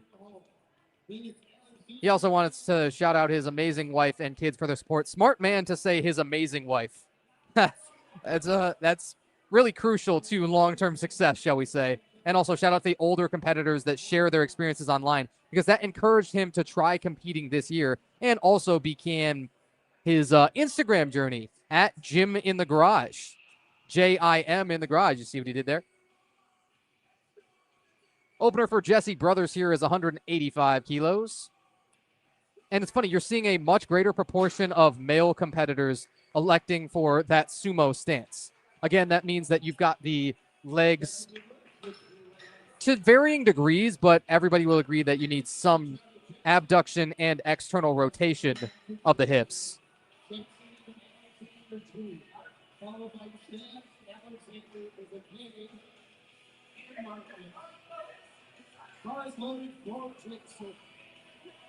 Jason Fan hit a huge squat PR. This guy threw on 22.5 to his squat. I mean, we're still kind of unnerved by that. And that was from last year's Motor City. So you're talking 1 year that had 22.5 kilos. That kind of pace is, often not sustainable. He will opt for a conventional stance, and it's not a particularly wide one either. That really implicates the adductors a ton. You can see oftentimes people mistaking the adductors for hamstrings, especially when you get cramps or, Lord forbid, injuries, strains and those kind of things.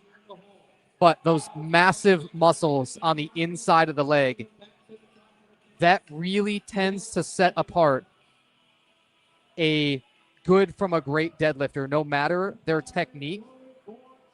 It is a criminally neglected muscle.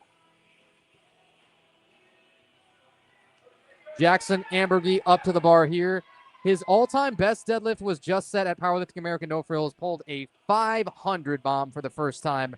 at 227.5. Here he opens 12.5 under that. Got a real good chance here.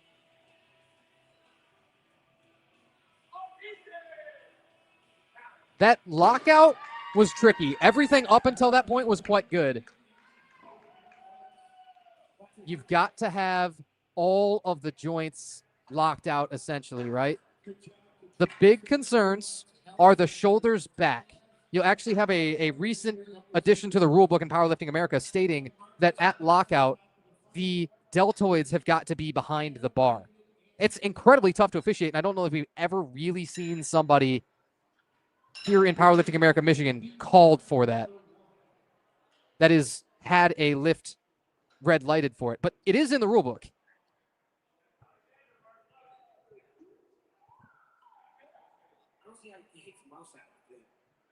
Alexander's all-time best competition deadlift is 255 kg. That was set back at the Powerlifting America West Michigan Open last year in May. Man, is he technically crisp. If he's got a lot more in the tank, that won't be surprising. That was 242.5, and you're telling me that's 12.5 away from his PR. I'm going to go ahead, go out on a limb and say he pulls more than that. Chaz Strecker, we personally guarantee you he's going to pull more than this. This is, for Chaz, a quite conservative opener of 245 kilos. His best competition deadlift, 277.5. That means he's going to be taking a very generous jump. We'll just warn you now.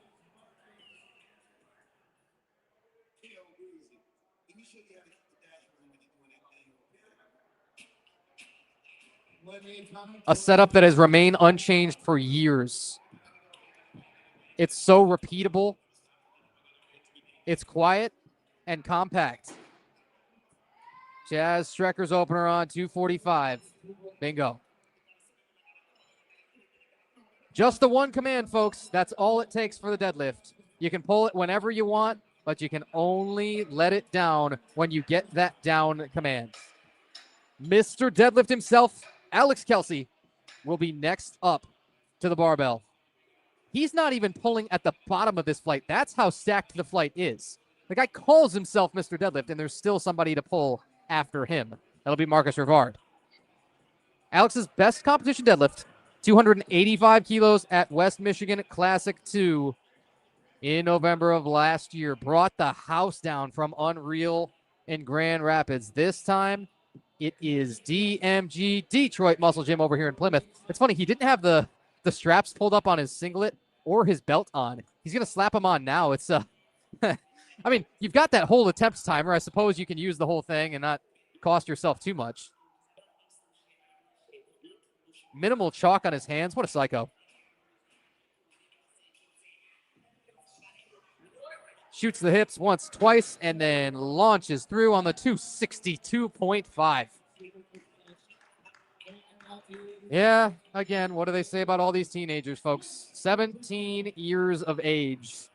And all the time continues to best himself. He did miss on the bench PR, so his bench press continues to be the one thing that just wants to be a little bit sticky, wants to lag behind his other lifts, but also secured a big squat PR. Actually, no, pardon us. He missed the 237.5 as we recall that he had hit it, but indeed he did miss, which means he took an equal to his squat PR, 222.5. Even so, his all-time best deadlift is 285, and we just have a feeling he's going to pull at least that. All right, so here's Marcus Rivard. We told you this was going to get insane. He opens up with 277.5, way beyond 600 pounds. It took a while for that to get moving, in fairness. But when it does, it's scorched. Marcus, the 93 out of Ann Arbor, 36 years of age, says he trains at Crunch Fitness Ann Arbor. Could you imagine some of these true elite powerlifters training in your local Crunch and you're just there trying to, hold on to your lean mass as you get older. You're just there trying to be a little bit healthier. And then the guy's over next to you and he's tossing around, probably if he ends up somewhere in the neighborhood of like 700 pounds. It's unreal.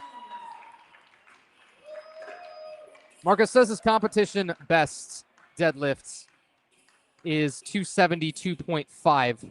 At least it was coming in because he just opened beyond that. Back up to the top, Adam Pentecost, 75 kg. All of the records belong to him all time for the pre-sub juniors. Many of you have probably been around a while, and you may have never seen a pre-sub junior.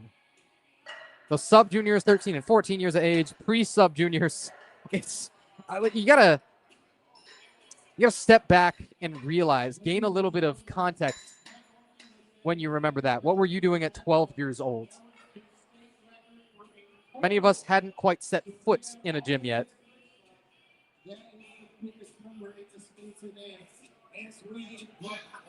The second bench attempts, the second deadlift attempts here of Flight B.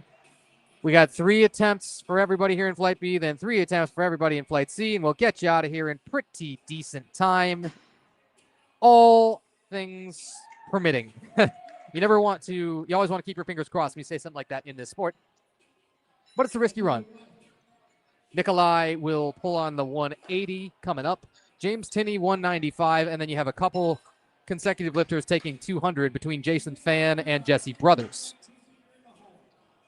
When you do have multiple lifters taking the same attempt, it definitely speeds up some of that time between the 2 attempts when the lifters are, just hanging out as the loaders are checking everything. You want to tighten those clamps down real tight, those collars, and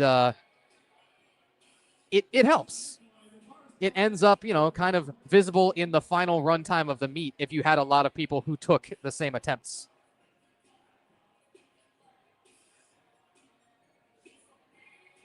Nikolai's 180. Second verse, and it's the same as the first. He did get 1 red light, interestingly, from the center. Our referee is going to say that he dropped that bar a little bit much. You don't have to do the slow, real, 4 or 5 second negative. However, you do have to have the hands maintain contact with the bar, whatever contact means or whatever contact looks like. There's a lot of room for interpretation because that bar can fall down very quickly. But as long as your hands are on it, technically, you can pass out, you can completely lose consciousness, and as long as that bar touches the platform and your hands were still on it, that lift can get passed. And in fact, that's not an entirely uncommon occurrence. James Tinney putting on the game face, and now 195 yanks it. Little guttural scream to let everybody know how he's feeling. 3 whites, and we suspect he might take another 10 kg there.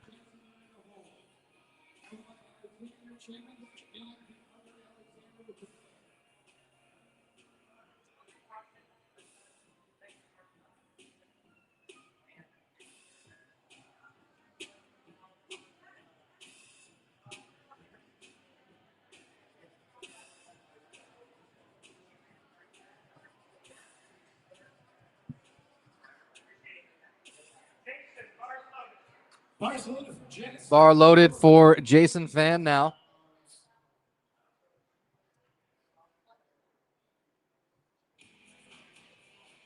Career day is in the works for Jason Fan. Make no mistake about that. This is plus 12.5 from his opener.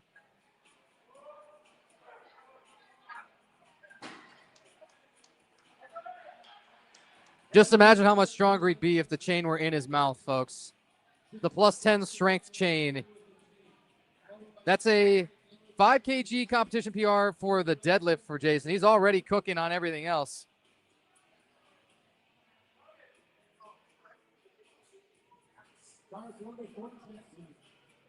Midway through second attempts on bench for Flight B.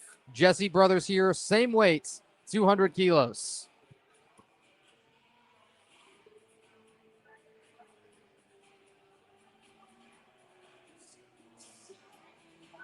$185 squat, 115 bench on the board. Now 200 deadlift on the board too, and he's just launched his total up to 500 kilos. 1/2 of a metric ton for Jesse Brothers.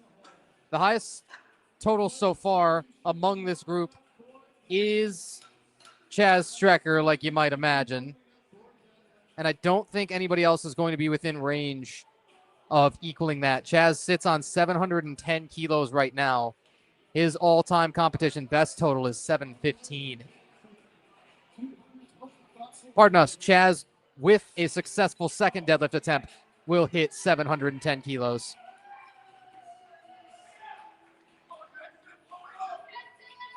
Jackson Ambergy, 225, just 2.5 behind. His competition best from Powerlifting America, no frills back in February. Not a lot of time to train, quick turnaround. But so much was moving well for him. Whoa, watch that right hand. That nearly became a certified gravity moment. That barbell always wants to, oh no, and it's two reds too. It's from the center and the right. Oh, what they're probably looking at is locking his right hip out and the right knee. It was close. But I think it's because the hand was being forced open and that was his supine hand. I think that at least contributed. That's tough. He's just gone and put in a retake of that 225 because he knows that he's able to lock that out as he's just recently hit more than that at no frills. But I think he'd like another chance, and he'll get another chance. Alexander's competition best could fall right here and now with 257.5.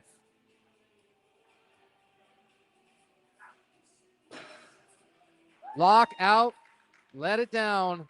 It's just that simple. Again, the lights take a moment here. No, really, it's an agonizing wait. This is the worst couple of seconds of any lifter's life. Come on, there we go. The abracadabra, it works every time. That Morehouse kid is an absolute beast. Yeah, you could say that again. Zach Morehouse just taking records at seemingly every attempt and already has the 105 junior state squat and bench records. Will also take the state total record if he is successful with just his opening deadlift. Hayden Wisniewski does have the heaviest deadlift opener put in. We will spoil that. Chaz Strecker up to 262.5. This is a 17.5 jump. It's aggressive for most. Not for this guy. 277.5 is all-time best. Is 15 under that. What do we tell you about the compactness of his pull? There's zero wasted movement. And it's a 710 kg total. That is the highest among anybody so far, even including projected totals, except Hayden Wisniewski, who is a weight class up.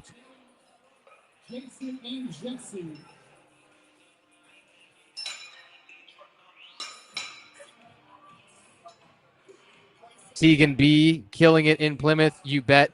Tegan Betzold's final numbers. Missed only her opening squat. Goes 8 for 9.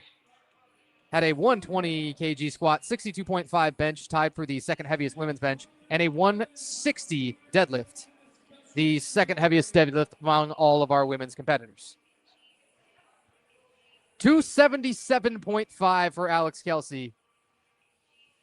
Again, the last warm-up, maybe second to last warm-up. I don't know. You tell me. What on earth? Well, he's going to take a deadlift PR, folks. I'm just going to go ahead and spoil that for you. We're guessing it's going to be 290. We're guessing 290 kilos. That would be plus 5. Plus 5 to his competition best, but plus 12.5 jump.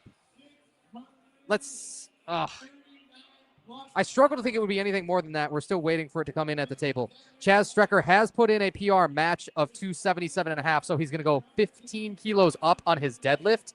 But for his total, man, that would be 725. That would be a career day plus 10 kilos, and he'll probably PR his DOTS score as well. Again, that's one of those commonly understood and accepted measures of relative strength to body weight.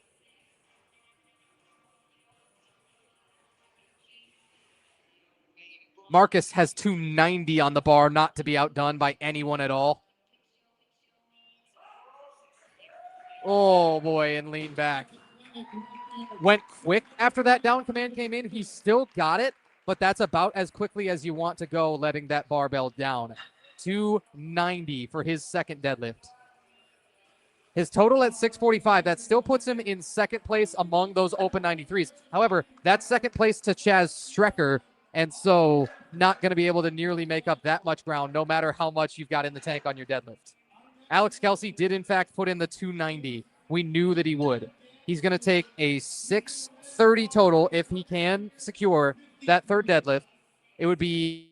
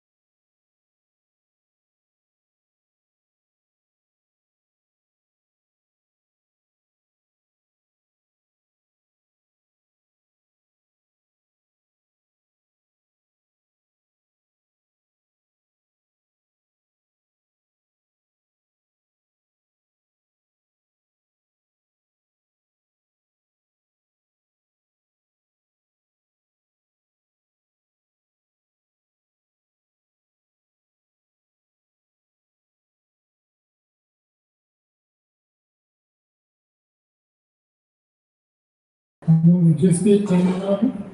look, folks, miraculous. As we welcome you on back, man, we had a briefest of internet interruptions, but we truly do appreciate your patience. Lost you for but 60 seconds or so, maybe. We had one single attempt in there. It was Adam Pentecost. It was successful too, but that's the thing is our lifting cast also corresponds with the internet here. We might have one more reset of it coming. Our director just flashed through here. See, you never want to see the frantic running. That's never good news. But it looks like as we've got our board up and running now, that should be good enough. And that means our lights are able to. Come on. Let the judges hit him now. I will send it off for the day with 3 white lights. 187.5. Or that's 182.5, even so. Number for him. And successful on every lift which he took. He scratched his third bench attempt only, but 8 attempts taken and 8 attempts made. 452.5 kg total. Fun fact, had he added another 2.5, his total would have gone over 1,000 pounds. Even so, can't take anything away. Speaking of, Nikolai will now look to put his total over 1,000 pounds here. It's one of those barriers that really makes people feel like, man, this is bordering on something elite, and it can really get you further into the sport by having this success early on. Speaking of early on, 15 years of age, and just yanked that 187.5.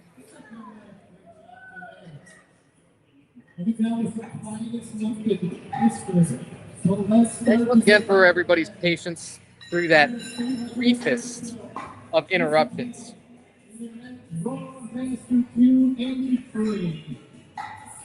With a final deadlift of 421 pounds.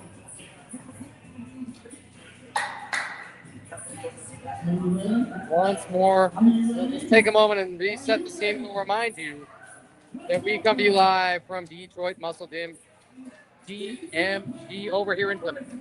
Powerlifting America, Motor City Muscle. We are on to the third attempts of Flight B. We got one more flight. Before that, we have 1, 2, 3, 4, 5, 6, 7, 8 third deadlifts still to pull. This one is James Tinney at 200 keys. And he is rocking all over the place. And look, all that matters is what happens at the very top. And did you lock it out? Yes, we did.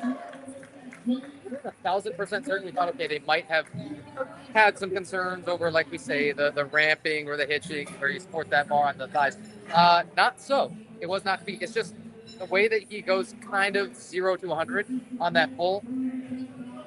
Some people have success with it. They pull as fast as possible off the floor, and that means that they're going to pull the most weight.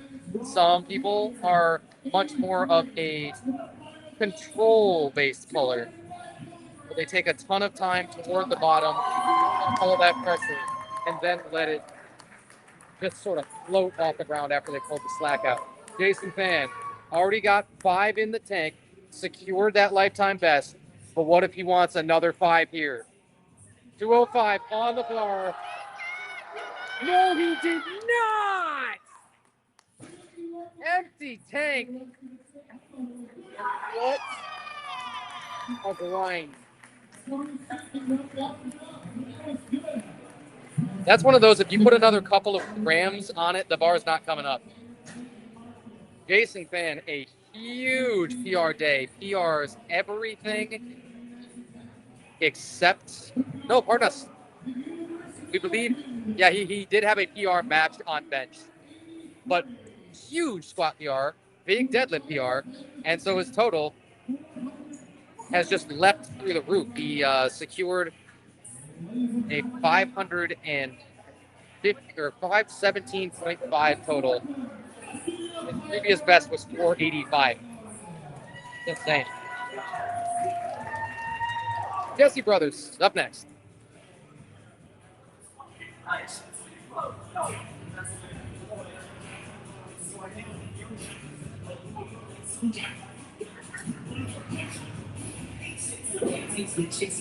Sumo technique, the mixed grip.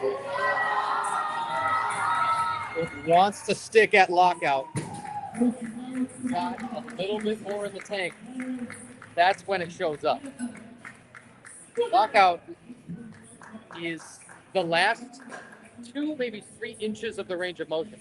But it will, for the most part, lift just as many people up as the first few inches of the range of motion when the lift is hardest.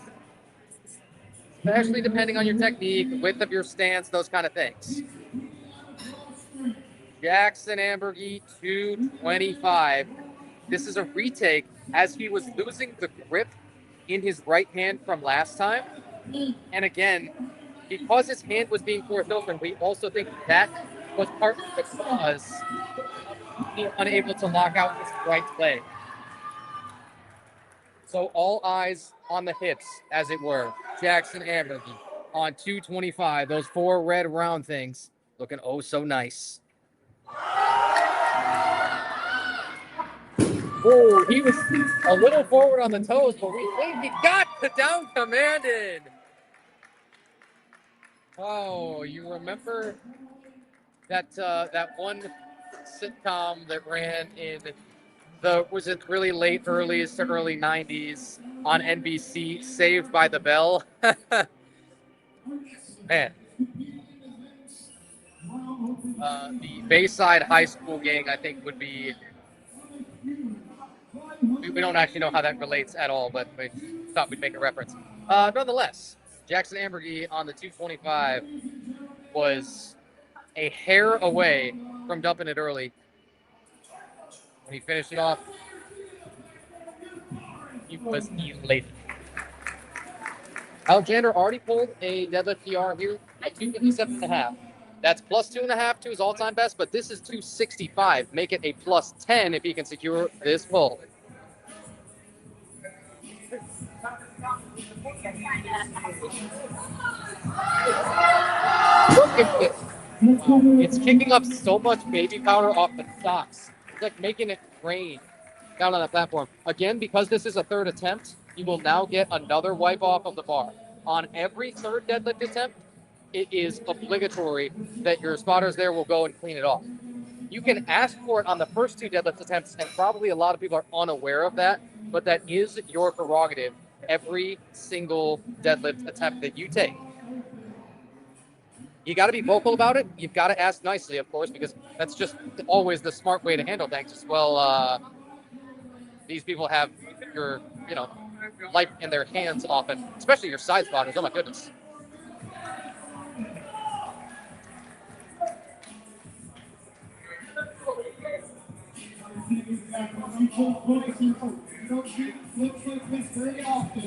Chaz Strecker, 277.5, equaling the lifetime best, yes, but the total is what he's most concerned about. It would be plus 10 to the all-time best total. And that leaps up. He knew it from the moment it left the floor. Chaz Strecker, are you not entertained? He says with the kind of little shrug. Forget about it. Equaling the best deadlift of his life, but the total, what he was more concerned about today.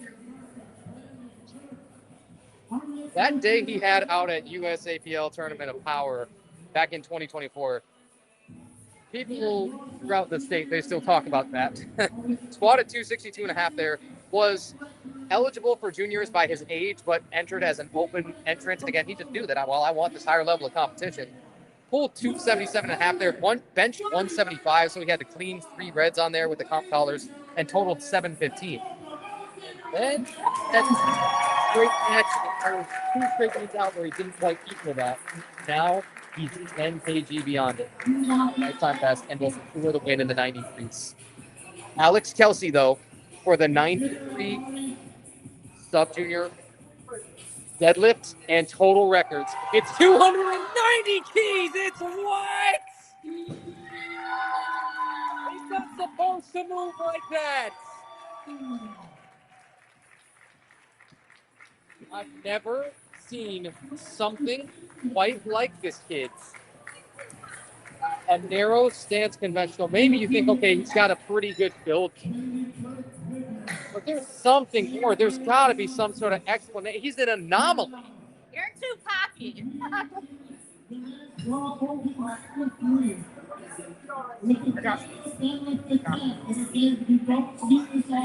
Plus 5 to his all-time best deadlift. He already had a big old total PR secured. He got that single record for the single lift record for deadlift, as well as the total record for 93 sub juniors here in PA, Michigan. Marcus Brevard, that's a 300 kg in there. Wow, we can do the math on that. That's absurd. This will be the heaviest deadlift so far. It might not be the heaviest deadlift overall of the day, but hey, you got to hit it first before you can start to think about that. Would run the total to 655. He's been so crisp and clean. Oh, it's slipping out, and he couldn't get the down command. Lost it on grip only. The grip strength, they say so many times, is the first thing to go when you're systemically zapped. I think that is what just eventually caught up with Marcus. Still pulls 290. Pardon us. Was his final attempt that he ended on. He did have a 290, so him and Alex Kelsey equal as the heaviest deadlifts right now. But as we head down to the very last flight, there's a real good chance that those do not stick as the heaviest attempts. We got a let's go Marcus in the chat. Yes, a 300 kg attempt that is, it's all the way locked out. He gets the down command to signal that, yeah, we think he's done everything that should warrant completion of the lift.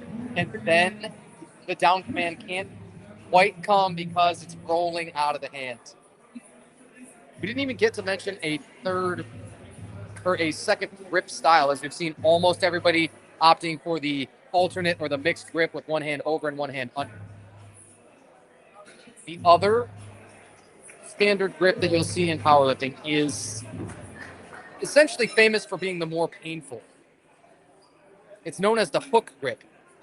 The thumb on each hand is sort of pushed across the flat surface just below the first knuckle of each finger.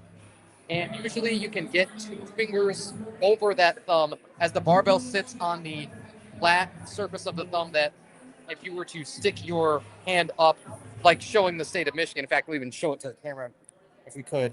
Probably won't be able to, but well, we'll see if we can give you a demonstration at some point.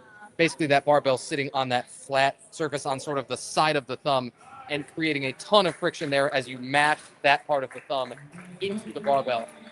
It often, for many people, allows for a little bit less rolling of the bar because, as we mentioned, gravity always pulls down. That bar will roll to the lowest point in your hand. If you don't start with it there and the bar actively rolls, there's a reason why that knurling is sharp. There's a reason why it has so much bite, and that will truly shred the hands if you let it. Some have a ton of success by just simply allowing the hand with a mixed grip or allowing the bar as deep into the hand and the fingers as possible.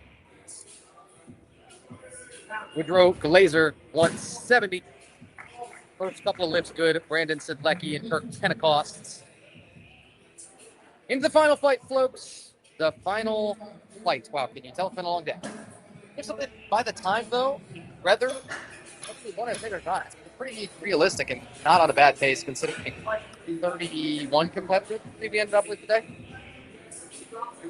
Shane Shearer will pull 175. Still have the trend holding up that nearly everyone is able to deadlift at least something more than they squat. We're trying to see if there's been a competitor so far yet today who has managed the reverse. And no, we don't see anybody. Remember, just the singular command. All you're going to hear is our head referee say down when they deem that that bar has been locked out to the best of the lifter's ability. You should see the knee and the hips locked out, and technically, although it's not always enforced as it is a very behind the deltoids while you're locked out, then yes, you should have that lift red lighted. Sometimes you don't, but you should.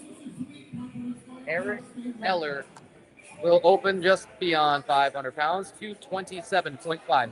Our apologies. This is the one gentleman so far who has a squat that is beyond his deadlift. But this is also just his deadlift. Oh.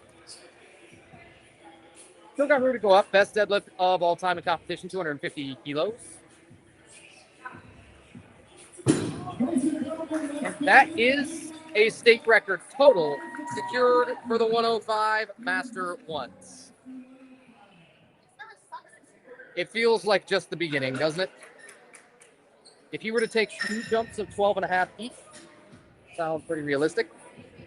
If he does that, he would be, quick math here, 682.5 for his total. That would be a 5 kilo total PR. Definitely within the realm of possibility, even after missing the third bench. And that bench that he did hit for his second was a state record for his class anyway. Another one where you're only really competing with yourself, to tell you the truth. Austin Malawa, 237.5. Corey Dennis on deck, Michael Nadrowski in the hole, and Zach Morehouse, yeah, well, he will feature towards the end of the flight like you might imagine. Austin's 237.5 looks good for us on the opener. A lot of movement about the hits. Everybody's got some sort of ritual, some sort of deadlift setup that might be a certain number of steps, or it might really be mostly just one motion, especially depending on if you're pulling sumo or conventional, where some conventional setups are tremendously simple. But what I'm surprised to see from Austin Malawa is just how low he sets his hips in order to pull. Many lifters are advantaged to basically set their hips as high as they can while pulling, provided that it doesn't really compromise their torso rigidity. It doesn't make them pitched over when they go to pull. It doesn't allow the back to round too much. You've got to always individualize your technique to yourself. It's just one thing we noticed about Austin is his hips started very low. Corey Dennis, 255.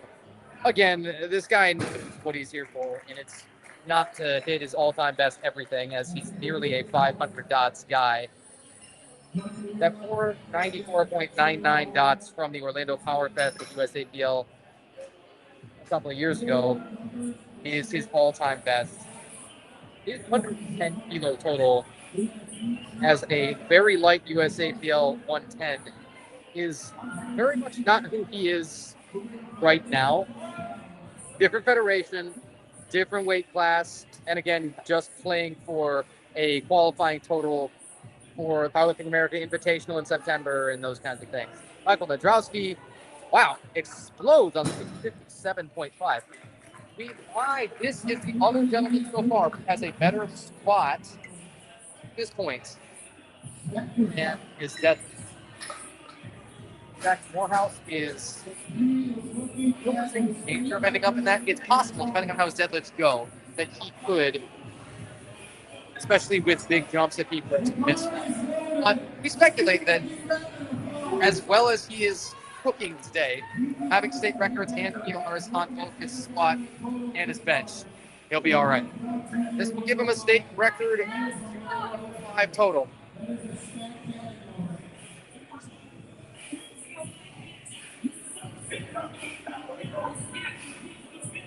More like stacked Morehouse. Oh my goodness. That's scalded. All the way from Escanaba down here. Can you imagine what the trip is like?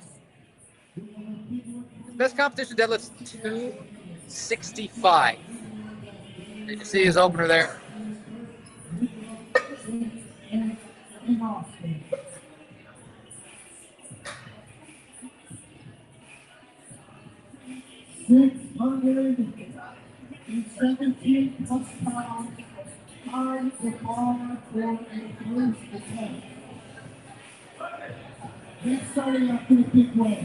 Hurry for hearing. For quality, we will take another look at our quality here. Again, it's an internet issue. As our internet went out here the first time, that interruption was kind of spooky because the lifting cast as well that we use to enter all these attempts is also dependent on the Wi-Fi in here.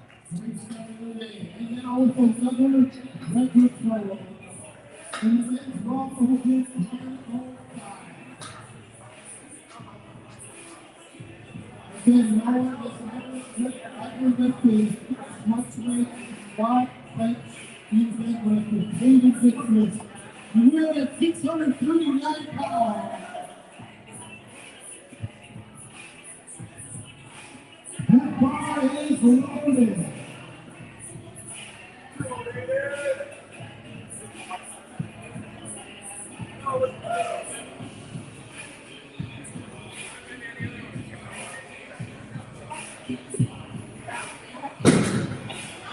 Hayden Wisniewski just smokes that 290. That's, again, exactly what he expected himself.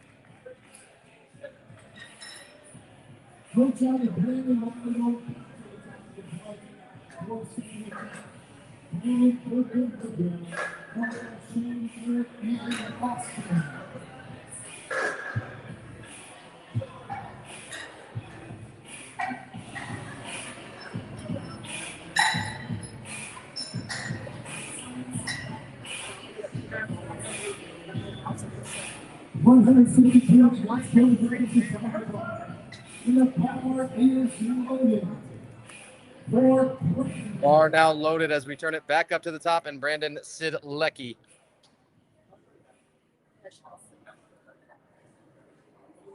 It's got boost action.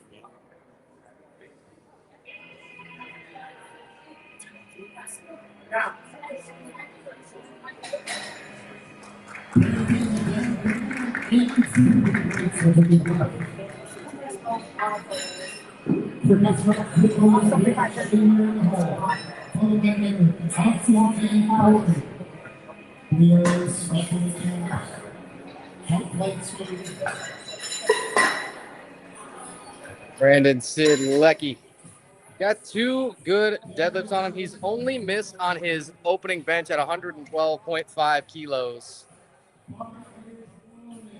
And then again, that doesn't affect the total. Everything else has been silky smooth.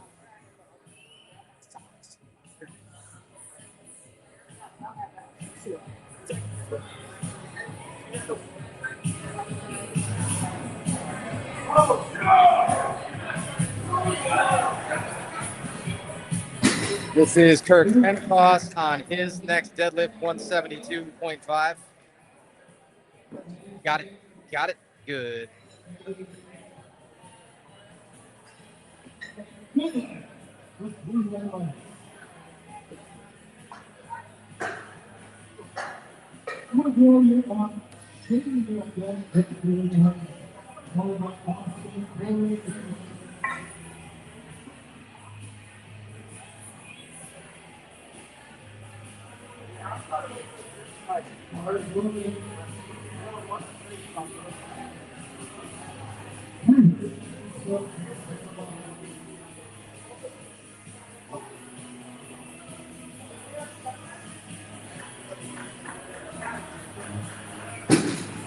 Mark here, polishing off the second good deadlift there for Woodrow Glazer. That's 180 kilos.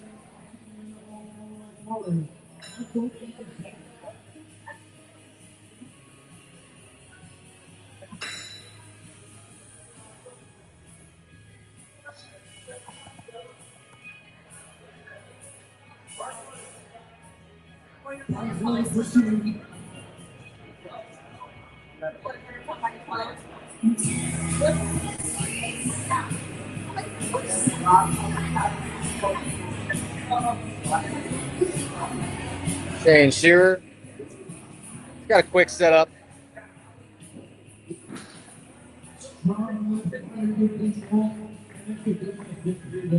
Shane's got an easy deadlift on his second, 182.5. Now here's where it starts to get a little bit nuts.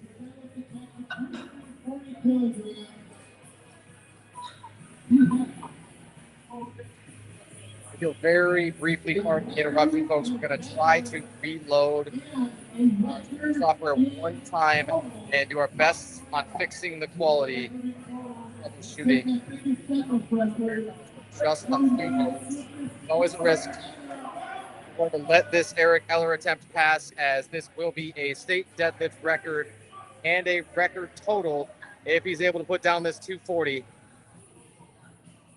Absolutely, without a question and without a doubt. Now we're going to try and make that pre-chain for you. Be right back. Pardon the interruption.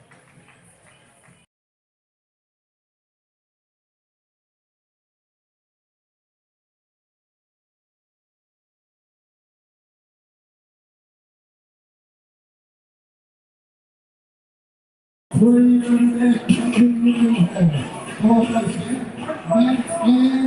right, we've done our absolute best, folks, and we did not miss any attempts within that time. Eric Eller just pulled a 240. He's now looking for 240.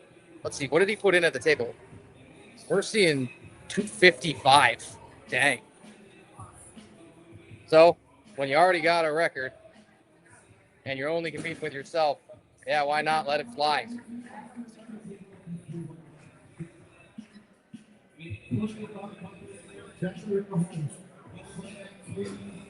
Austin Malawa, 250 money there.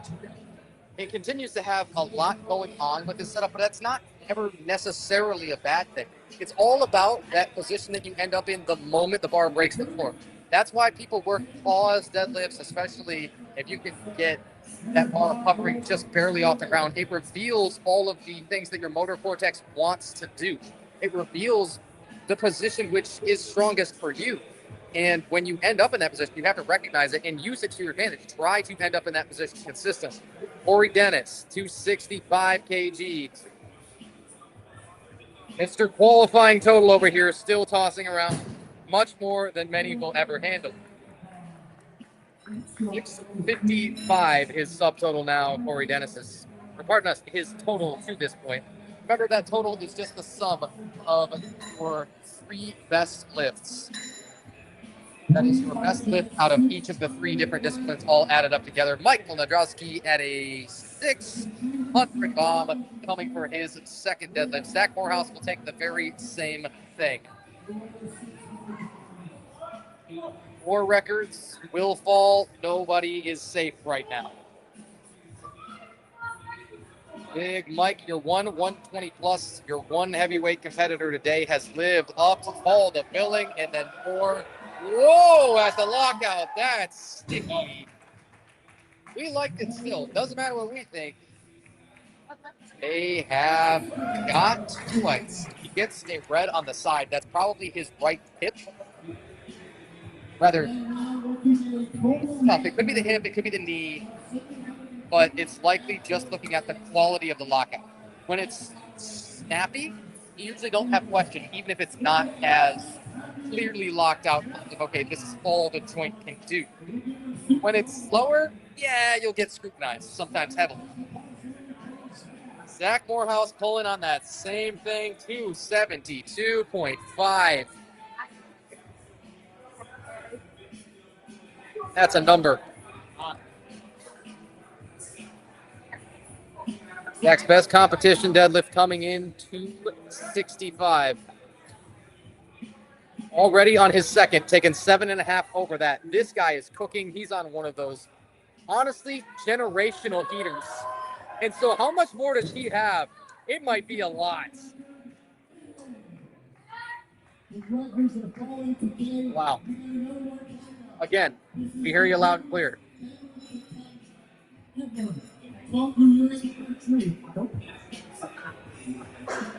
Zach Morehouse has that total record secured for the Michigan Raw 105 Juniors. He has just put in another 7.5 kilos.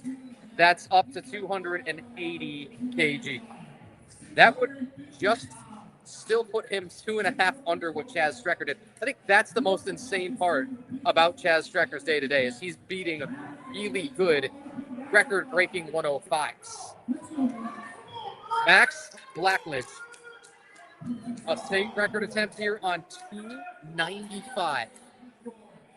Open 105, best deadlift for the history of the state of Michigan in that class. Sets the hook grip a couple of times. It's leaping off of the floor. The only question is, what about the line?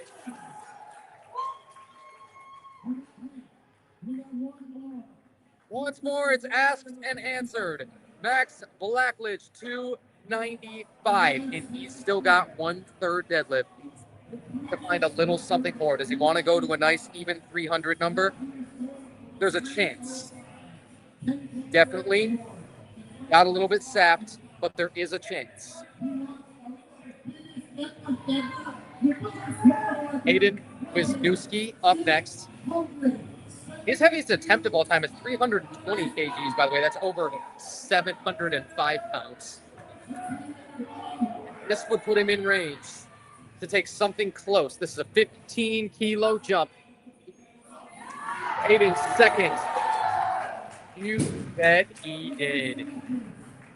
He's got the 105 open total record and the deadlift record now. Max Blackledge had it for a couple of seconds. And then, not to be outdone, the caption on that one might read for Hayden, take that. Brandon Select, 165. Laser, 182.5. And Kirk Pentecost at the exact same deal, 182.5. Those seconds, 2 will go beyond 400 pounds, and Shane Shearer at 185. Then it gets ridiculous. Hayden Wisniewski has yet to put in that 3rd attempt at the table. Again, his heaviest attempt in a meet of all time was at the Michigan USAPL State Championship primetime session with 320 kilos. He would need another 15 if he's going to eke that out And the madman, he's actually gone and done it. He actually just put that in. That is astounding. Brandon Sidlecki, for an 8 for 9 day, has been nearly perfect. And more and more and more of the same. He does a negative with it just to mog the thing, just to prove who's in control, who is boss.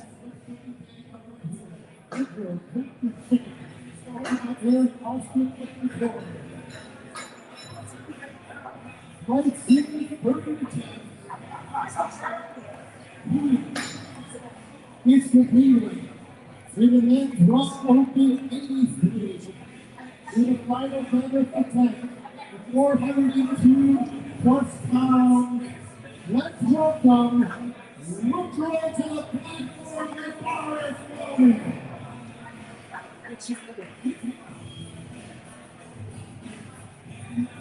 All right, folks. The final deadlift attempts of the day. Woodrow Glazer all the way on down to Hayden Wisniewski. This is 182.5. Woodrow will have an 8 for 9 day himself, missing only his second bench, 435 kg total. Again, you need 455 to go beyond 1,000 pounds. The Pentecost, he's been over that, and everybody beyond this point is, shall we say, hunting for more. 120, let's welcome Dad. From Kirk to the platform. This is our shot on 6 seconds. Let's see what we can do.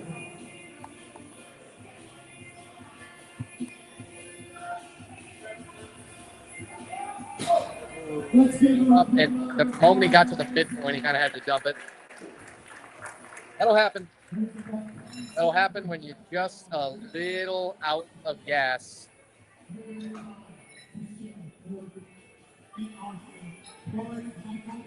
Lost still. The numbers read like this: a 175 kg squat, a 125 kilo bench. So put together a 300 subtotal. And then his second deadlift, he will stand on 172.5. 185, Shane Shearer upcoming. This is a minimum jump. You don't see too many of these, especially from male competitors on the deadlift. Many are just like not willing to put that in. It's a little bit of a mental barrier of, I don't want to just go up by the 2.5. Surely there's something I can milk out of it. But Shane Shearer, relying on the technical prowess here, 185, breaks the floor at the speed of light. And if you're in a pink singlet with the pink socks, I think you have to stand out in some kind of way. Also, his bench was very standout. If you'd like to see that 150 bench happen for Kane, as he does lose 15 kg off the top, they're not able to hit the second or the third. So he will settle on a 480 kilo total, well beyond 1,000 pounds. All right. Now it really gets fun. Eric Keller will empty his tank as well. His competition best deadlift has already fallen. Pardon us. This would be the Masters state and total record all in one fell swoop. Eric Keller, Mr. Silver Fox himself. That is the definition of a career day. 682.5 kilos. PR is the deadlift. PR is the total. It does it all while looking.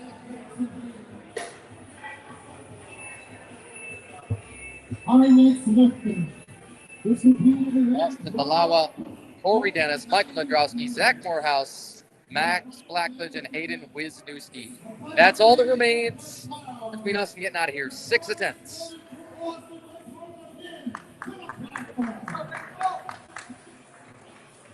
Austin Malawa back out. His best deadlift successful, 292.5 in competition. His heaviest attempt, 305. 65, and he's got all. That's 640 kg for the total.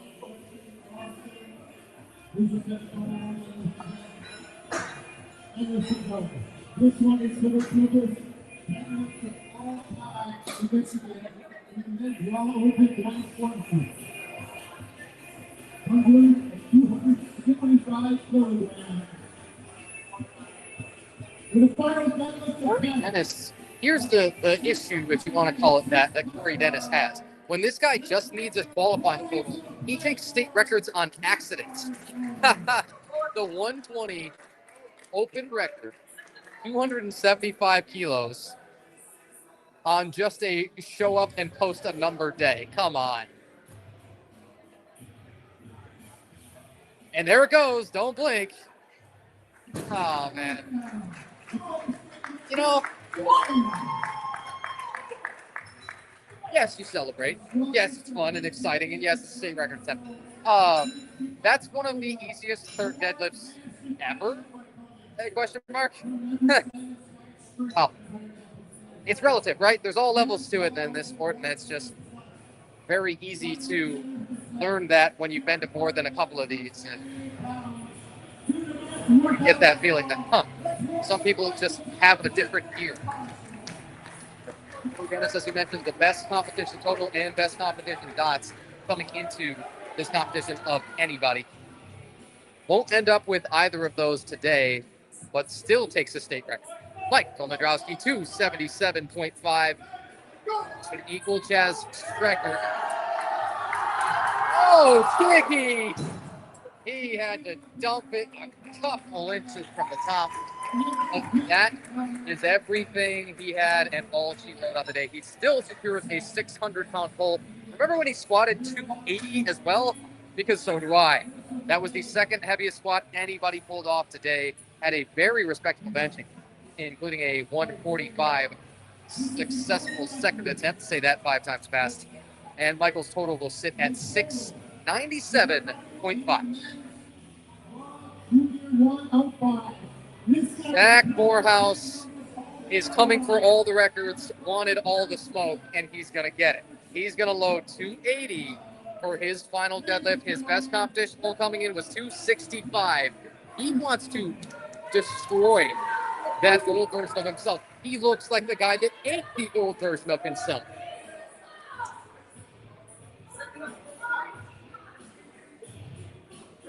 USAPL simply could not contain him. He had to come to Powerlifting America. He had to go up to the 105s, run with the big dogs, and take all the records. Zach Morehouse on a 280. Let's see it. To run the total to 722.5. Lean back. Down. Bang!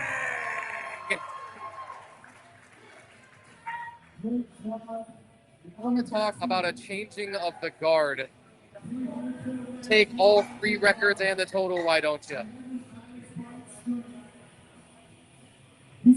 Etching his name. And then once you get beyond juniors, he's going to have a lot of room in the opens to make a lot of noise, as Hayden Wisniewski basically is the competition who he's seeing right now, right next to him, pulling just a couple of attempts later. And Hayden looks to take all of the state records again. So we're going to talk about a litmus test. You want to talk about knowing where that bar is set. It's well understood now. Max Blackers, 300 kgs. We like round even numbers here. Easy to figure this one out.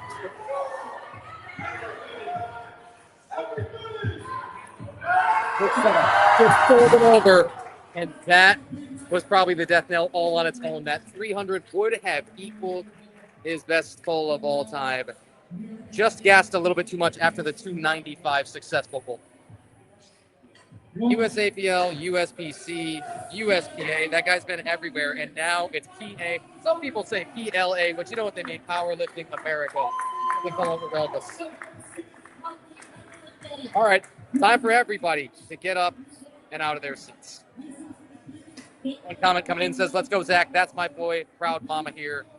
Very, very nicely done from Zach Morehouse, taking all of those records for those junior 105s. It's the last and final pull. It comes down to Hayden Wisniewski and a PR attempt on the bar. This would be plus 10 at his all-time best. First weekend back at the Michigan State Championship in 2024. This 2020 this year in November. Now, one more time, when you get that third try, is the third time the charm. Hayden Wisniewski for the state deadlift and total records for an all-time banger of a meet and a lift too. I don't know about the down. Come in! Never mind! Your walk-off Grand Slam winner, Hayden Wisniewski, 320 keys.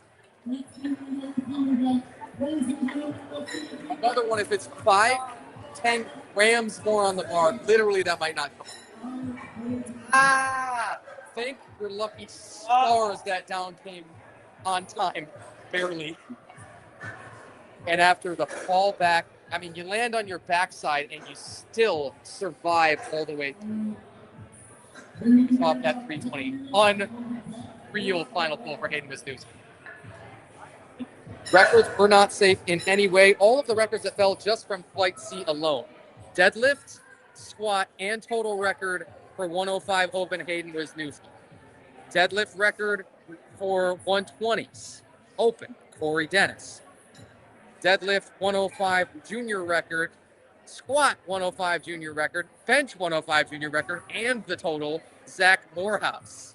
And then Eric Eller sets the state squat record for the Masters 105s, the bench record, the deadlift, and the total. He got the trifecta. He got everything. Alex Kelsey, same thing for the 93 sub-juniors, gets the deadlift and total record. Adam Pentecost was only competing against himself, but man, at 12 years of age, does that kid have a bright future. Everything he hit was a record today. Chaz Strecker, the plus 10 kg for his best. He will be up there on that platform as the winner of your 93s. Other standings look like this. Jackson Ambergy, your 174 entrant, he will take that home. Out of the 63 kilo women's competitors, you will have Asia Griffin taking first there. Catherine Latham was your Masters 4 at 70 years of age. She had a fantastic 142.5 day. Took a state record on the bench as well. Nicole West, PR'd her total by 5. You name it, all up and down here. Marcus Rivard took a 300 hole, missed it by just a tiny bit, but got a 290 up on the board. Really can't pick a best lifter here, but that is unfortunately what we'll have to afford. To just have somebody singled out by the dot score. That's how we award those best lifter standings. That's how the medals go out. That's how the podium reads, is how did you perform best relative to body weight. It's got nothing to do with your performance against state records or did you set any records, did you take any record attempts. All about just that dot score at the very end of the day. We're going to keep some of this on the video for you. We'll let it just roll and step out now because, frankly, it's been a day. 2:14 p.m. Honestly, the pace, not so bad.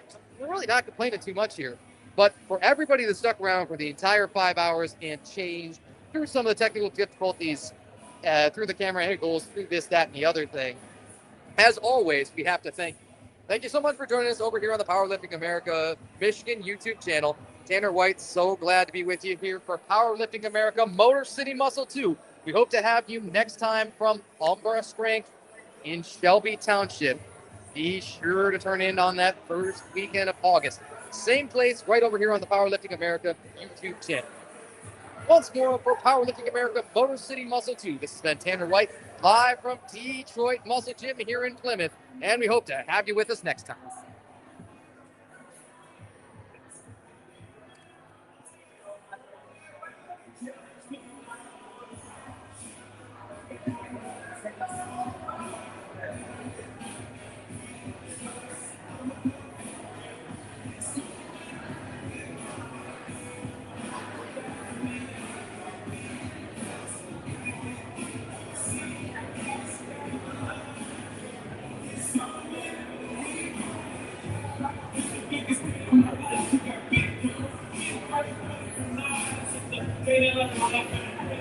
Thank you. It's great meeting you. Well, I will maybe see you next time. Hey, I have one too. I have one too. But mine's all like comedy stuff, but at least you'll have my email or whatever.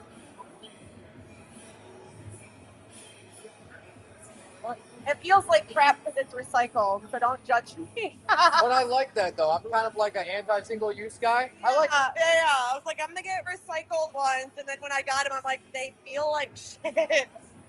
That's okay. I don't think anybody really cares except that one guy from American Psycho. Well said. right.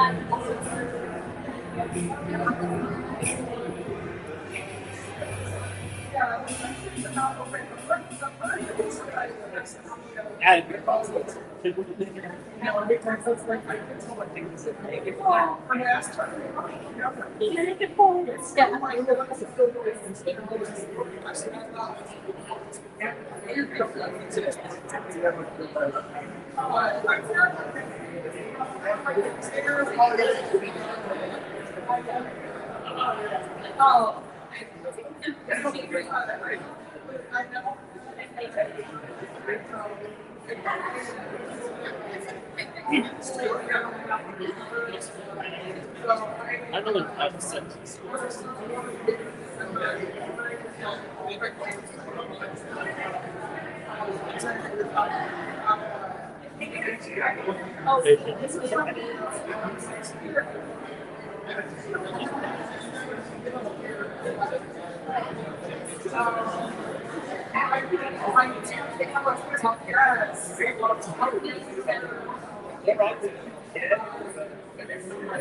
listeners and spectators. I'm going to do a little bit of yapping while we wait for all the listeners to get in here. For those of you that don't know, I'm Alicia Lewis. I am the Powerlifting American Director in Michigan. I am so excited that you guys all came out for this. All of you listeners are great. I love happening at these events. It's amazing. Thank you all so much. We will get started with the awards here shortly. A few more thanks to give out. We obviously have a large team of people up here on the platform today. So I want to thank all of our spotters and voters and the referees.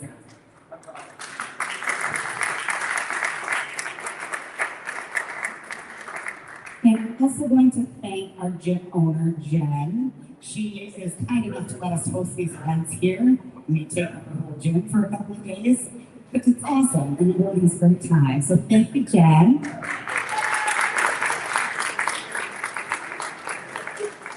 As an additional show of appreciation for Jen, if everyone could make sure that you clean up your areas in the warm-up room, weights on the barbells, please put them back.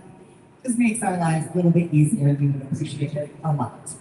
All right, the next order of business. My medals for this meet got trapped in the mail. I tried poking it with a stick and it didn't move. So, your medals will get mailed out after this. We're still going to read out your names. We're still going to have you come up here and take a picture for your grandparents. We know it's very important. And we do have best gifter prizes. So I'm going to hand this mic back over to our announcers. You don't listen to me anymore. And we will get started with awards.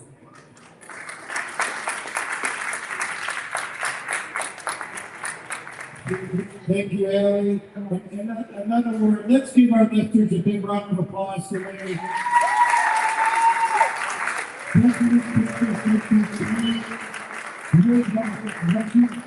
All over the place. I love the new computer system so we can really let these records fall and let everybody know that you got one on the day of the meet. So let's start off with the women's Raw Junior 76. First place goes to Tegan Betzel.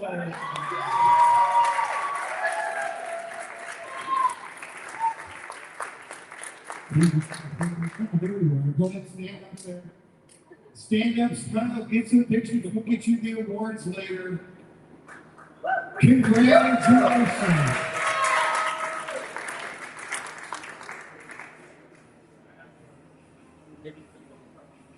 I heard that if you want a medal for your picture, we do have a couple medals.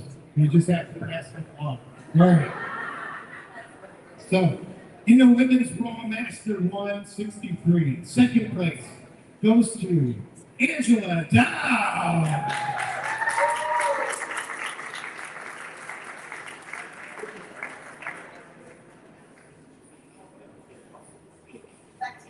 We're going to get her one of our losing medals. And first place in the women's Raw Master 1, Asia Griffin.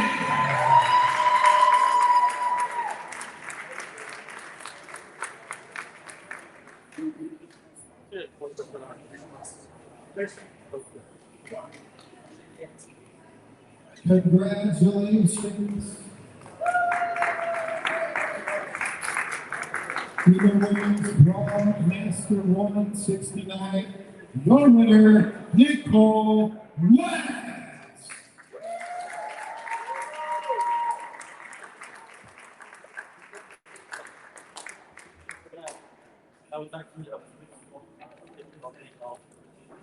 Congratulations, Nicole.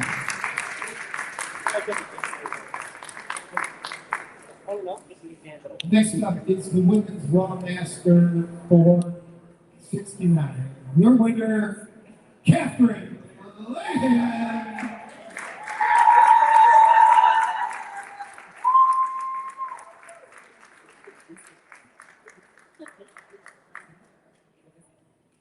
Let us know if you want to start.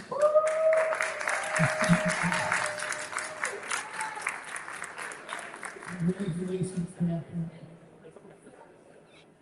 In the Women's Raw Open 57, your winner, Randy Watson.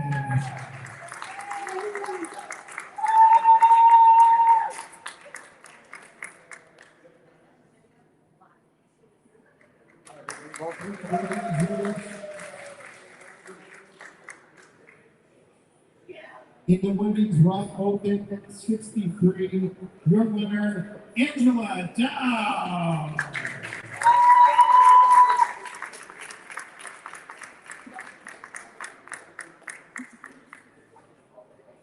Congratulations. We're going to move on to the Women's Raw Open 76. Third place goes to Sheila Bernhoff.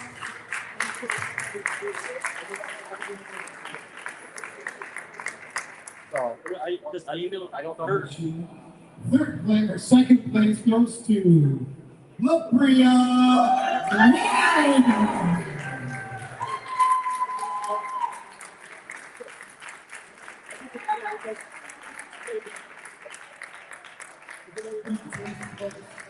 In the Women's Raw Open 76, Jasmine Price.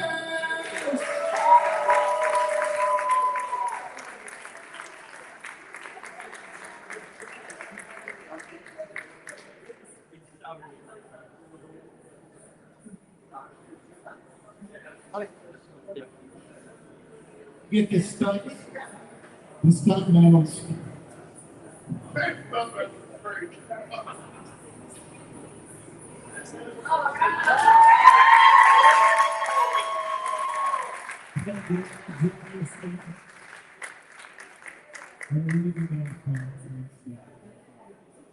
We'll get you the good ones.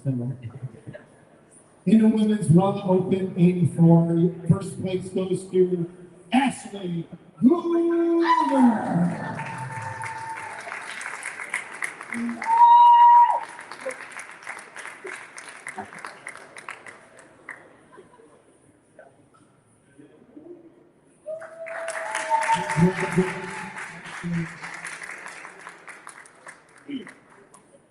We are moving over to the men's. In the men's Raw Junior 74. Your winner, Jackson, EJ, and Green.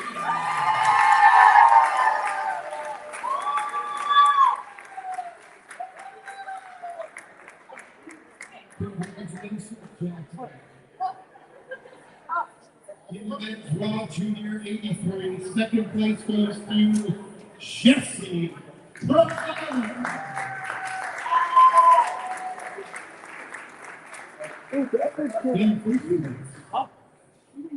the men's Raw Junior 83, Jason Bass.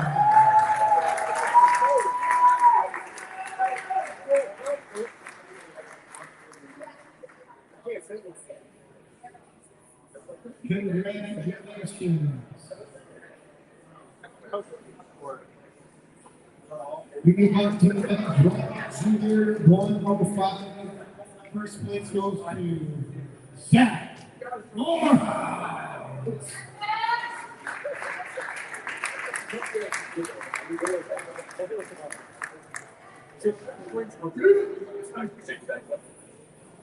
Congratulations, Zach. We're going to go on to the men's Raw Master 105. Your winner, Eric Eller.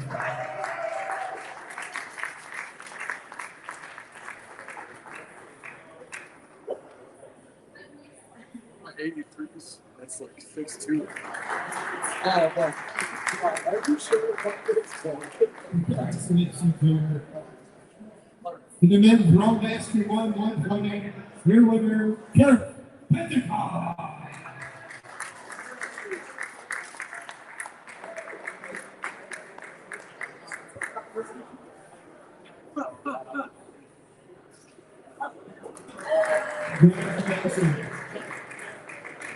There was no competition in lifting right now. Get ready. All right. Men's Raw Master 283. Your winner, James Tinney.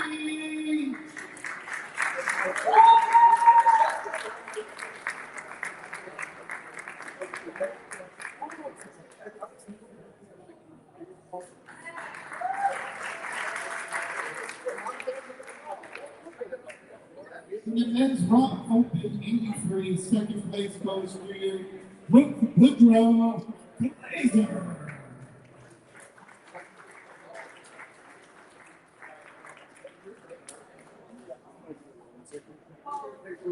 And first place.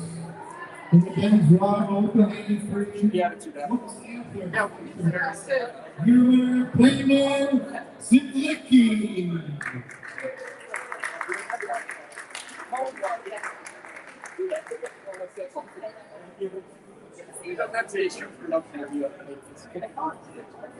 Maria. Congratulations.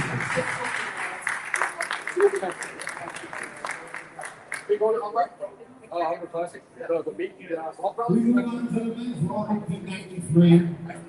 Third place goes to Austin Nulawa.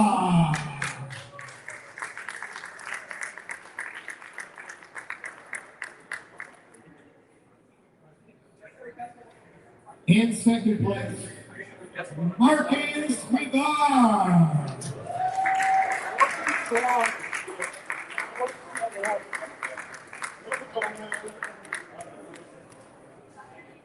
In first place, the men's Rock Open 93, Shay Strickler.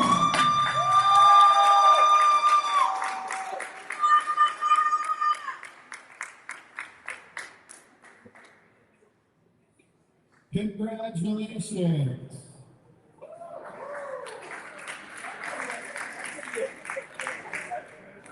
And now for the men's Raw Open 105, third place goes to Shane Shearer.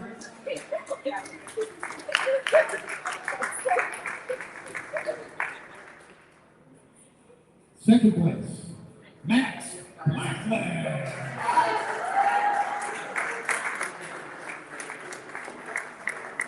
In first place, in the men's Raw Open 105, Hayden Wisniewski.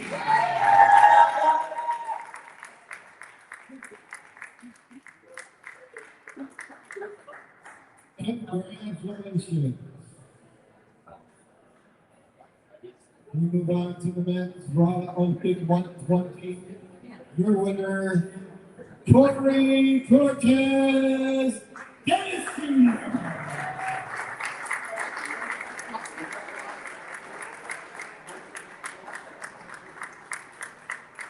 Congratulations. That's it. Soak it in. Moving on to the men's Raw Open 120 plus. Your winner is Michael Nitrowski.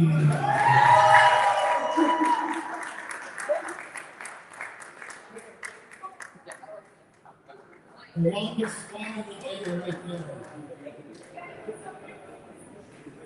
We're moving on to the men's Raw Free Sub Junior. The mouthful. Men's Raw Free Sub Junior 53. He may have about 6, 7, or 8 records today. Let's congratulate first place Adam Pentecost.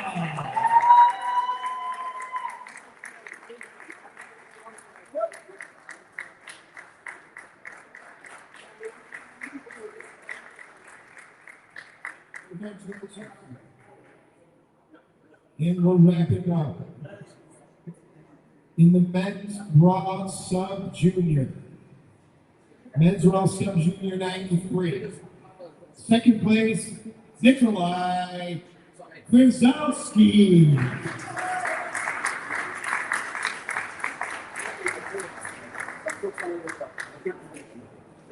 And first place in the Men's Raw Sub Junior 93, Alexander Keesley.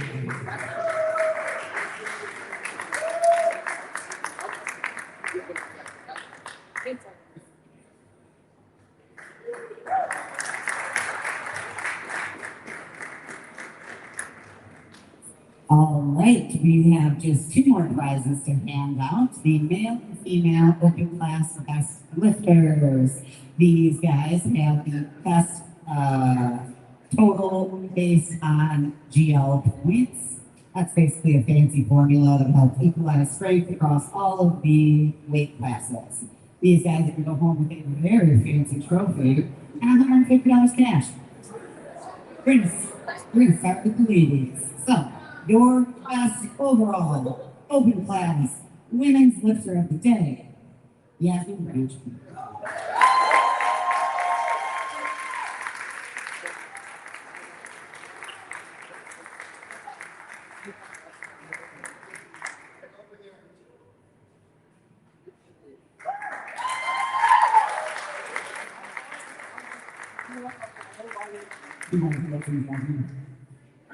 And for your men's raw open overall best lifter, Hayden Wisnowski.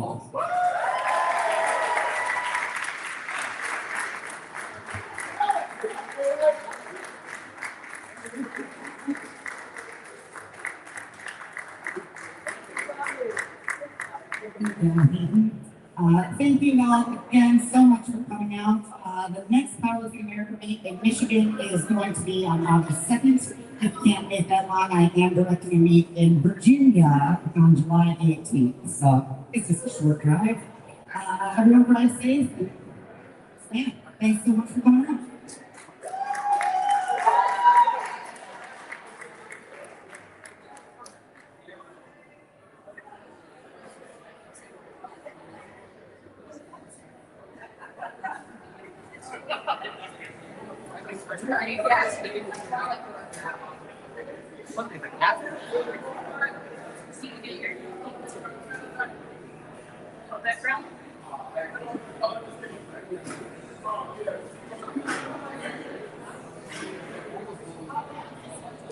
Everything else is working like that.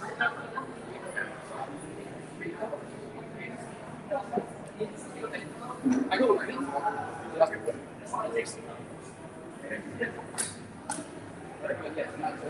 I was salty about it.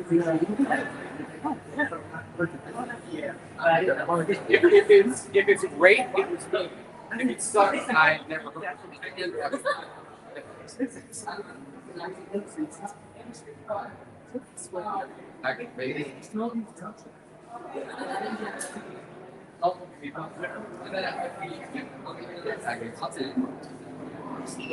I already threw it on.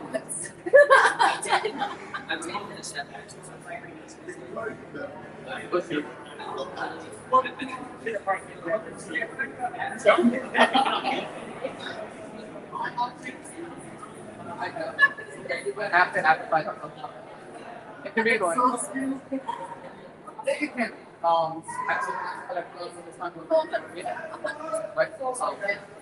And when it's really done, it's like, okay, you go off of my Batman and then I'm not doing nothing for a month.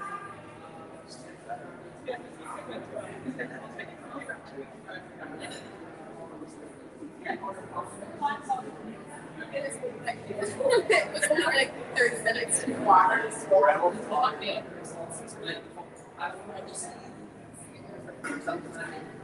No, how yes. Hey.